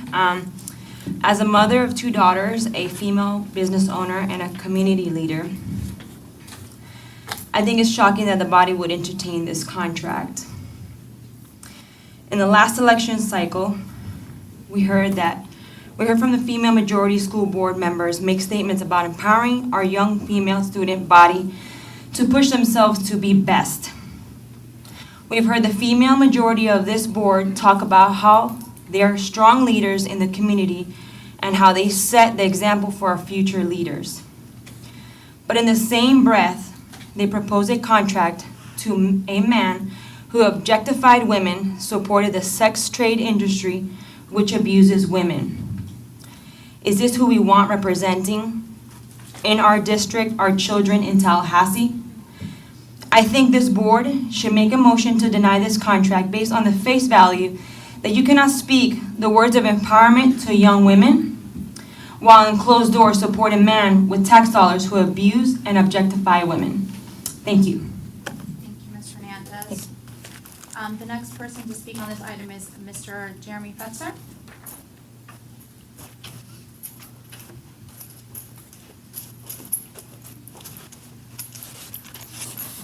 Jeremy Fetzer. Good evening, Board. I'm here to speak on agenda item number 1506, contract for Macy Island Consulting.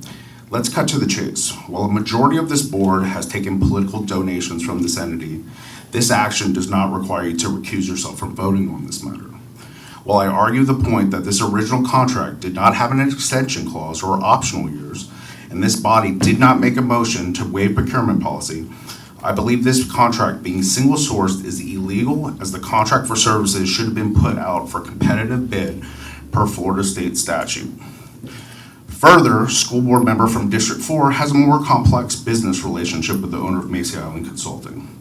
You see, during the campaign, Mr. Horner procured and managed paid election workers for the school board member for District 4. Ms. Francesca Frankie Langston was hired and directly managed by Mr. Horner during early voting and election day. Ms. Langston worked at the St. Cloud Civic Center for the entirety of this time frame. There was no financial disclosure for Ms. Cahoon on her campaign finance report, and direct conversation with myself and others, Ms. Langston disclosed who procured her services, Mr. Horner.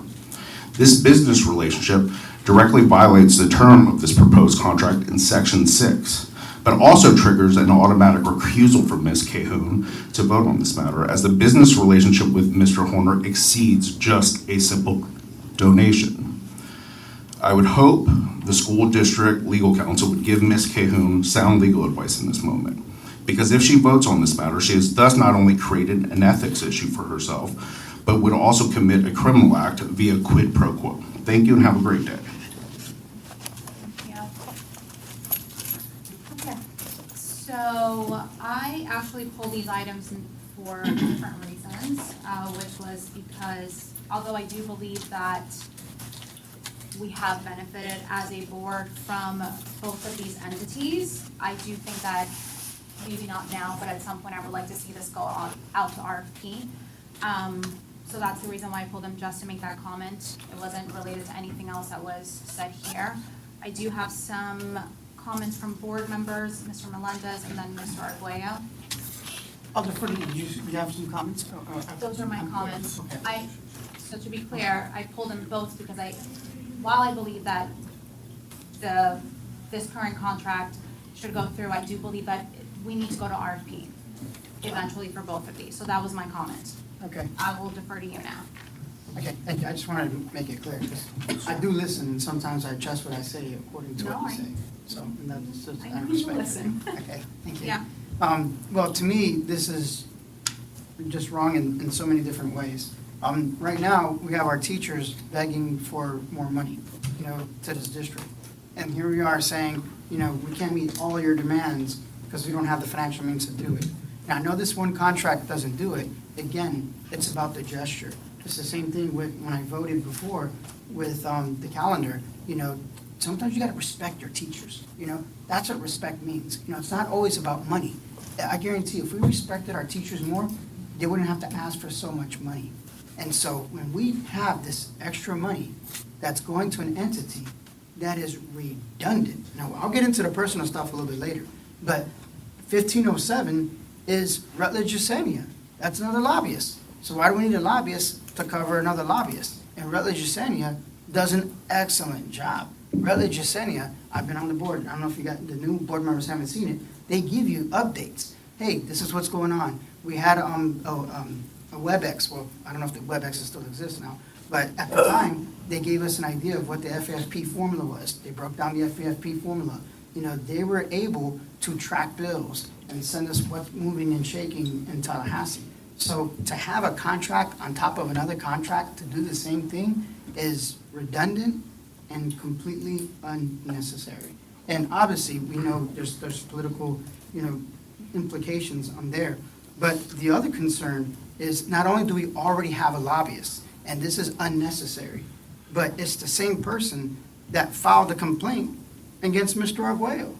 So if he's a lobbyist in this, and he was the big incident when we had the government letter of censure, it was a very embarrassing time for the school board, and that was that person that lobbied that. So he's a lobbyist for the school district, yet can do personal attacks and go after him. And then the other thing too is, we all know Mr. Warner, let's be honest, he hides behind the language of, I'm just a state lobbyist. He's a lobbyist for the school district. We had the sales tax fiasco where the county was using the school district to pass the sales tax because on their own, they could not pass a transportation tax. They needed the school district in order to pass it. And what I was requesting at the time was for an equitable distribution of the sales tax. I wanted the school district to receive the same percentage of money as the county.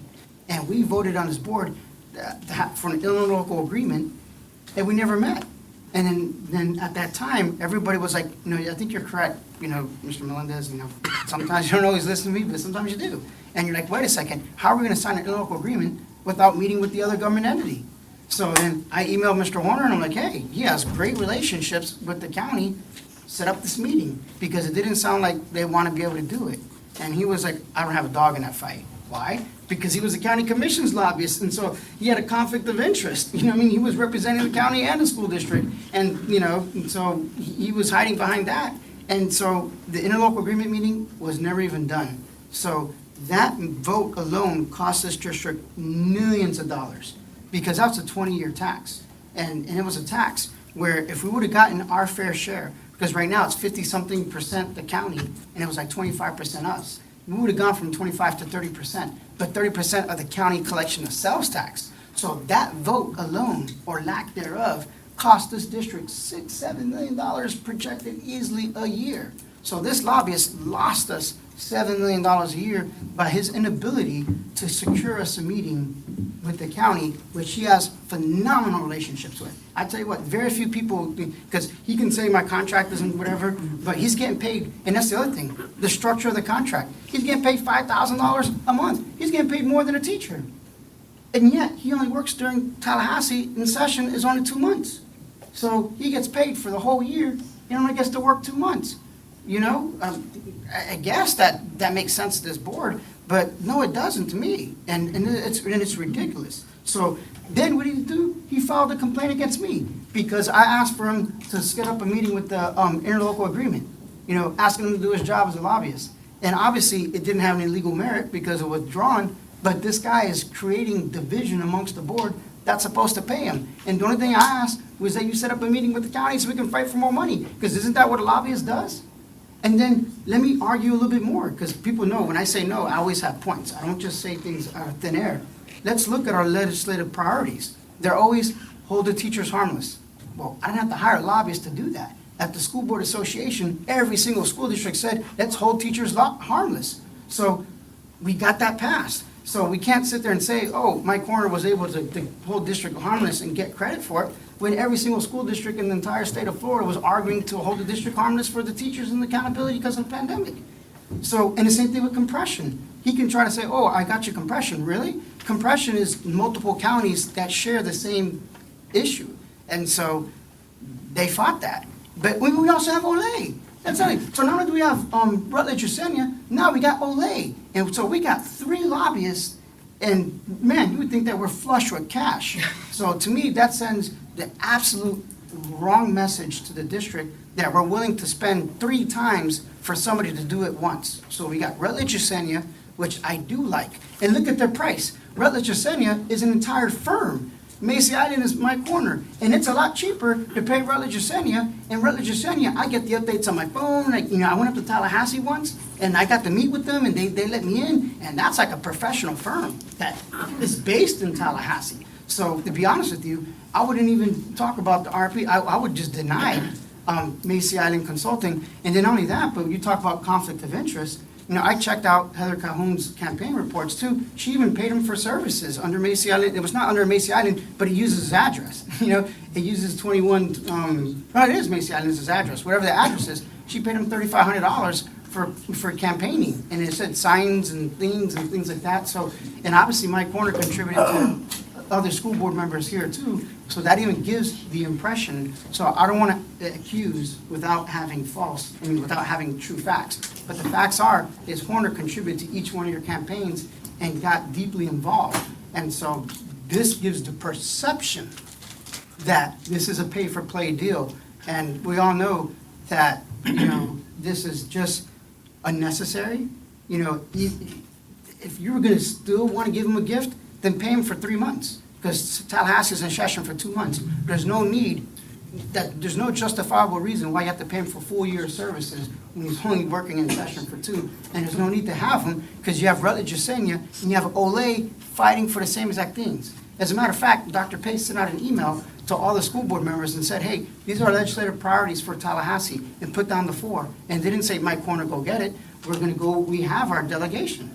And that's the other thing. We can even lobby. You know what I mean? It's like, technically speaking, if we don't pay him, you know what? Let's increase our budget to travel to Tallahassee and be like, hey, Terry, you talk to your people with John. He's a Republican. He talked to his folks up there and get some more grease. You know what I mean? And so to me, this is just, in his personal transgressions, everybody knows about that. So, just, again, he failed us on the sales tax, cost us millions of dollars.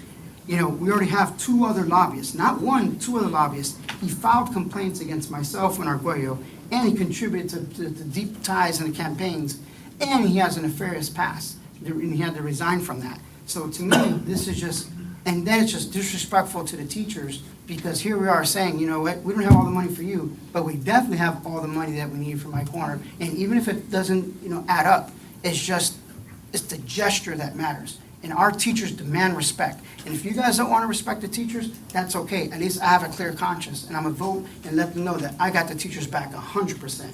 And not during a campaign slogan, and I got your teachers back because I'm a teacher. Show me your teacher and support your teachers by voting down my corner and giving that money back to the teachers. Okay, thank you, Mr. Melendez. I have Mr. Arguello and Ms. Cahoon as well. Yeah, so this is like a reoccurring nightmare.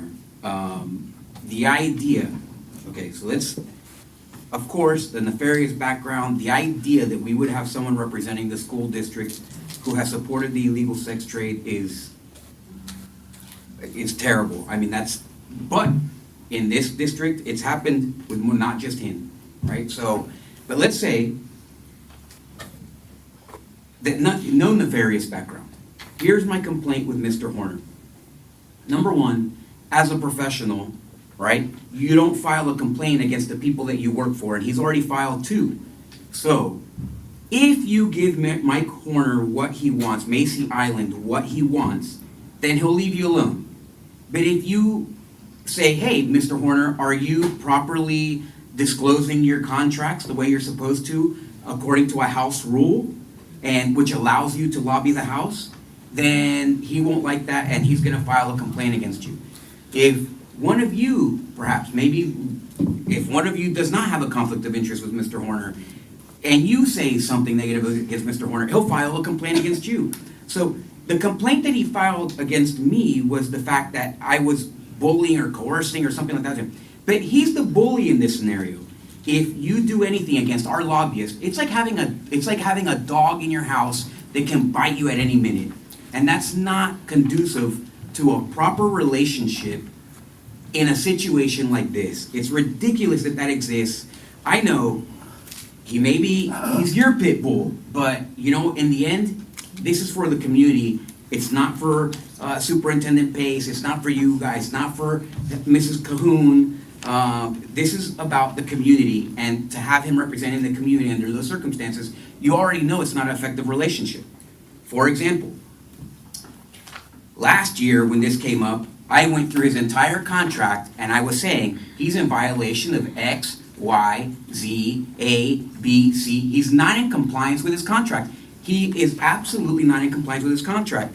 They voted for him, of course, because why? Because obviously he's the guy that gets everyone elected. But here's the problem.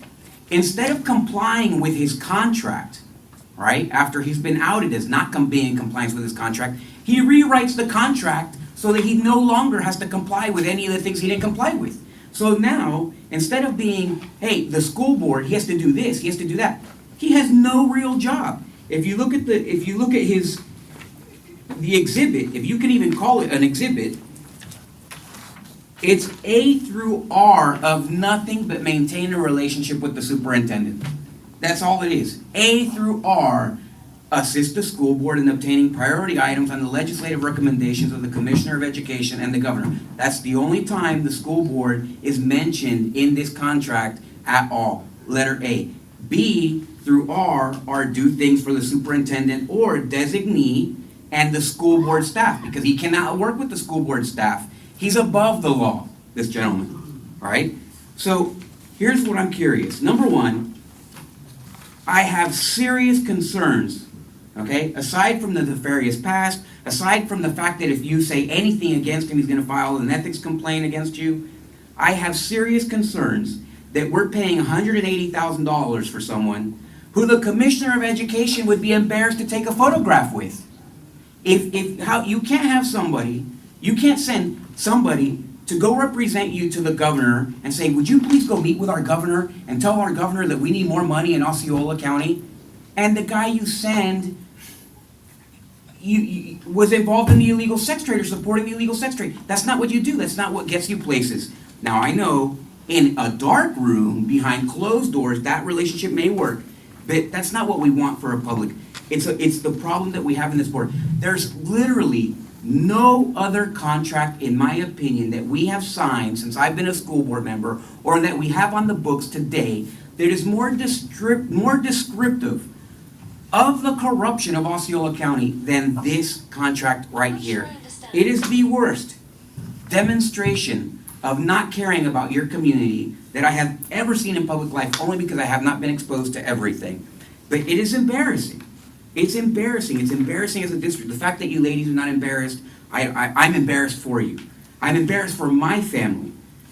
It's one of the reasons I don't put my children in one of your schools, because your judgment is so weak on something so important. We have kids that have come here and complained about sexual harassment and other issues, and this is who we have lobbying on our behalf. It just goes against anyone's conscience who has one. Aside from the fact that he's in compliance with his contract now because he wrote that he doesn't have to do anything. But now, it's redundant, but let me go a little bit further on this. Rutledge is one of the premier lobbying firms, okay? If you're gonna go have something accomplished in Tallahassee, you go to Gray Robinson or you go to Rutledge, okay? Especially in the education world. We have Rutledge. We pay Rutledge $18,000. Mr. Horner, we pay $180,000, okay? Now, so that means for the next 3 years, from what I understand, he's already been paid $180,000 before. So now we're talking about $360,000 to someone who other public officials may not even want to have a picture taken with. Someone who, the last time, and I'm going to repeat this from last year.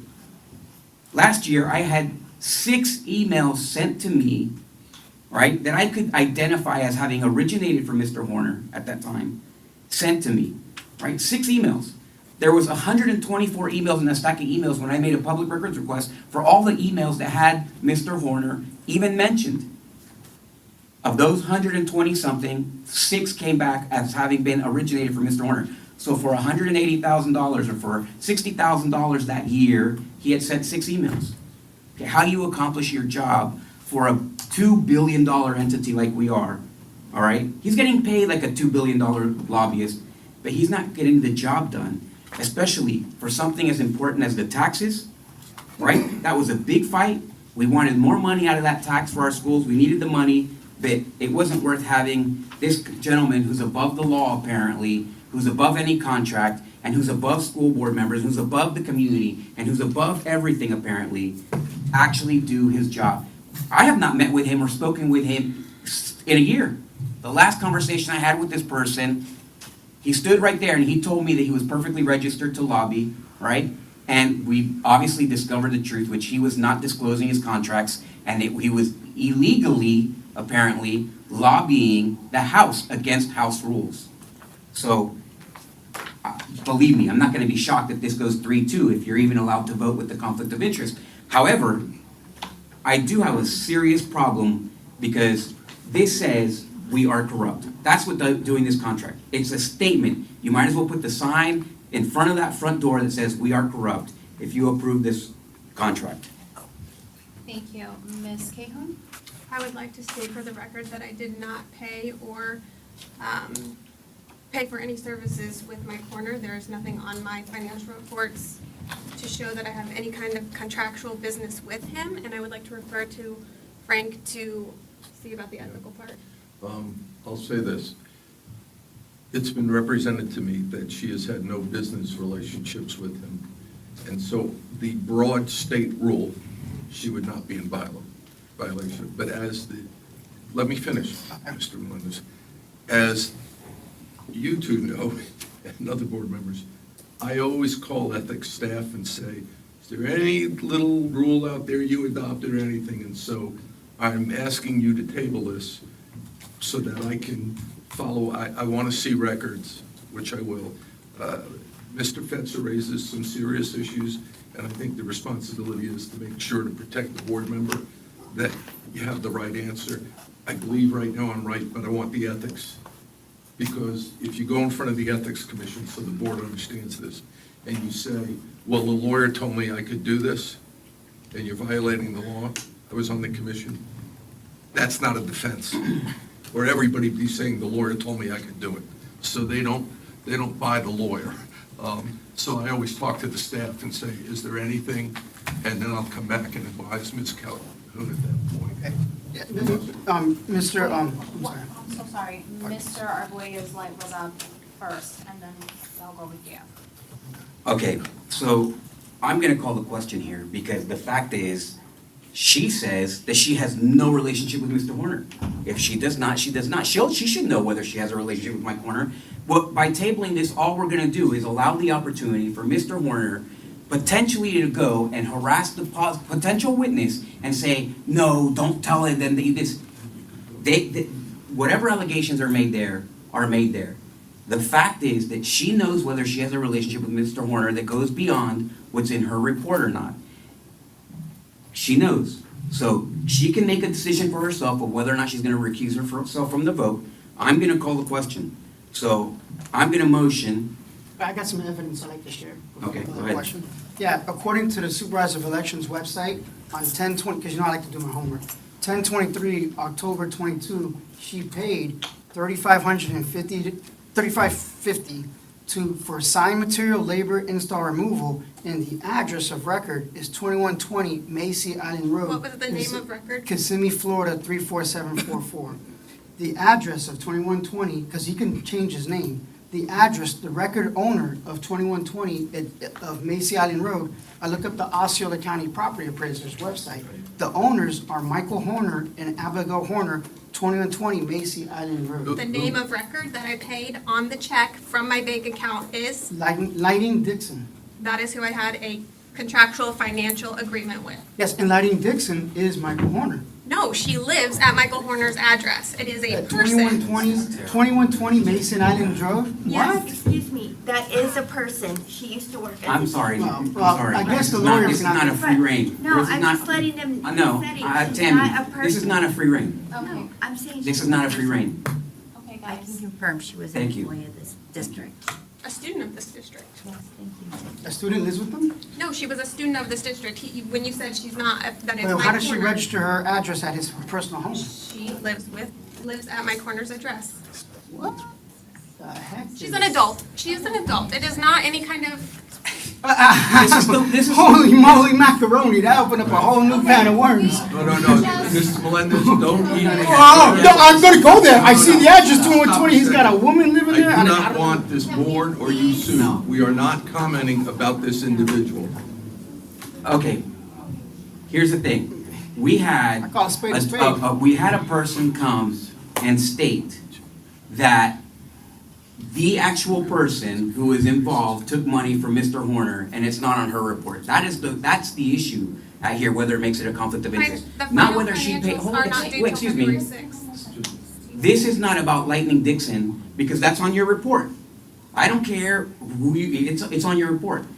The issue is Mr. Fetzer came up here and said, and thank you, Mr. Fetzer, for coming up with this, but Mr. Fetzer came and said that you, okay, that he had a conversation with someone who was carrying your sign. Now, here's why it's of interest of me, is that I stood out there holding signs on Election Day, and Frankie was there in your shirt and your sign there. So I was standing next to her. So I know she's there. So is she on your report? Does Lightning Dixon, does she also live at Mr. Horner's house? So here it is. He came, he said that you had this relationship. It's up to you. It's up to you. You can say, no, fine, there's no relation. I've never met Mike Horner, never heard of the name Mike Horner before, that's fine. But I'm gonna call the question, and here's the thing. It's not just whether you have a conflict of interest. This is a conflict of conscience, in my opinion. Okay? So that's up to you to vote. You vote however you want. But I'm tired of the discussion. If you guys make it clear to the public that you're willing to pay somebody $180,000 who maybe you have conversations with all the time, I don't know, but who has not sent an email, report, or anything to my knowledge because it's not been sent back to me. Even if he was sending the superintendent this information, I have not received it from Mr. Horner. Maybe it's going into my spam box. I know that the district looks in my emails, so maybe that's happening. I don't know. But I have not, there's no correspondence whatsoever from our lobbyist that we pay $180,000 to. I think this is an issue. It's not just, but it also includes an issue to the teachers. This is absolutely horrendous. These are the type of contracts that are sickening to the community that we're paying people for this kind of thing to not have to work. And just my opinion, my humble opinion, this is nothing but a service contract that we use public money to pay some guy to run campaigns like yours and Mrs. Booth's and Mrs. Castillo's, specifically for the purpose of, this is my opinion, this is my opinion. Yes, it is, it's my opinion, okay? My opinion, this is $180,000 as a service fee for someone to run campaigns. You can't have that. And it's evidenced simply by his behavior. If you don't vote against him, I'm sure he's gonna submit another ethics complaint, because that's what he does. He's the bully here. Nobody's intimidating. And Lightning Dixon's not even registered with Sunbiz. There's just too many legal questions. I don't wanna put Heather in a bad predicament. I know John wants to help her vote on it now and trap her. I don't wanna trap a board member. There's too many legal questions. And they have put their lights up, so I'm gonna go ahead and if you would kindly please step down so I can have them Yes, make their comments. Thank you. Ms. Cahoon and then Mrs. Booth. So financials are not due for general election closeout until February 6th. So I have not completed my financials as of right now because they have not been come due yet. So that is why Frankie is not recorded yet. But yes, the payout was made and it will be listed when I close out my financial campaign. With speaking about the Sunbiz thing, I don't think all people that are hired for certain things have to be done through Sunbiz. I hired a student for some of my campaign signs at one point too. He's not run through Sunbiz. He has a small side gig that he does on his own. So I don't think Sunbiz is a qualifier for something like that either. And the reason why I brought that up, because I like to, again, I don't want to put you in a legal predicament. I don't know Lightning Dixon. I actually don't believe you, to be honest with you. And I just be honest. Because I see 2120 Macy Island. I know Mike Corner was involved in your campaign. There's no question about his involvement in your campaign. So I think that is a payment to Mike Corner. So until Lightning Dixon can prove that they're a different entity, I'm under the assumption, under the totality of evidence, that that is Mike Corner. My understanding is Lightning Dixon is the name of the individual. That's a person. It's a person. That is a person. Not a company. That is Yeah. not a company. That is That's a person. What I understood from her, the HR lady. So Hey, you could be using that as a payment for Her brother's voting. name is Rooster. Yeah, you are not the defense attorney here. Yeah, why is Tammy doing You are the human Okay. resources person. You're not the defense attorney. Can we please not turn this into I think you should have control of this meeting. Yeah, Okay. exactly. Please stop talking so that other people can finish their statements. Thank you. Mrs., are you settled? Mrs. Booth? Thank you. I called to deny the call so they can have a say here. I need to defer to Frank. There's too many questions here to make any movement on this, and I think we should just table this as of right now. Second table. Okay, I have a motion to table, item 1506 from Mrs. Booth with a second from Mr. Melendez. Board, all those in favor? Aye. Aye. Opposed, like sign? Aye. Okay, motion passes 4-1. Thank you. I think I said my piece about 1507, but I will call for a vote. Motion approved 1507. That does an excellent job for the school district. I have a motion. I'll second. By Mr. Melendez, a second by Mr. Arguello. Board, all those in favor? Aye. Aye. Anyone opposed? Motion passes. Thank you. Motion passes for 16. 5-0? Is it 5-0? For 1507, yes, 5-0. I don't think anybody abstained. I have a couple of items pulled on the regular agenda, which means we have to go through these one by one. So 1601. Motion approved. Second. Motion by Mr. Melendez, second by Mrs. Booth. Board, all those in favor? Aye. Motion passes. 1602. Motion approved. I have a motion by Mr. Melendez, Second. second by Mrs. Booth. Board, all those in favor? Aye. Aye. Motion passes, guys. Team, I would ask if you're a little louder because I can't hear you if I'm looking at the agenda here. 1603. Motion approved. Second. Motion by Melendez, second by Booth. All those in favor? Aye. Aye. 1604. That's an item that I pulled. There's Oh. there's Sorry, significant I didn't issues. even see that. Thank you. That's okay. There's significant issues with 1604. I'm a little bit older. I was on the school board back in the day, and I know state laws, concurrency have changed, but I used to live in a day where developers used to donate land to the school district. And that was one where we couldn't find a record of when we did the Bronson 120. So we had to end up, paying for it, or we ended up not doing anything with it, actually. But what's happening now is that the developers are changing the terms and asking for impact fee credits for the purchase of land that's supposed to be set aside for development of the school district. And the issue that I have with this one is the fact that they want a $2 million payment. This is a huge development. This is like 6,000 residential units. The impact fee for residential units, at least like 9 or 10 grand. The amount of money we're gonna collect is ginormous. I take offense, or I don't know, this is a strong word, that's been overused today. I don't like the fact that the developer is asking us to pay $2 million in cash payments when they're gonna owe us more money in impact fees. What we should do is just give them an impact fee credit to reduce the amount of money they owe. Because what that signals to me, because I'm very financially astute, I may not be an expert, but I'm in the real estate business too, because it sounds like we're giving them $2 million in liquid cash, so then they can use that to leverage to finish the development. Well, if you don't have the money to do the development, you shouldn't be developing. You shouldn't be using the school district's $2 million to go on to another phase. And the school district technically should get paid the other way around. The school district gets paid for developing all those 6,000 houses, times 10,000 each. That's at least $6 million. We're owed the bill. So we should reduce the amount of impact fee credit that they pay us. We should never have to pay them and then do a reduction later. It's counterintuitive. Like Mr. Argoyo owes me $1,000, and I'm like, I'm gonna pay you $200 and then you owe me $800 later. No, you reduce the whole thing to the amount of money that we have. Then and I spoke to Frank about that too. He can talk about the language, because I think our language is a little bit ambiguous where, okay, we're giving people the option. Well, we shouldn't be giving people the option, of a cash payout or a reduction in impact fee credits. It should be just reduction in impact fee credits, because that's money they owe us. We're entitled to pay, not the other way around. And then the other thing that I have too, that's a fundamental problem that developers are getting away with, is these developers are buying this land at zoned agricultural. They put a couple of cows on there, and next thing you know, they're paying $100,000 an acre for the property.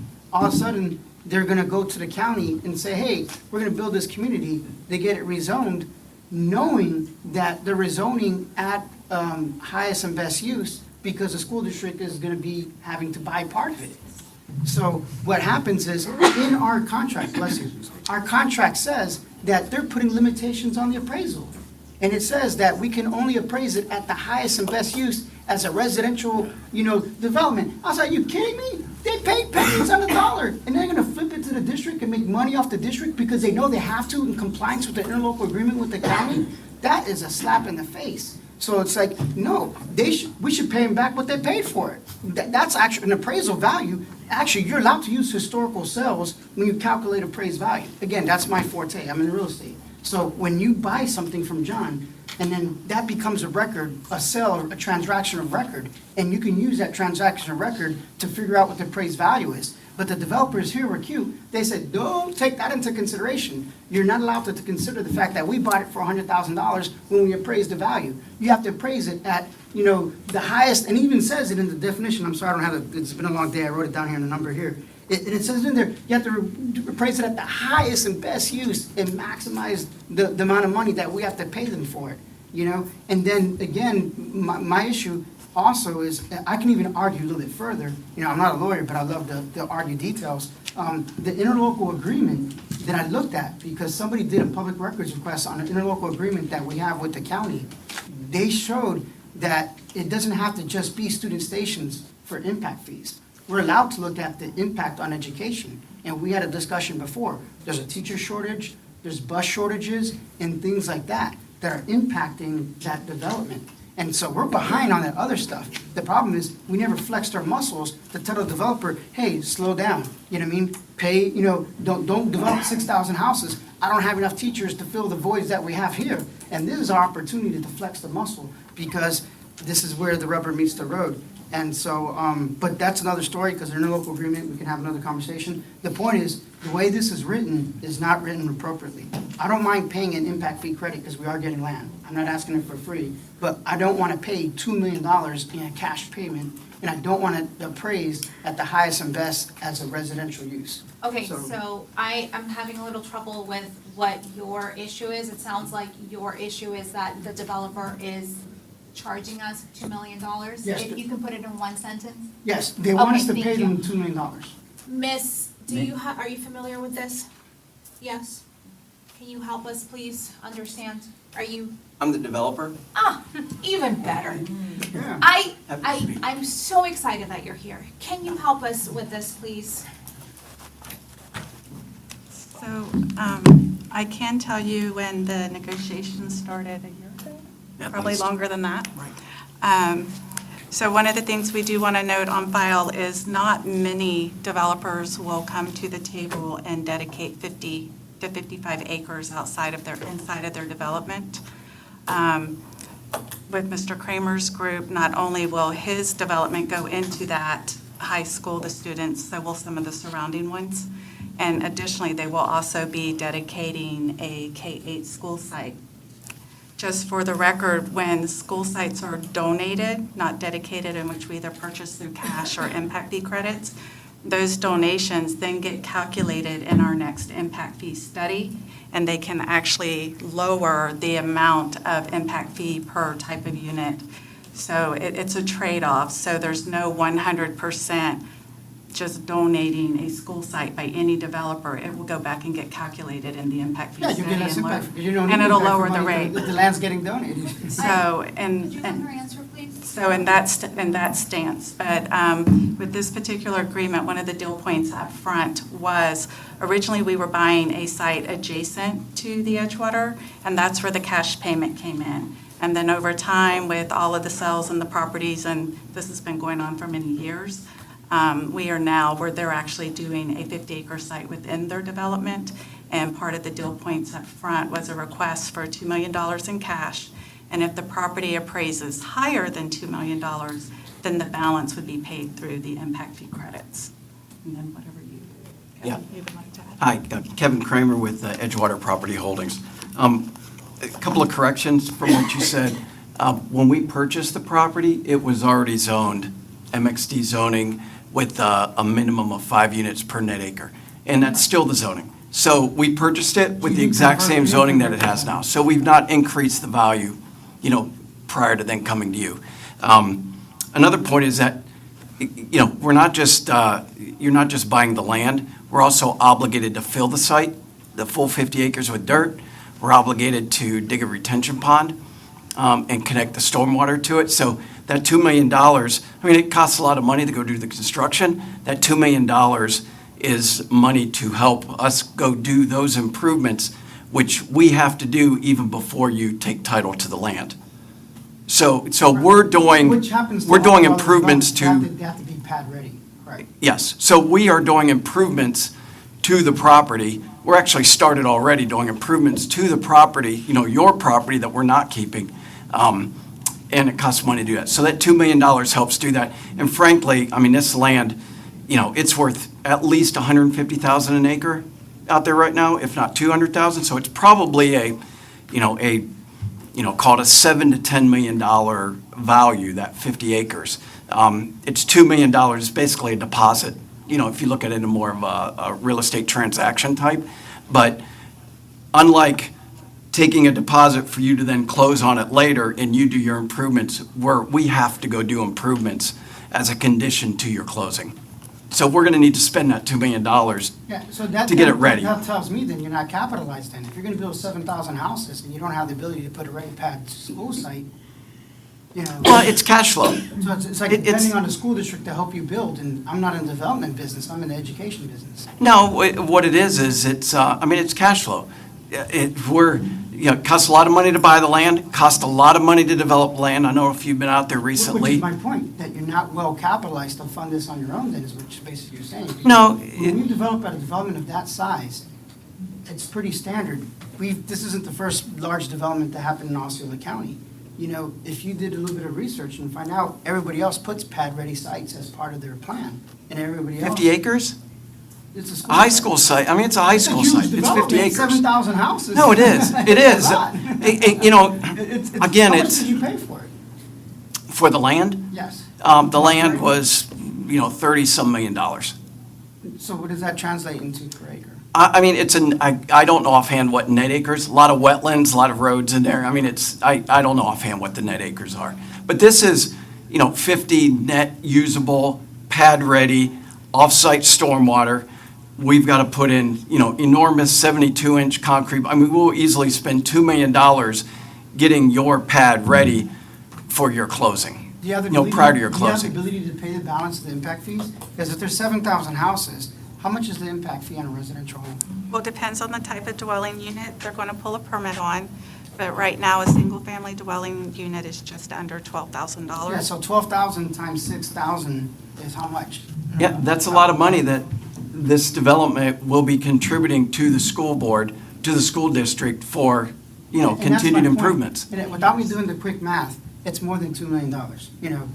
12,000 Right. multiplied by 6,900,000 is more than 12,000 that you would have to pay. Let's say you didn't even donate a school site. You would have to pay us those impact fees in order to develop. So what I'm saying is, well, we'll just give you a credit. Instead of you paying the whole $7 million, or whatever that amount is, we'll just reduce it by the amount of money that we're going to be occupying for the school. I don't know that I follow the logic of Okay. that we owe you Yeah, this there's money. impact. Yes, okay, well, let me follow the logic. There's a thing called an impact fee. I'm very aware of impact Okay, fees well, and that's how what they're I'm calculated and what they're used When you for. build houses, you have to pay an impact fee. Yes. So if we weren't building a school site and you just built all these houses, you would owe us that impact fee. On a permit-by-permit basis, Yes. on each home, over time, over 10, 15 years as it Depending takes on to how build fast. out Yeah, the development Phase 1, phase 2. versus sinking the money in right now to, to do the improvements immediately.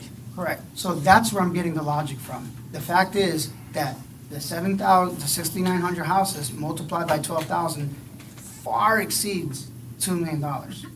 So that's money that you would owe us eventually, whether it's in phase 1, phase 2, phase 3.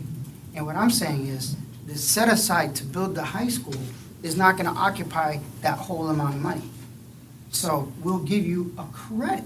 So instead of you paying us the full $7 million for the entire impact fees for developing the whole entire thing, and I just made up a number, I didn't do the math that fast, 6,900 times 12,000, whatever that is, next time I'm gonna do it, I'm actually doing a calculation to give you an exact number. The point is that you're gonna owe us that money eventually, whether it's in phase 1, phase 2, phase 3. Or 15 years from now. I don't think you're gonna wait. I'm just saying, when all the homes are built, I mean, all the years it takes to build out those homes. It's per permit, right? Per So it's permit. Per permit, Right. exactly, So if you do per 30 at a permit. time, you're gonna put 30 at a time. Exactly. Takes Correct. years. Exactly. And so what I'm saying is, I'd rather just do the difference in an impact fee credit and saying, hey, instead of, us Well, paying you, the- then you paying us back, just don't ever us pay you at first. Let me just reduce the bill that you owe Well, us every time you bill. the deal is how the agreement reads is, there's a closing 4 months, 5 months from now. Something like, there's months from now, 5 months from now, roughly, there's a land closing. You take title to the property and for $2 million cash. And when you take title to that property, yeah, if the right, assuming, for the whole appraisal process, you take title of the property, you own the 50 acres for $2 million. I mean, that's basically stealing the land at that price. It really is. Go look at the appraisals. You're in the real estate business. That for $2 million, you take title to the property and you own it. We're continuing to spend money to make it pad ready, build a pond, build the pipes to serve it, not the road, the telecom, the water, the sewer, all those things we've put in the ground to serve it.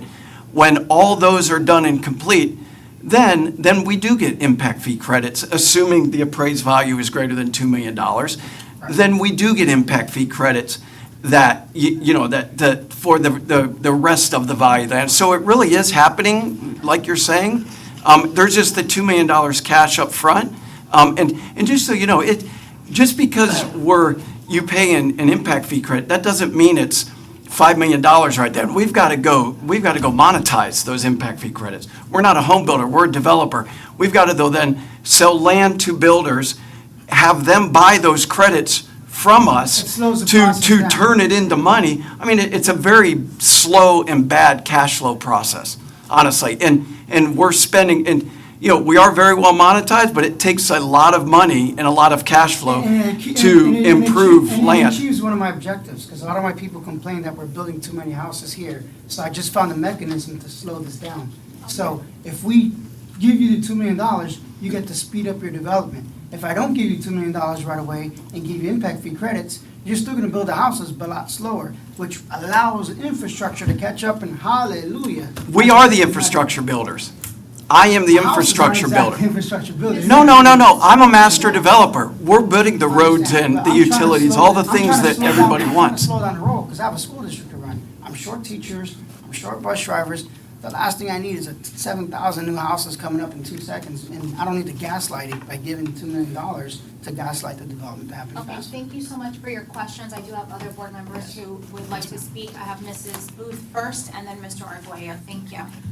I just first want to say thank you to Mr. Clinch and for you being here tonight, and for you as well, Ms. Blake. I spent before this meeting multiple hours with you, I think maybe almost 3 hours in a meeting answering each one of the questions under these items, and I would like proper input as well. But I appreciate your work, and thank you for putting forth all of that effort into educating me as a new member as well, and understanding the impact of what's happening, and that we need more student stations in our schools to help less overcrowd our classrooms and to help with safety. And so with that, I motion to approve this item here. Thank you, Ms. Arguello. 1 second. I have a motion by Mrs. Booth. Do I have a second? Second by Mrs. Cahoon, with an additional comment by Mr. Arguello, and then we will take a vote. Mr. Arguello? Are you able to do this development without the $2 million? Or would this $2 million kill the development? So I would say it would make doing these improvements very difficult. It would make doing the improvements needed for this agreement very difficult. Well, but difficult is relative, right? Something that's difficult for a soldier in Afghanistan, something that's difficult for a developer here to make this big deal happen, is two different worlds. I'm asking you if you're able to do it without the $2 million, or if it will kill this development. We need the $2 million cash to do the development and keep the cash flow as predicted. It's a cash flow issue. I know it really is. I wouldn't even sweat it, because you're gonna get 3 votes no matter what. I'm just asking because the public should know. No, I'm just saying that, you guys, I mean, you guys approve lots of large construction jobs. So it's not always a budget, bottom line, it's cash flow. Yeah. It's cash flow to accomplish it and have the cash to take care of the steps as you work through the process. So it is very necessary in the cash flow to front all of these improvements that are required to be done before you take title to the land. Otherwise, you would have to take money out of your actual own pocket and do it, right? If we don't front the money, then you would have to take money out of your guys' pocket. Or get a loan, or go get a loan to do it. Absolutely. Or go get a loan and pay an interest rate to do that, so yes. So we're basically here's, helping the hold on. So here's the thing. I'm not offended by this, okay? And I don't want you to feel like I'm offended by the process. This is how business. You're not the first one to come in here with the arrangement, right? So the problem is that if you come here at 5, you came to this meeting at 5:30, right? Yes. If you would have driven in any direction at that time and tried to go home, had you lived where you're going to build homes, it would have taken you an hour to get there. And you would be mad as hell. You'd be coming here the following week saying, you know what, I hope that you don't build another house without the roads because of whatever X, Y, and Z, right? I'm very glad you said that. You're going to build a county road down We there, are. or widen We just did. 192 and so on, right? I just built a 2 miles of 4-lane road before a single home started. Yeah, so. We that- have. that- We've done what everybody says, which is build the infrastructure before the homes. It's exactly what we're doing. I think that's the best approach, like for this situation, just because of the tolerance for development here right now, not because of your fault, or that you are not Understood. doing a tremendous job at this, or you've actually built a road and et cetera, et cetera. But just because for decades, we've suffered through negative deals and we've all paid, and there has not been a single person who's elected who's willing to say no to anyone who walks up to that mic saying, give me $2 million. And so, he's actually coming here and saying, I'm gonna be the guy that says no, even though it makes him look bad, you're gonna come and you're gonna write a big campaign contribution against him, all, et cetera, et cetera, et cetera. All right, he's still saying no, which is what the people who are sitting behind you, the people who are watching at home, is what they're asking us to do. All right, you're still gonna get the votes. I invite you to drive out there, if you haven't already, and look at the beautiful 2 miles of 4-lane road, beautiful landscaping, and your school site sits just to the right as you're coming down. And the road's built. I'll be honest with with you. utilities in the ground. I would spend the hour to get there, all right? Okay. So, but But it's there. Again, I'm gonna repeat this over and over again today. I truly appreciate your composed responses under heated questions. Yeah, and it's not necessarily you. You can ask whatever you want. It's the rest of the board that gives it to you. You know, what I mean, so my issue isn't with you. You're a developer. Your job is to make money and build as many houses as possible. It's my job in the government is to take care of the people, make sure, because it's not just. Understood. Because I appreciate what you did with the road infrastructure, but I got a teacher infrastructure problem. I don't have enough teachers. So now when that school gets built, I don't have enough teachers to fill it. I don't have enough bus drivers. I can't even find bus drivers to fill it. You can't even So get the kids it's- there. It's creating other infrastructure that is not you. It has nothing to do with you. My wife's an English teacher. Okay, feel I your did pain. say that we have a motion and a second, and I allowed Mr. Arguello to make the comment because his light was already up. But Mr. Melendez, unfortunately yours was not, so I'm going to ask that we take a vote, please. So, motion, second, vote, all those in favor? Aye. Opposed, like sign? Aye. Okay. Thank you. 15.15? 16.05. 16:05, that is where we are. Okay. Sure, I have no issues. Motion to approve. Second. Okay, I have a motion by Mrs. Booth, second by Mr. Melendez. For all those in favor? Aye. Aye, opposed, like sign. Thank you. 16:06. Motion to approve. Second. Motion by Mrs. Booth, second by Miss Cahoon. For all those in favor? Aye. Aye. 16:07. 16.07. Motion by Mrs. Booth, second by Miss, no one, second, okay. Second by Miss Cahoon. For all those in favor? Aye. Aye. 16.08. Motion approved. Motion by Mr. Melendez, second by Mrs. Booth. For all those in favor? Aye. Aye. Thank you. 16.09. Motion approved. I'm sorry. Motion by Mrs. Cahoon, second by Mr. Melendez. For all those in favor? Aye. Aye. 16.10. Motion approved. Second. Motion Melendez, second Booth. For all those in favor? Aye. Aye. 16.11. Motion to approve. Second. Motion by Miss Cahoon, second by Mrs. Booth. For all those in favor? Aye. Aye. Aye. 4, 1 abstain. 16.12. Motion to approve. Second. Motion Cahoon, second Melendez. All those in favor? Aye. Aye. 4, 1 abstain. 16.13. Motion to approve. Second. Motion Booth, second Melendez. For all those in favor? Aye. Aye. 4, 1 abstention. 16.14. Motion approved. Second. Melendez, second by Cahoon. For all those in favor? Aye. 4, 1 abstention, and who pulled 16.15? John pulled all the rest. Yeah, probably three. 16. I think he's using the restroom.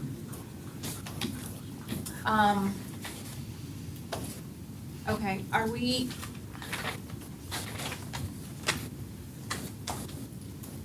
I'm sorry, I'm gonna take a vote. 16.15. Motion to approve. I have a, Cahoon, Melendez, 4 all those in favor? Aye. Aye, 1 abstention. 16. Motion to approve. Second. Okay, all those in favor? Aye. Aye, 1 abstention. 16. Motion to approve. Second. Cahoon, Discussion? Booth with 1 discussion. Was that you? I'm sorry, did you pull this one? Oh. No, I didn't pull it, I just had discussion. Okay, go ahead. On, I think, is Sharma still here? Yes. From construction? Is there anything that changed in this 5-year work plan from the last? I only care about the delta, because I know it's been a long, I don't need to go over the whole 5-year work plan. Is there anything different from the prior 5-year work plan? It's more of a rounder question, Mr. Melendez. Okay. I'm sorry, I just, sorry. So the 5-year work plan before you is the 5-year work plan that you approved with Sarah in September.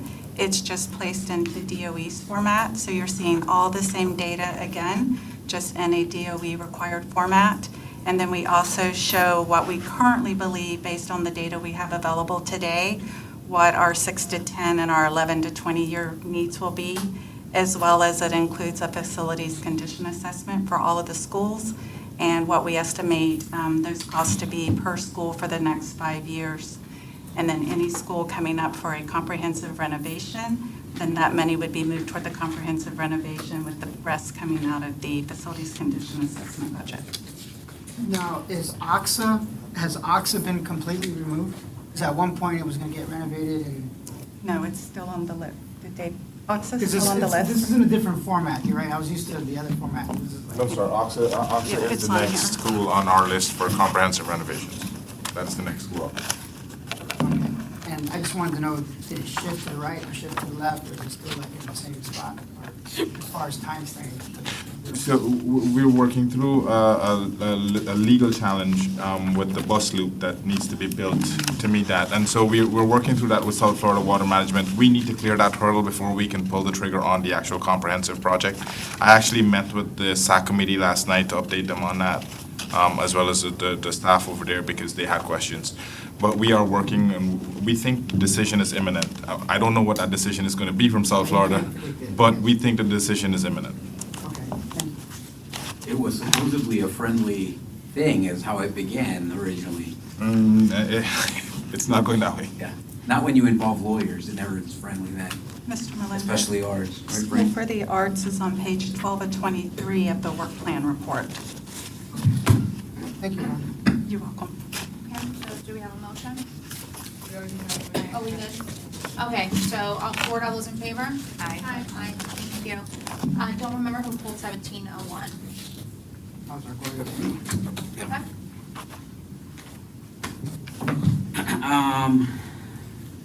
Yeah, so I'm just wondering, if we have the opportunities, we're gonna name mascots and we're gonna do colors for schools in general.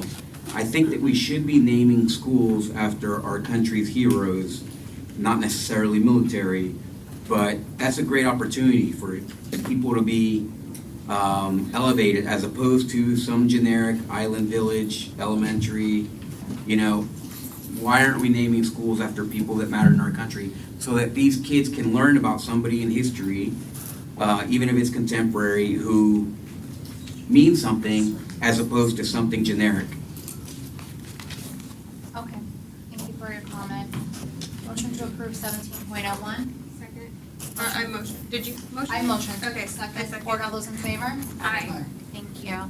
17.02. Dr. Pace?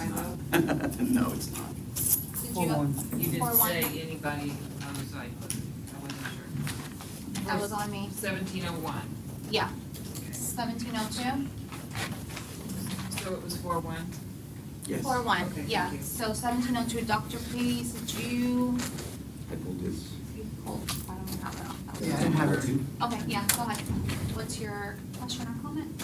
Yeah, again, we're gonna pay $36,000 a year, $37,710, which is almost, right, another teacher's salary. So that, I thought, according to you especially, we have the greatest superintendent in the world. In the galaxy. country, In the and I said country. she was in the running, I didn't say Oh, she was okay. the best. But Okay. thank you, I know you put that on Facebook. Yeah, and thanks for watching. Yeah, And, Come on, Ms. Rodriguez. Want to make sure you have your, your likes up. It's Thanks. important to you. Thanks. My algorithm appreciates it. I know. Please make your point, Mr. So, Rodriguez. so here we are, we're paying, $30-something thousand a year so that we can teach ourselves what? I mean, I would rather spend $36,000 on PD for our teachers to send them somewhere and be better teachers, because that's really who matters at the district. It's not about sending people on vacations, and that's my opinion. A lot of these is exactly that. Is this, a grant again? Or is this general funds? This is a part of, I believe, Title IV will come out of our PD funds, and does not involve any travel. They come to us, or we do things virtually. I hope we're not paying $36,000 for them to come to us virtually. They were just here in person last week, working with our leadership pipeline and the Wallace Foundation. So maybe we should put the person who's teaching this or the people who are teaching this in the running for superintendent. I make a motion to approve this item. Second. Motion by Ms. Cahum, second by Mrs. Booth. Board, all those in favor? Aye. Aye. Opposed, like sign? Aye. Thank you. Okay, so now we're open for public comments. I will start with Colleen. She's not here, she left. Okay, David Latour.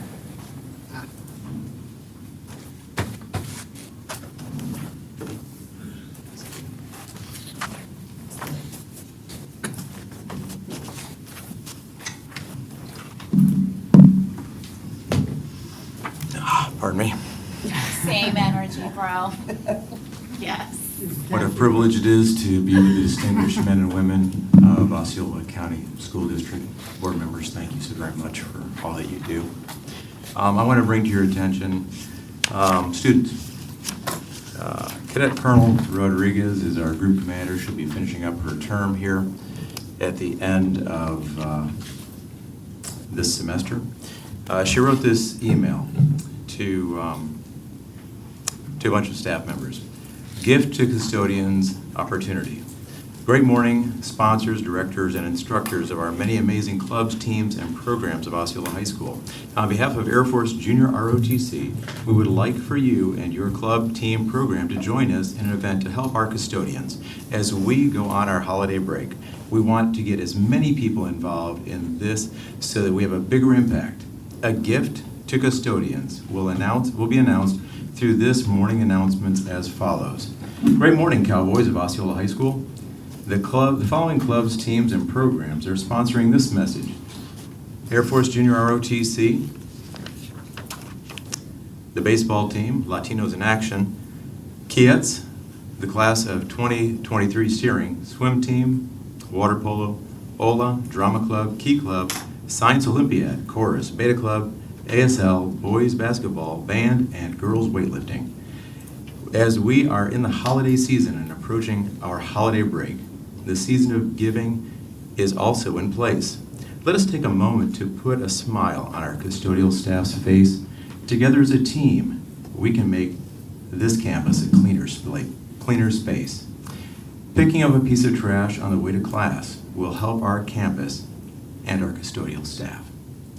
Ladies and gentlemen, we have a problem that our behavior for young men and women, they do not know how to pick up trash. They don't know how to put their trash away. This goes beyond academics. This is something that our community wants. Young men and women to be able to know that a trash can is something you put your trash in. That it isn't the job of the custodians to pick up their trash. It's the job of the custodians to make sure their bathrooms have toilet paper, that they have soap in the soap dispensers, that they have paper towels. And I can tell you, they struggle in my class, in my building, to get those items in there because they spend time picking up trash. I think there's a misunderstanding by our young men and women that the job of the custodians isn't that. And ROTC is doing everything they can in their power. And I am so thankful for the sponsors of all these other programs that are going to join us, hopefully the next 3 days, so that our custodians don't have to pick up a piece of trash for the next 3 days. I think it's an obligation to us as a community to teach by example. And the faculty Administrators and everybody should be picking up trash all day long so that we can set the example as the adults of how we expect them to behave in the future. Thank you, Sorry Mr. about my Rivera. time. Yes. Thank you so very much. Thank you so much. Luis Rivera?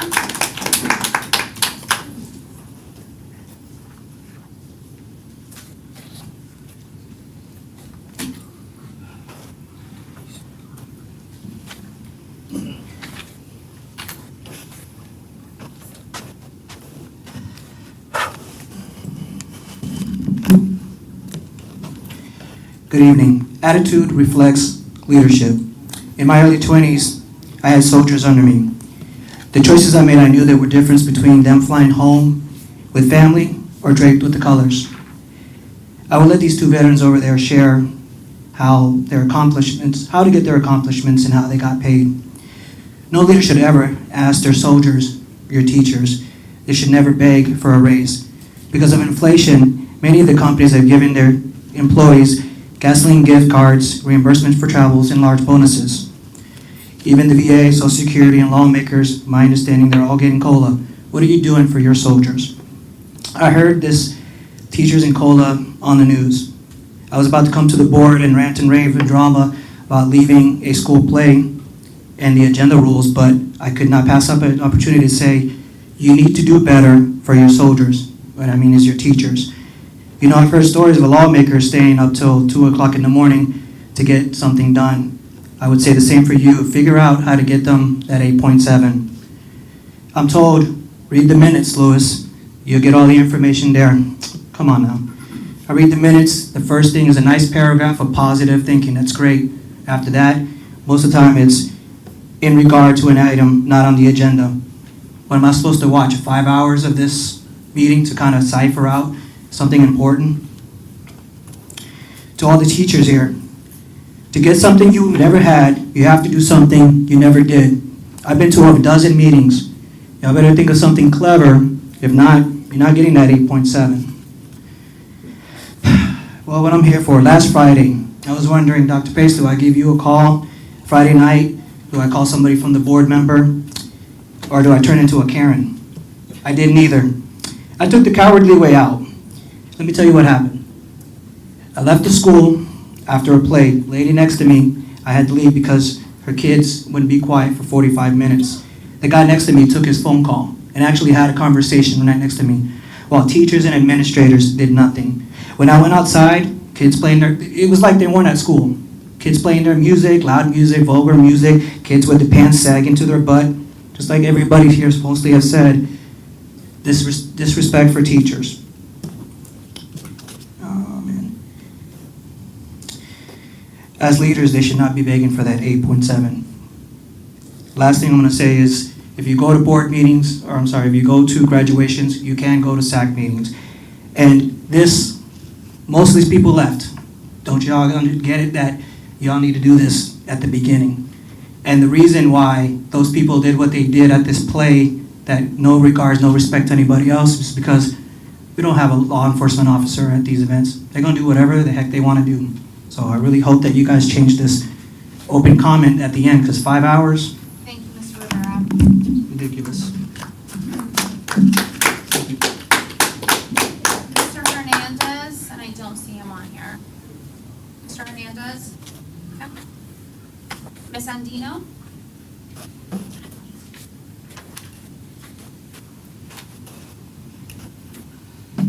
Good evening, ladies and gentlemen.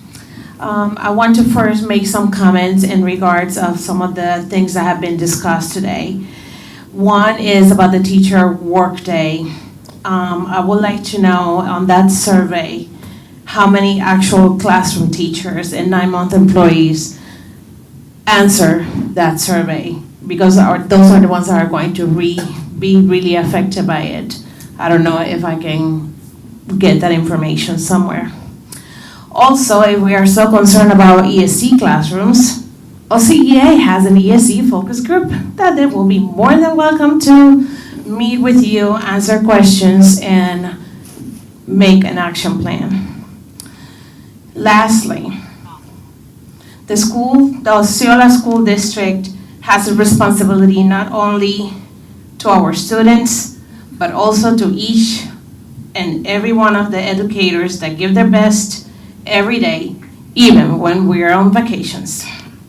As a board, you have an obligation with your constituents to retain educators of excellence. For that to happen, we require the respect that we deserve. Osceola County right now has an opportunity to make history in Central Florida and the education system. As a board, you have the fiscal responsibility to provide to our educators for that 8.7% cost of living adjustment that we presented at the bargaining table. Let's work together, not against each other, for the benefit of all. Because remember that retention requires respect. Have a good evening.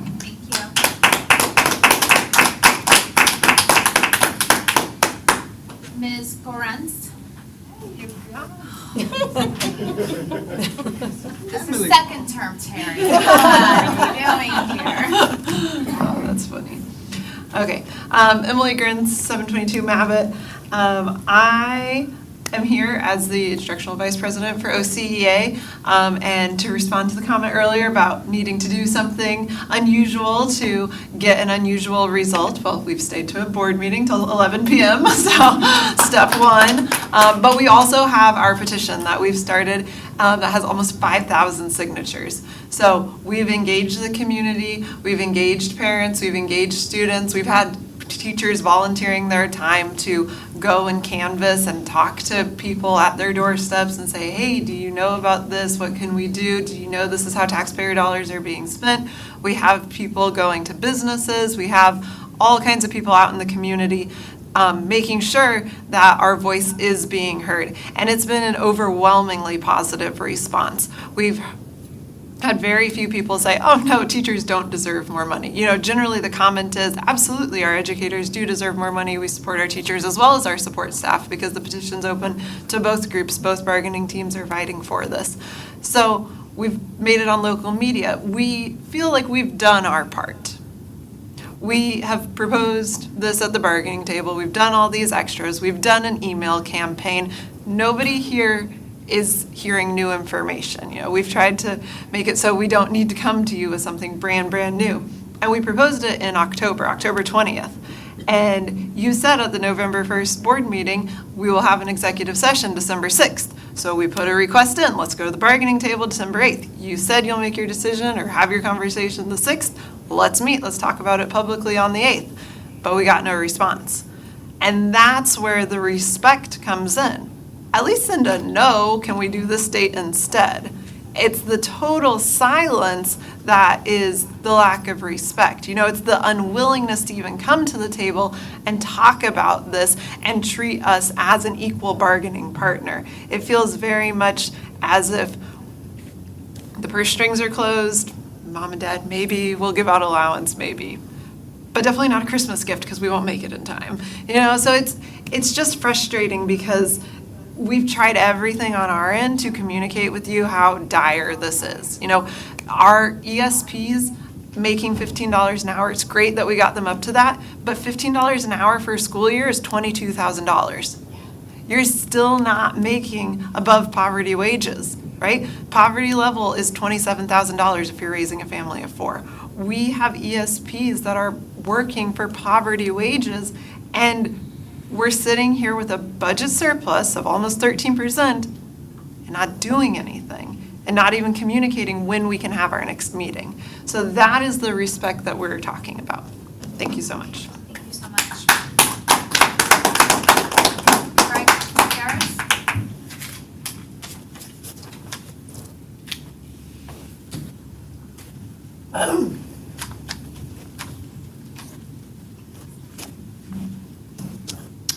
Greg Garris, Lake Harry Drive in St. Cloud, Florida. I have I prepared a statement for tonight. I don't think I'm going to use it. You know, before I was ever a teacher, I worked in a very challenging environment to hire and recruit and develop good teams. So I have a little bit of knowledge of what it takes.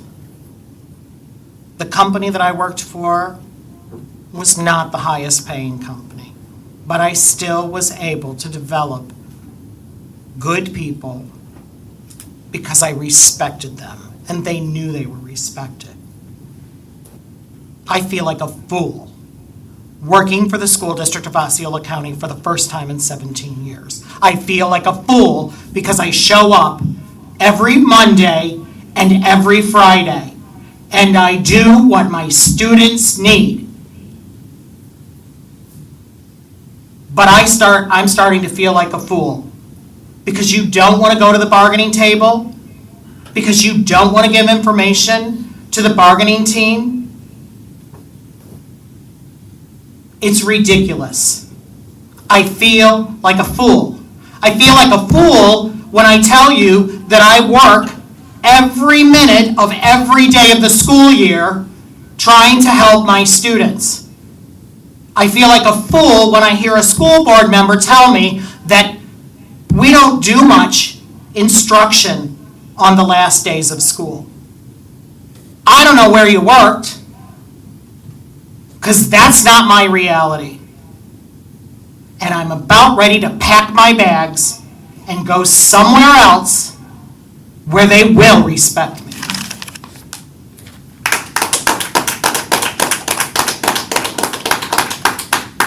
Thank you, Mr. Garris. Question regarding the bargaining conversation. When are we going to get back to?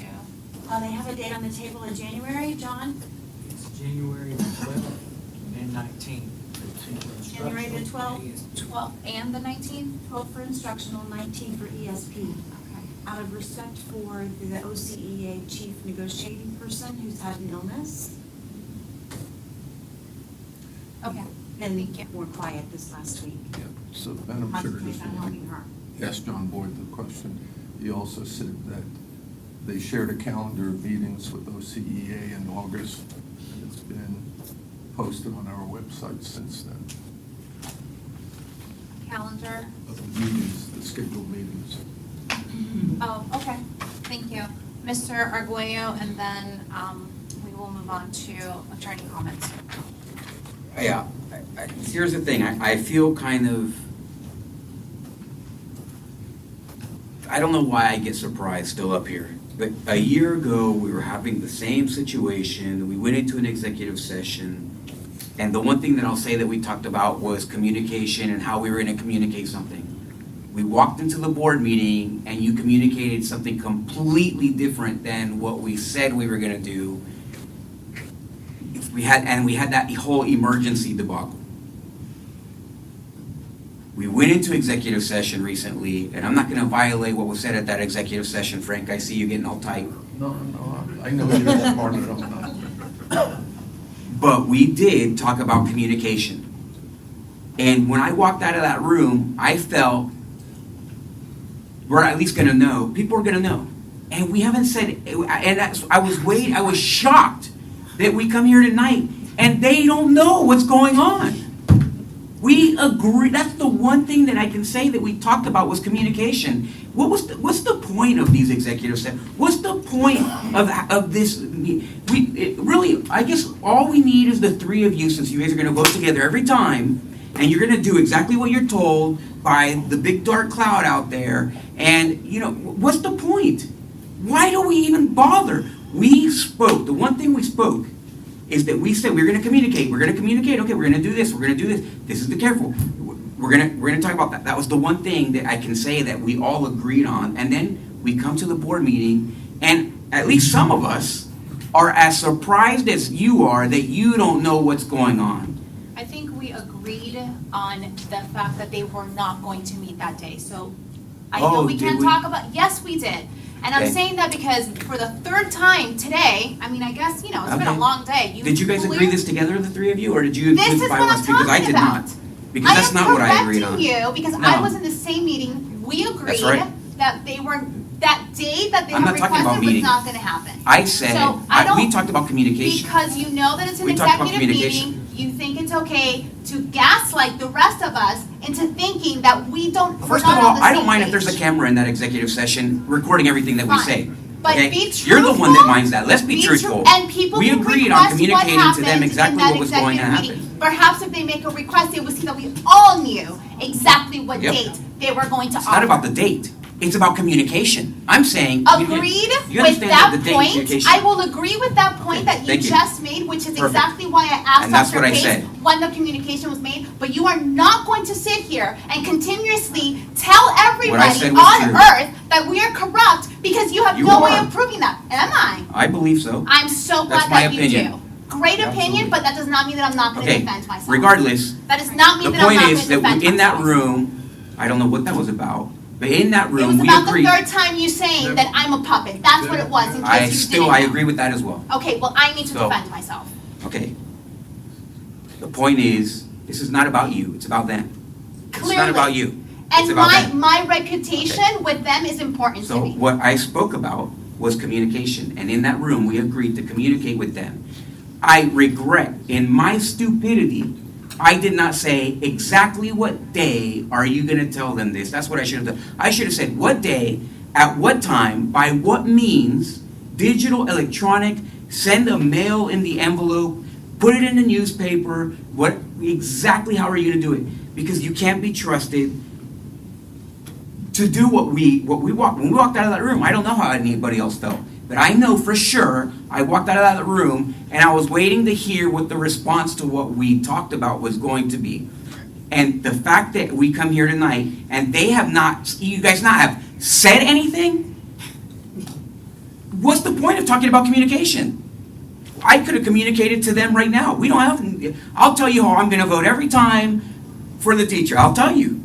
I think I've already said it in public, even before that, afterwards, whatever. They should be at 70 grand. Okay, there's no surprise to anybody, but we did agree, and I held my tongue, and I didn't open my mouth. Executive session, I didn't say what you said, what I said, what he said. I didn't say any of that, because we agreed that we were going to communicate, and then we come here, and there's no communication. I mean, it's ridiculous. That's what's ridiculous. Surprise, surprise. I do want to agree in the fact that I don't think, and I hope I'm not speaking out, we did not ask when this would be communicated. We That didn't. was going, that is on our part then, that we did not Yep. clarify that. Because I am too a little surprised that this wasn't discussed yet. So, I mean, I know, I'm pretty sure, as Ms. Castillo said, we did agree it was not going to happen December 8th, but we did not ask when it was going to happen. So I think we can all agree with that and just know moving forward, we need to clarify in questioning that to be sure our teachers and our union and our bargaining know what we've discussed. I won't make the same mistake again, don't worry. For the record, Madam Chair, OCEA's chief negotiator for their instructional unit has been out due to a personal situation, and I was respecting her situation, and I have a meeting in the morning with Mr. Allen, the president. I understand that, and we're gonna let our attorney make his comments. What I would encourage Dr. Pace and your team is, I remember 2 years ago when we had a different board and we welcomed 2 new board members, that I freaked out, and I think it's somewhere on Facebook, when I said, if we do not trust each other, we are going to be a terrible performing team. And I remember people laughing at me saying, look at her have a nervous breakdown. Look how emotional she is. This one right here, right? I remember that day.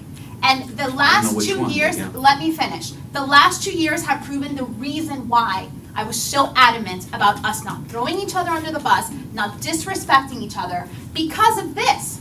What happened in that room, I know for a fact, was not because you guys were trying to hide information. I know that. But because we can't trust each other, I'm gonna ask you to dot every single I, even the ones that are invisible, because if you don't, this is what's gonna happen. The trust is gonna be broken, even if you have positive intent, which I know you do, which I know John does. It's not, we have 2 years of communication that we do not care. And every time we don't dot our I's 14,000 times, even if that takes an extra step, the narrative continues. So our bad for not asking exactly what date that was gonna happen, but I'm going to beg of you, over communicate. dot every single I, because the trust is the problem.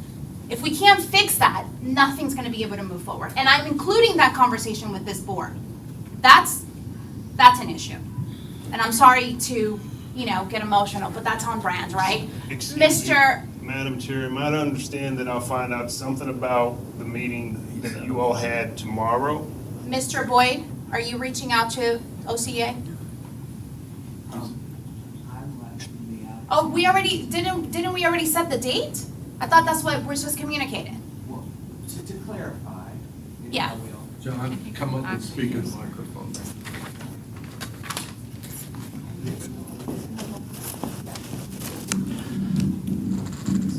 Some of the things that I'm about to say, I know people behind me may not like, and some people in front of me may not like either. Just tell the truth, John. Historically, we do not schedule bargaining meetings in December because it's a short week. Okay. And we want people to be able to focus on closing the semester and enjoying the holidays. I intentionally, after our executive session, did not communicate a specific date because in August, I had already sent a calendar of meetings that included one that begins January 12th.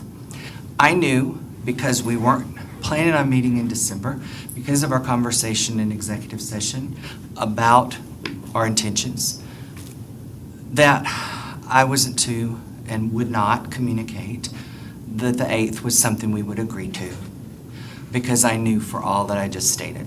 I also knew I already had guaranteed the dates that are in January.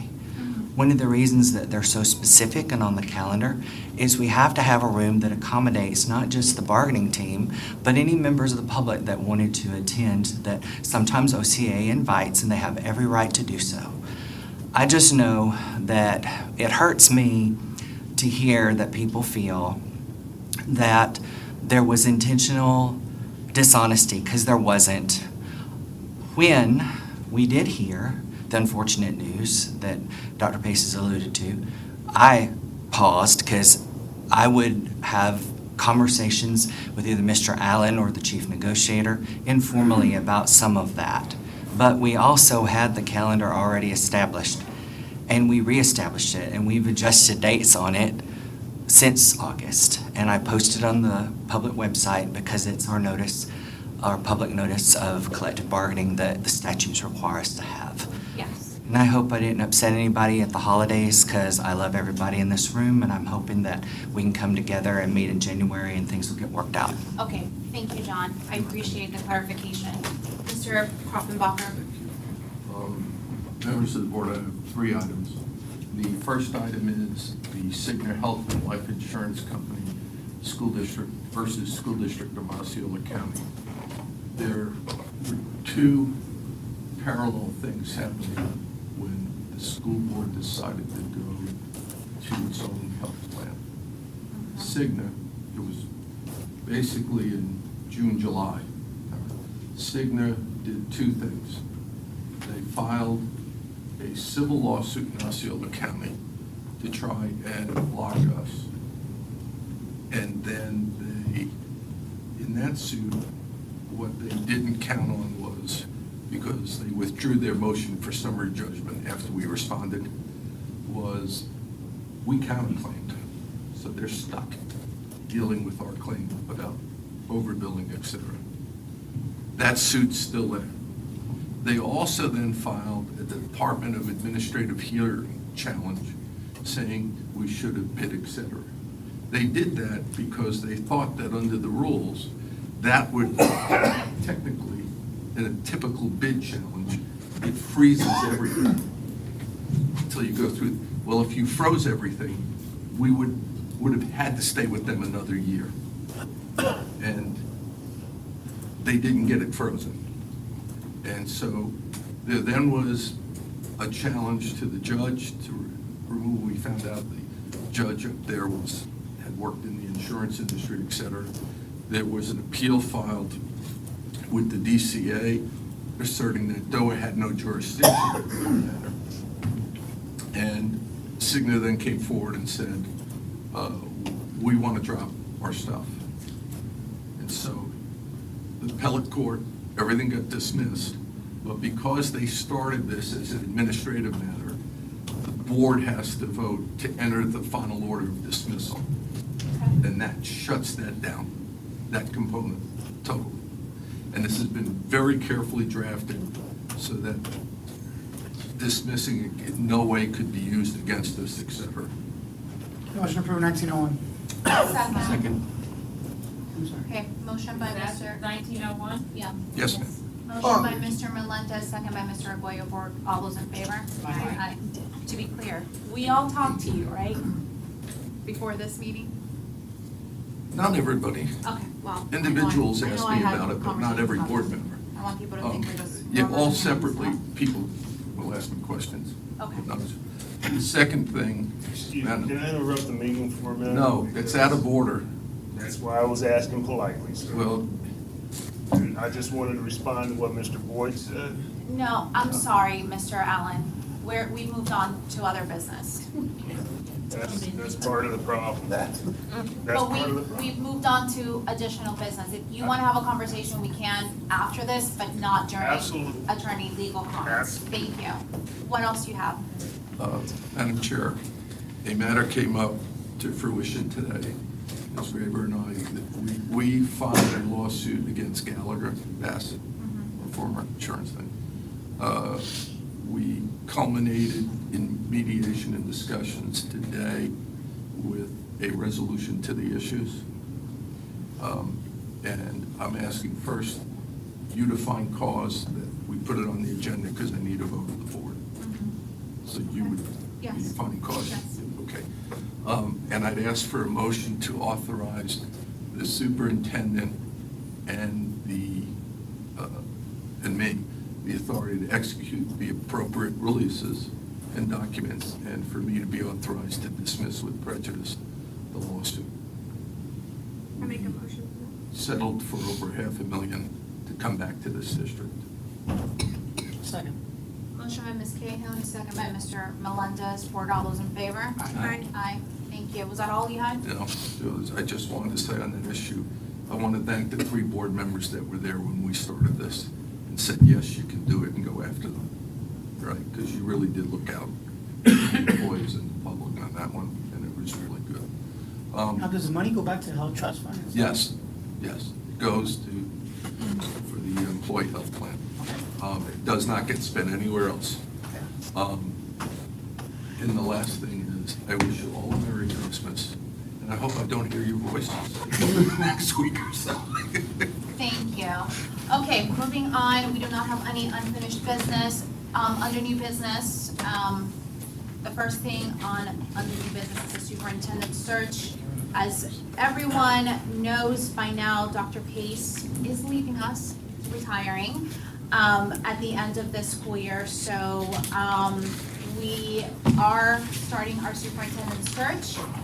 I know that I am in favor of having FSBA at the very least tell us what that looks like. It is not a job interview. It is a very specific process, and I know that we need assistance in doing that.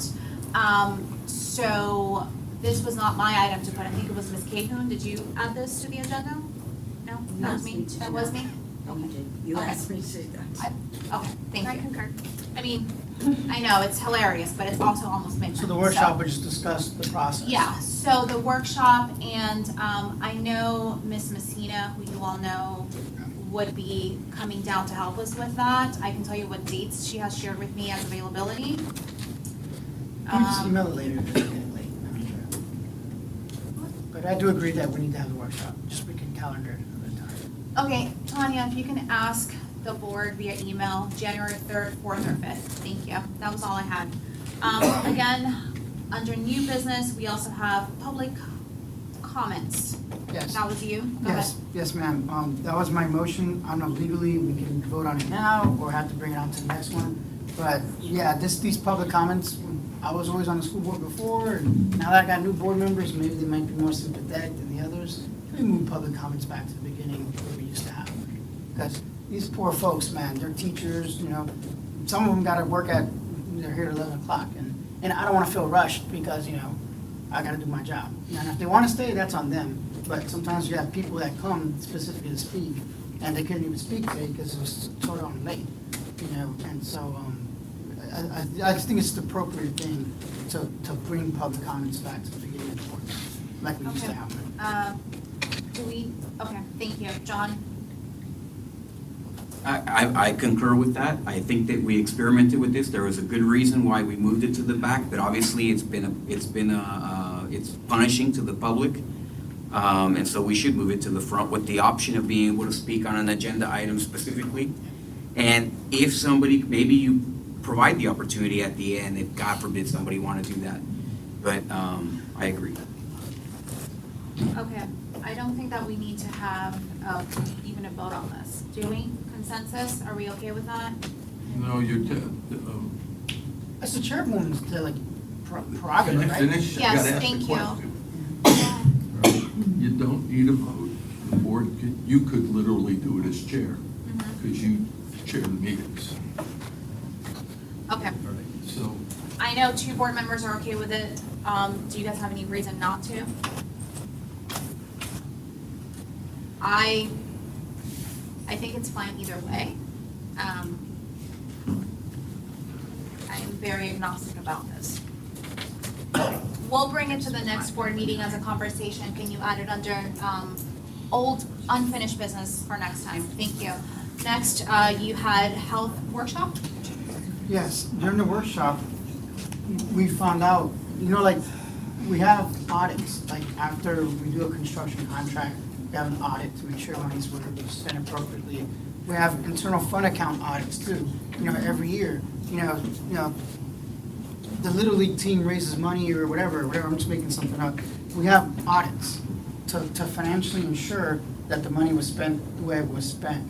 And the healthcare trust fund is a lot of money.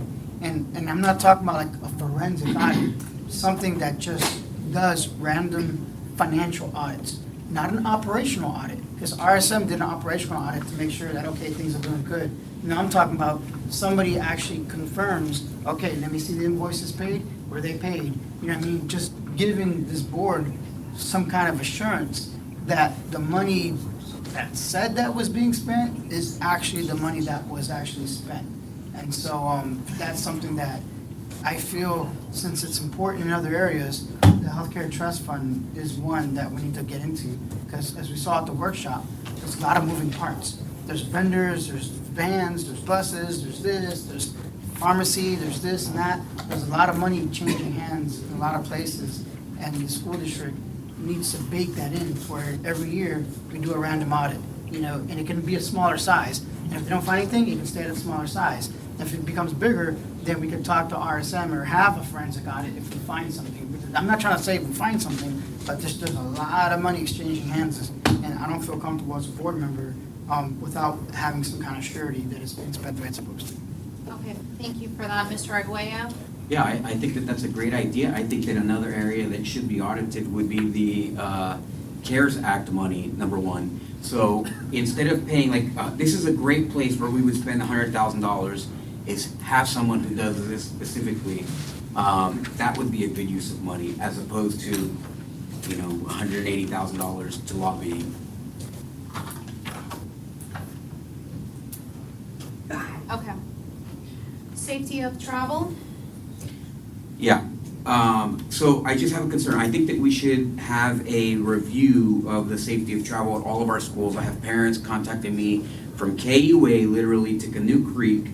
The stoplights, we had the big deal over Canoe Creek and the stoplights. I have parents telling me that that's not where the stoplight should have gone, and it's not permanent. They said it was going to be done in November. It didn't happen in November, so they put a temporary thing out there. But it's not correcting the problem, so it exists, except for the kids are put on buses for many more hours than they would just if there was some way to get across the street, where they would be home in 15 minutes as opposed to an hour and a half. And I also have complaints, like I said, all the way from Canoe Creek to COA about the traffic and the pedestrian travel in this process. So I mean, I would love that for the security team maybe to do a review of that process at all of our schools to ensure that we're providing our kids with the safest routes and all the safety measures necessary to make sure that they get to school. We have had a problem with kids getting hit on their ways to school. And I'm not sure that we've done anything in response to that. So I think that we need to. Okay, we can add that as a conversation. Did you also have For the next- Yep. JROTC pay? JROTC pay issues, so I've talked to some of our JROTC guys, and they're having pay problems. The one that was here tonight was one of them. So there's two questions at stake. One, why can't they get paid? I mean, imagine your paycheck fluctuates $1,000 every pay period. It's horrendous. Half of their money is coming from the federal government. There's no reason why they should not get good pay that is correct every single time. We're a $2 billion industry, and we can't pay our teachers. It's ridiculous to me. And we're not even paying for most of that salary, number one. The other issue on that is that previous to him complaining about it, I'd like to account for the $17,000 that he was not paid. So federal statute pays for half of their money. We're supposed to pay for the other half, or we pay up to what our state minimum is. And there was a difference, what he showed me on paper, a $17,000 difference. And where did that money go? It wasn't paid to him. According to the federal government, they were expecting that he would have gotten that money, and it disappeared. So I'd like to know where that money went and what the process is to ensure that he gets his correct paycheck every time. Okay, access to campus? Yep, so in the same token, the person, God works in mysterious ways, thank you, Lord. So the young gentleman, that Eagle Scout that you had here earlier that you were giving an award to, that same young student was banned from campus.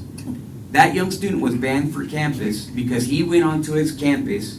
He was given instructions to come pick up his diploma on Saturday. He went to go pick up his diploma. The school changed the process. They didn't let the students know. This student went onto campus to go pick it up. He went, he did what he was supposed to do. Then he realized that nobody was there, and he realized that the door was unlocked. He reported that it was unlocked, and then he got banned from campus for telling on the school that the door was locked, essentially. That is an injustice. Here the kid is getting an award from you, just receiving his Eagle Scout, a tremendous student according to the records, and the school comes down on him and bans him from campus because he was doing the right thing of telling the school that they left the doors unlocked. I don't know if that's only here, but I would imagine, just in my experience. So, also, there's, in the same similar situation, there was a teacher who allowed someone to come in to help. This is a person, former employee of our district, okay, fully background checked, has been helping and volunteering with the ROTC program. She comes onto campus, she's allowed onto campus by a teacher. And then, because she was on campus and she forgot to sign in, they banned her from campus and they trespassed her. That's not how you treat the community. That's not how you treat a parent who came on to help. She's there to volunteer. She didn't come cause havoc or anything else. She's coming to volunteer, and to ban her from campus, I don't know if there's some kind of extenuating circumstance, but I would love to hear what those are. So what I would like to do and what I'm proposing is a way for the community or anyone who's been trespassed from our campuses to be able to have that situation reviewed. What she's been told is that that's not a reviewable issue. She's banned, that's it. There's no one she can go to. There's a hotline, and it gets to me.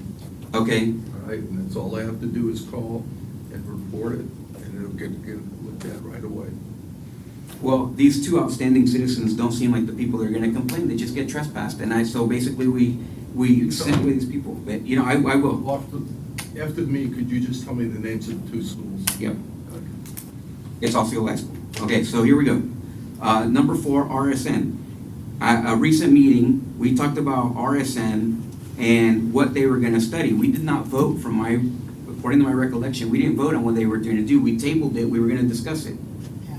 So what are they doing? It never got brought back up. I hope that they haven't started. I hope that contracts have not been signed. And I hope that at the next board meeting, it's going to come up where we discuss what we are going to put on the internal audit list. That's what we talked about last, and I hope that that happens. Are you ready for my next one? T, I know that you're typing up.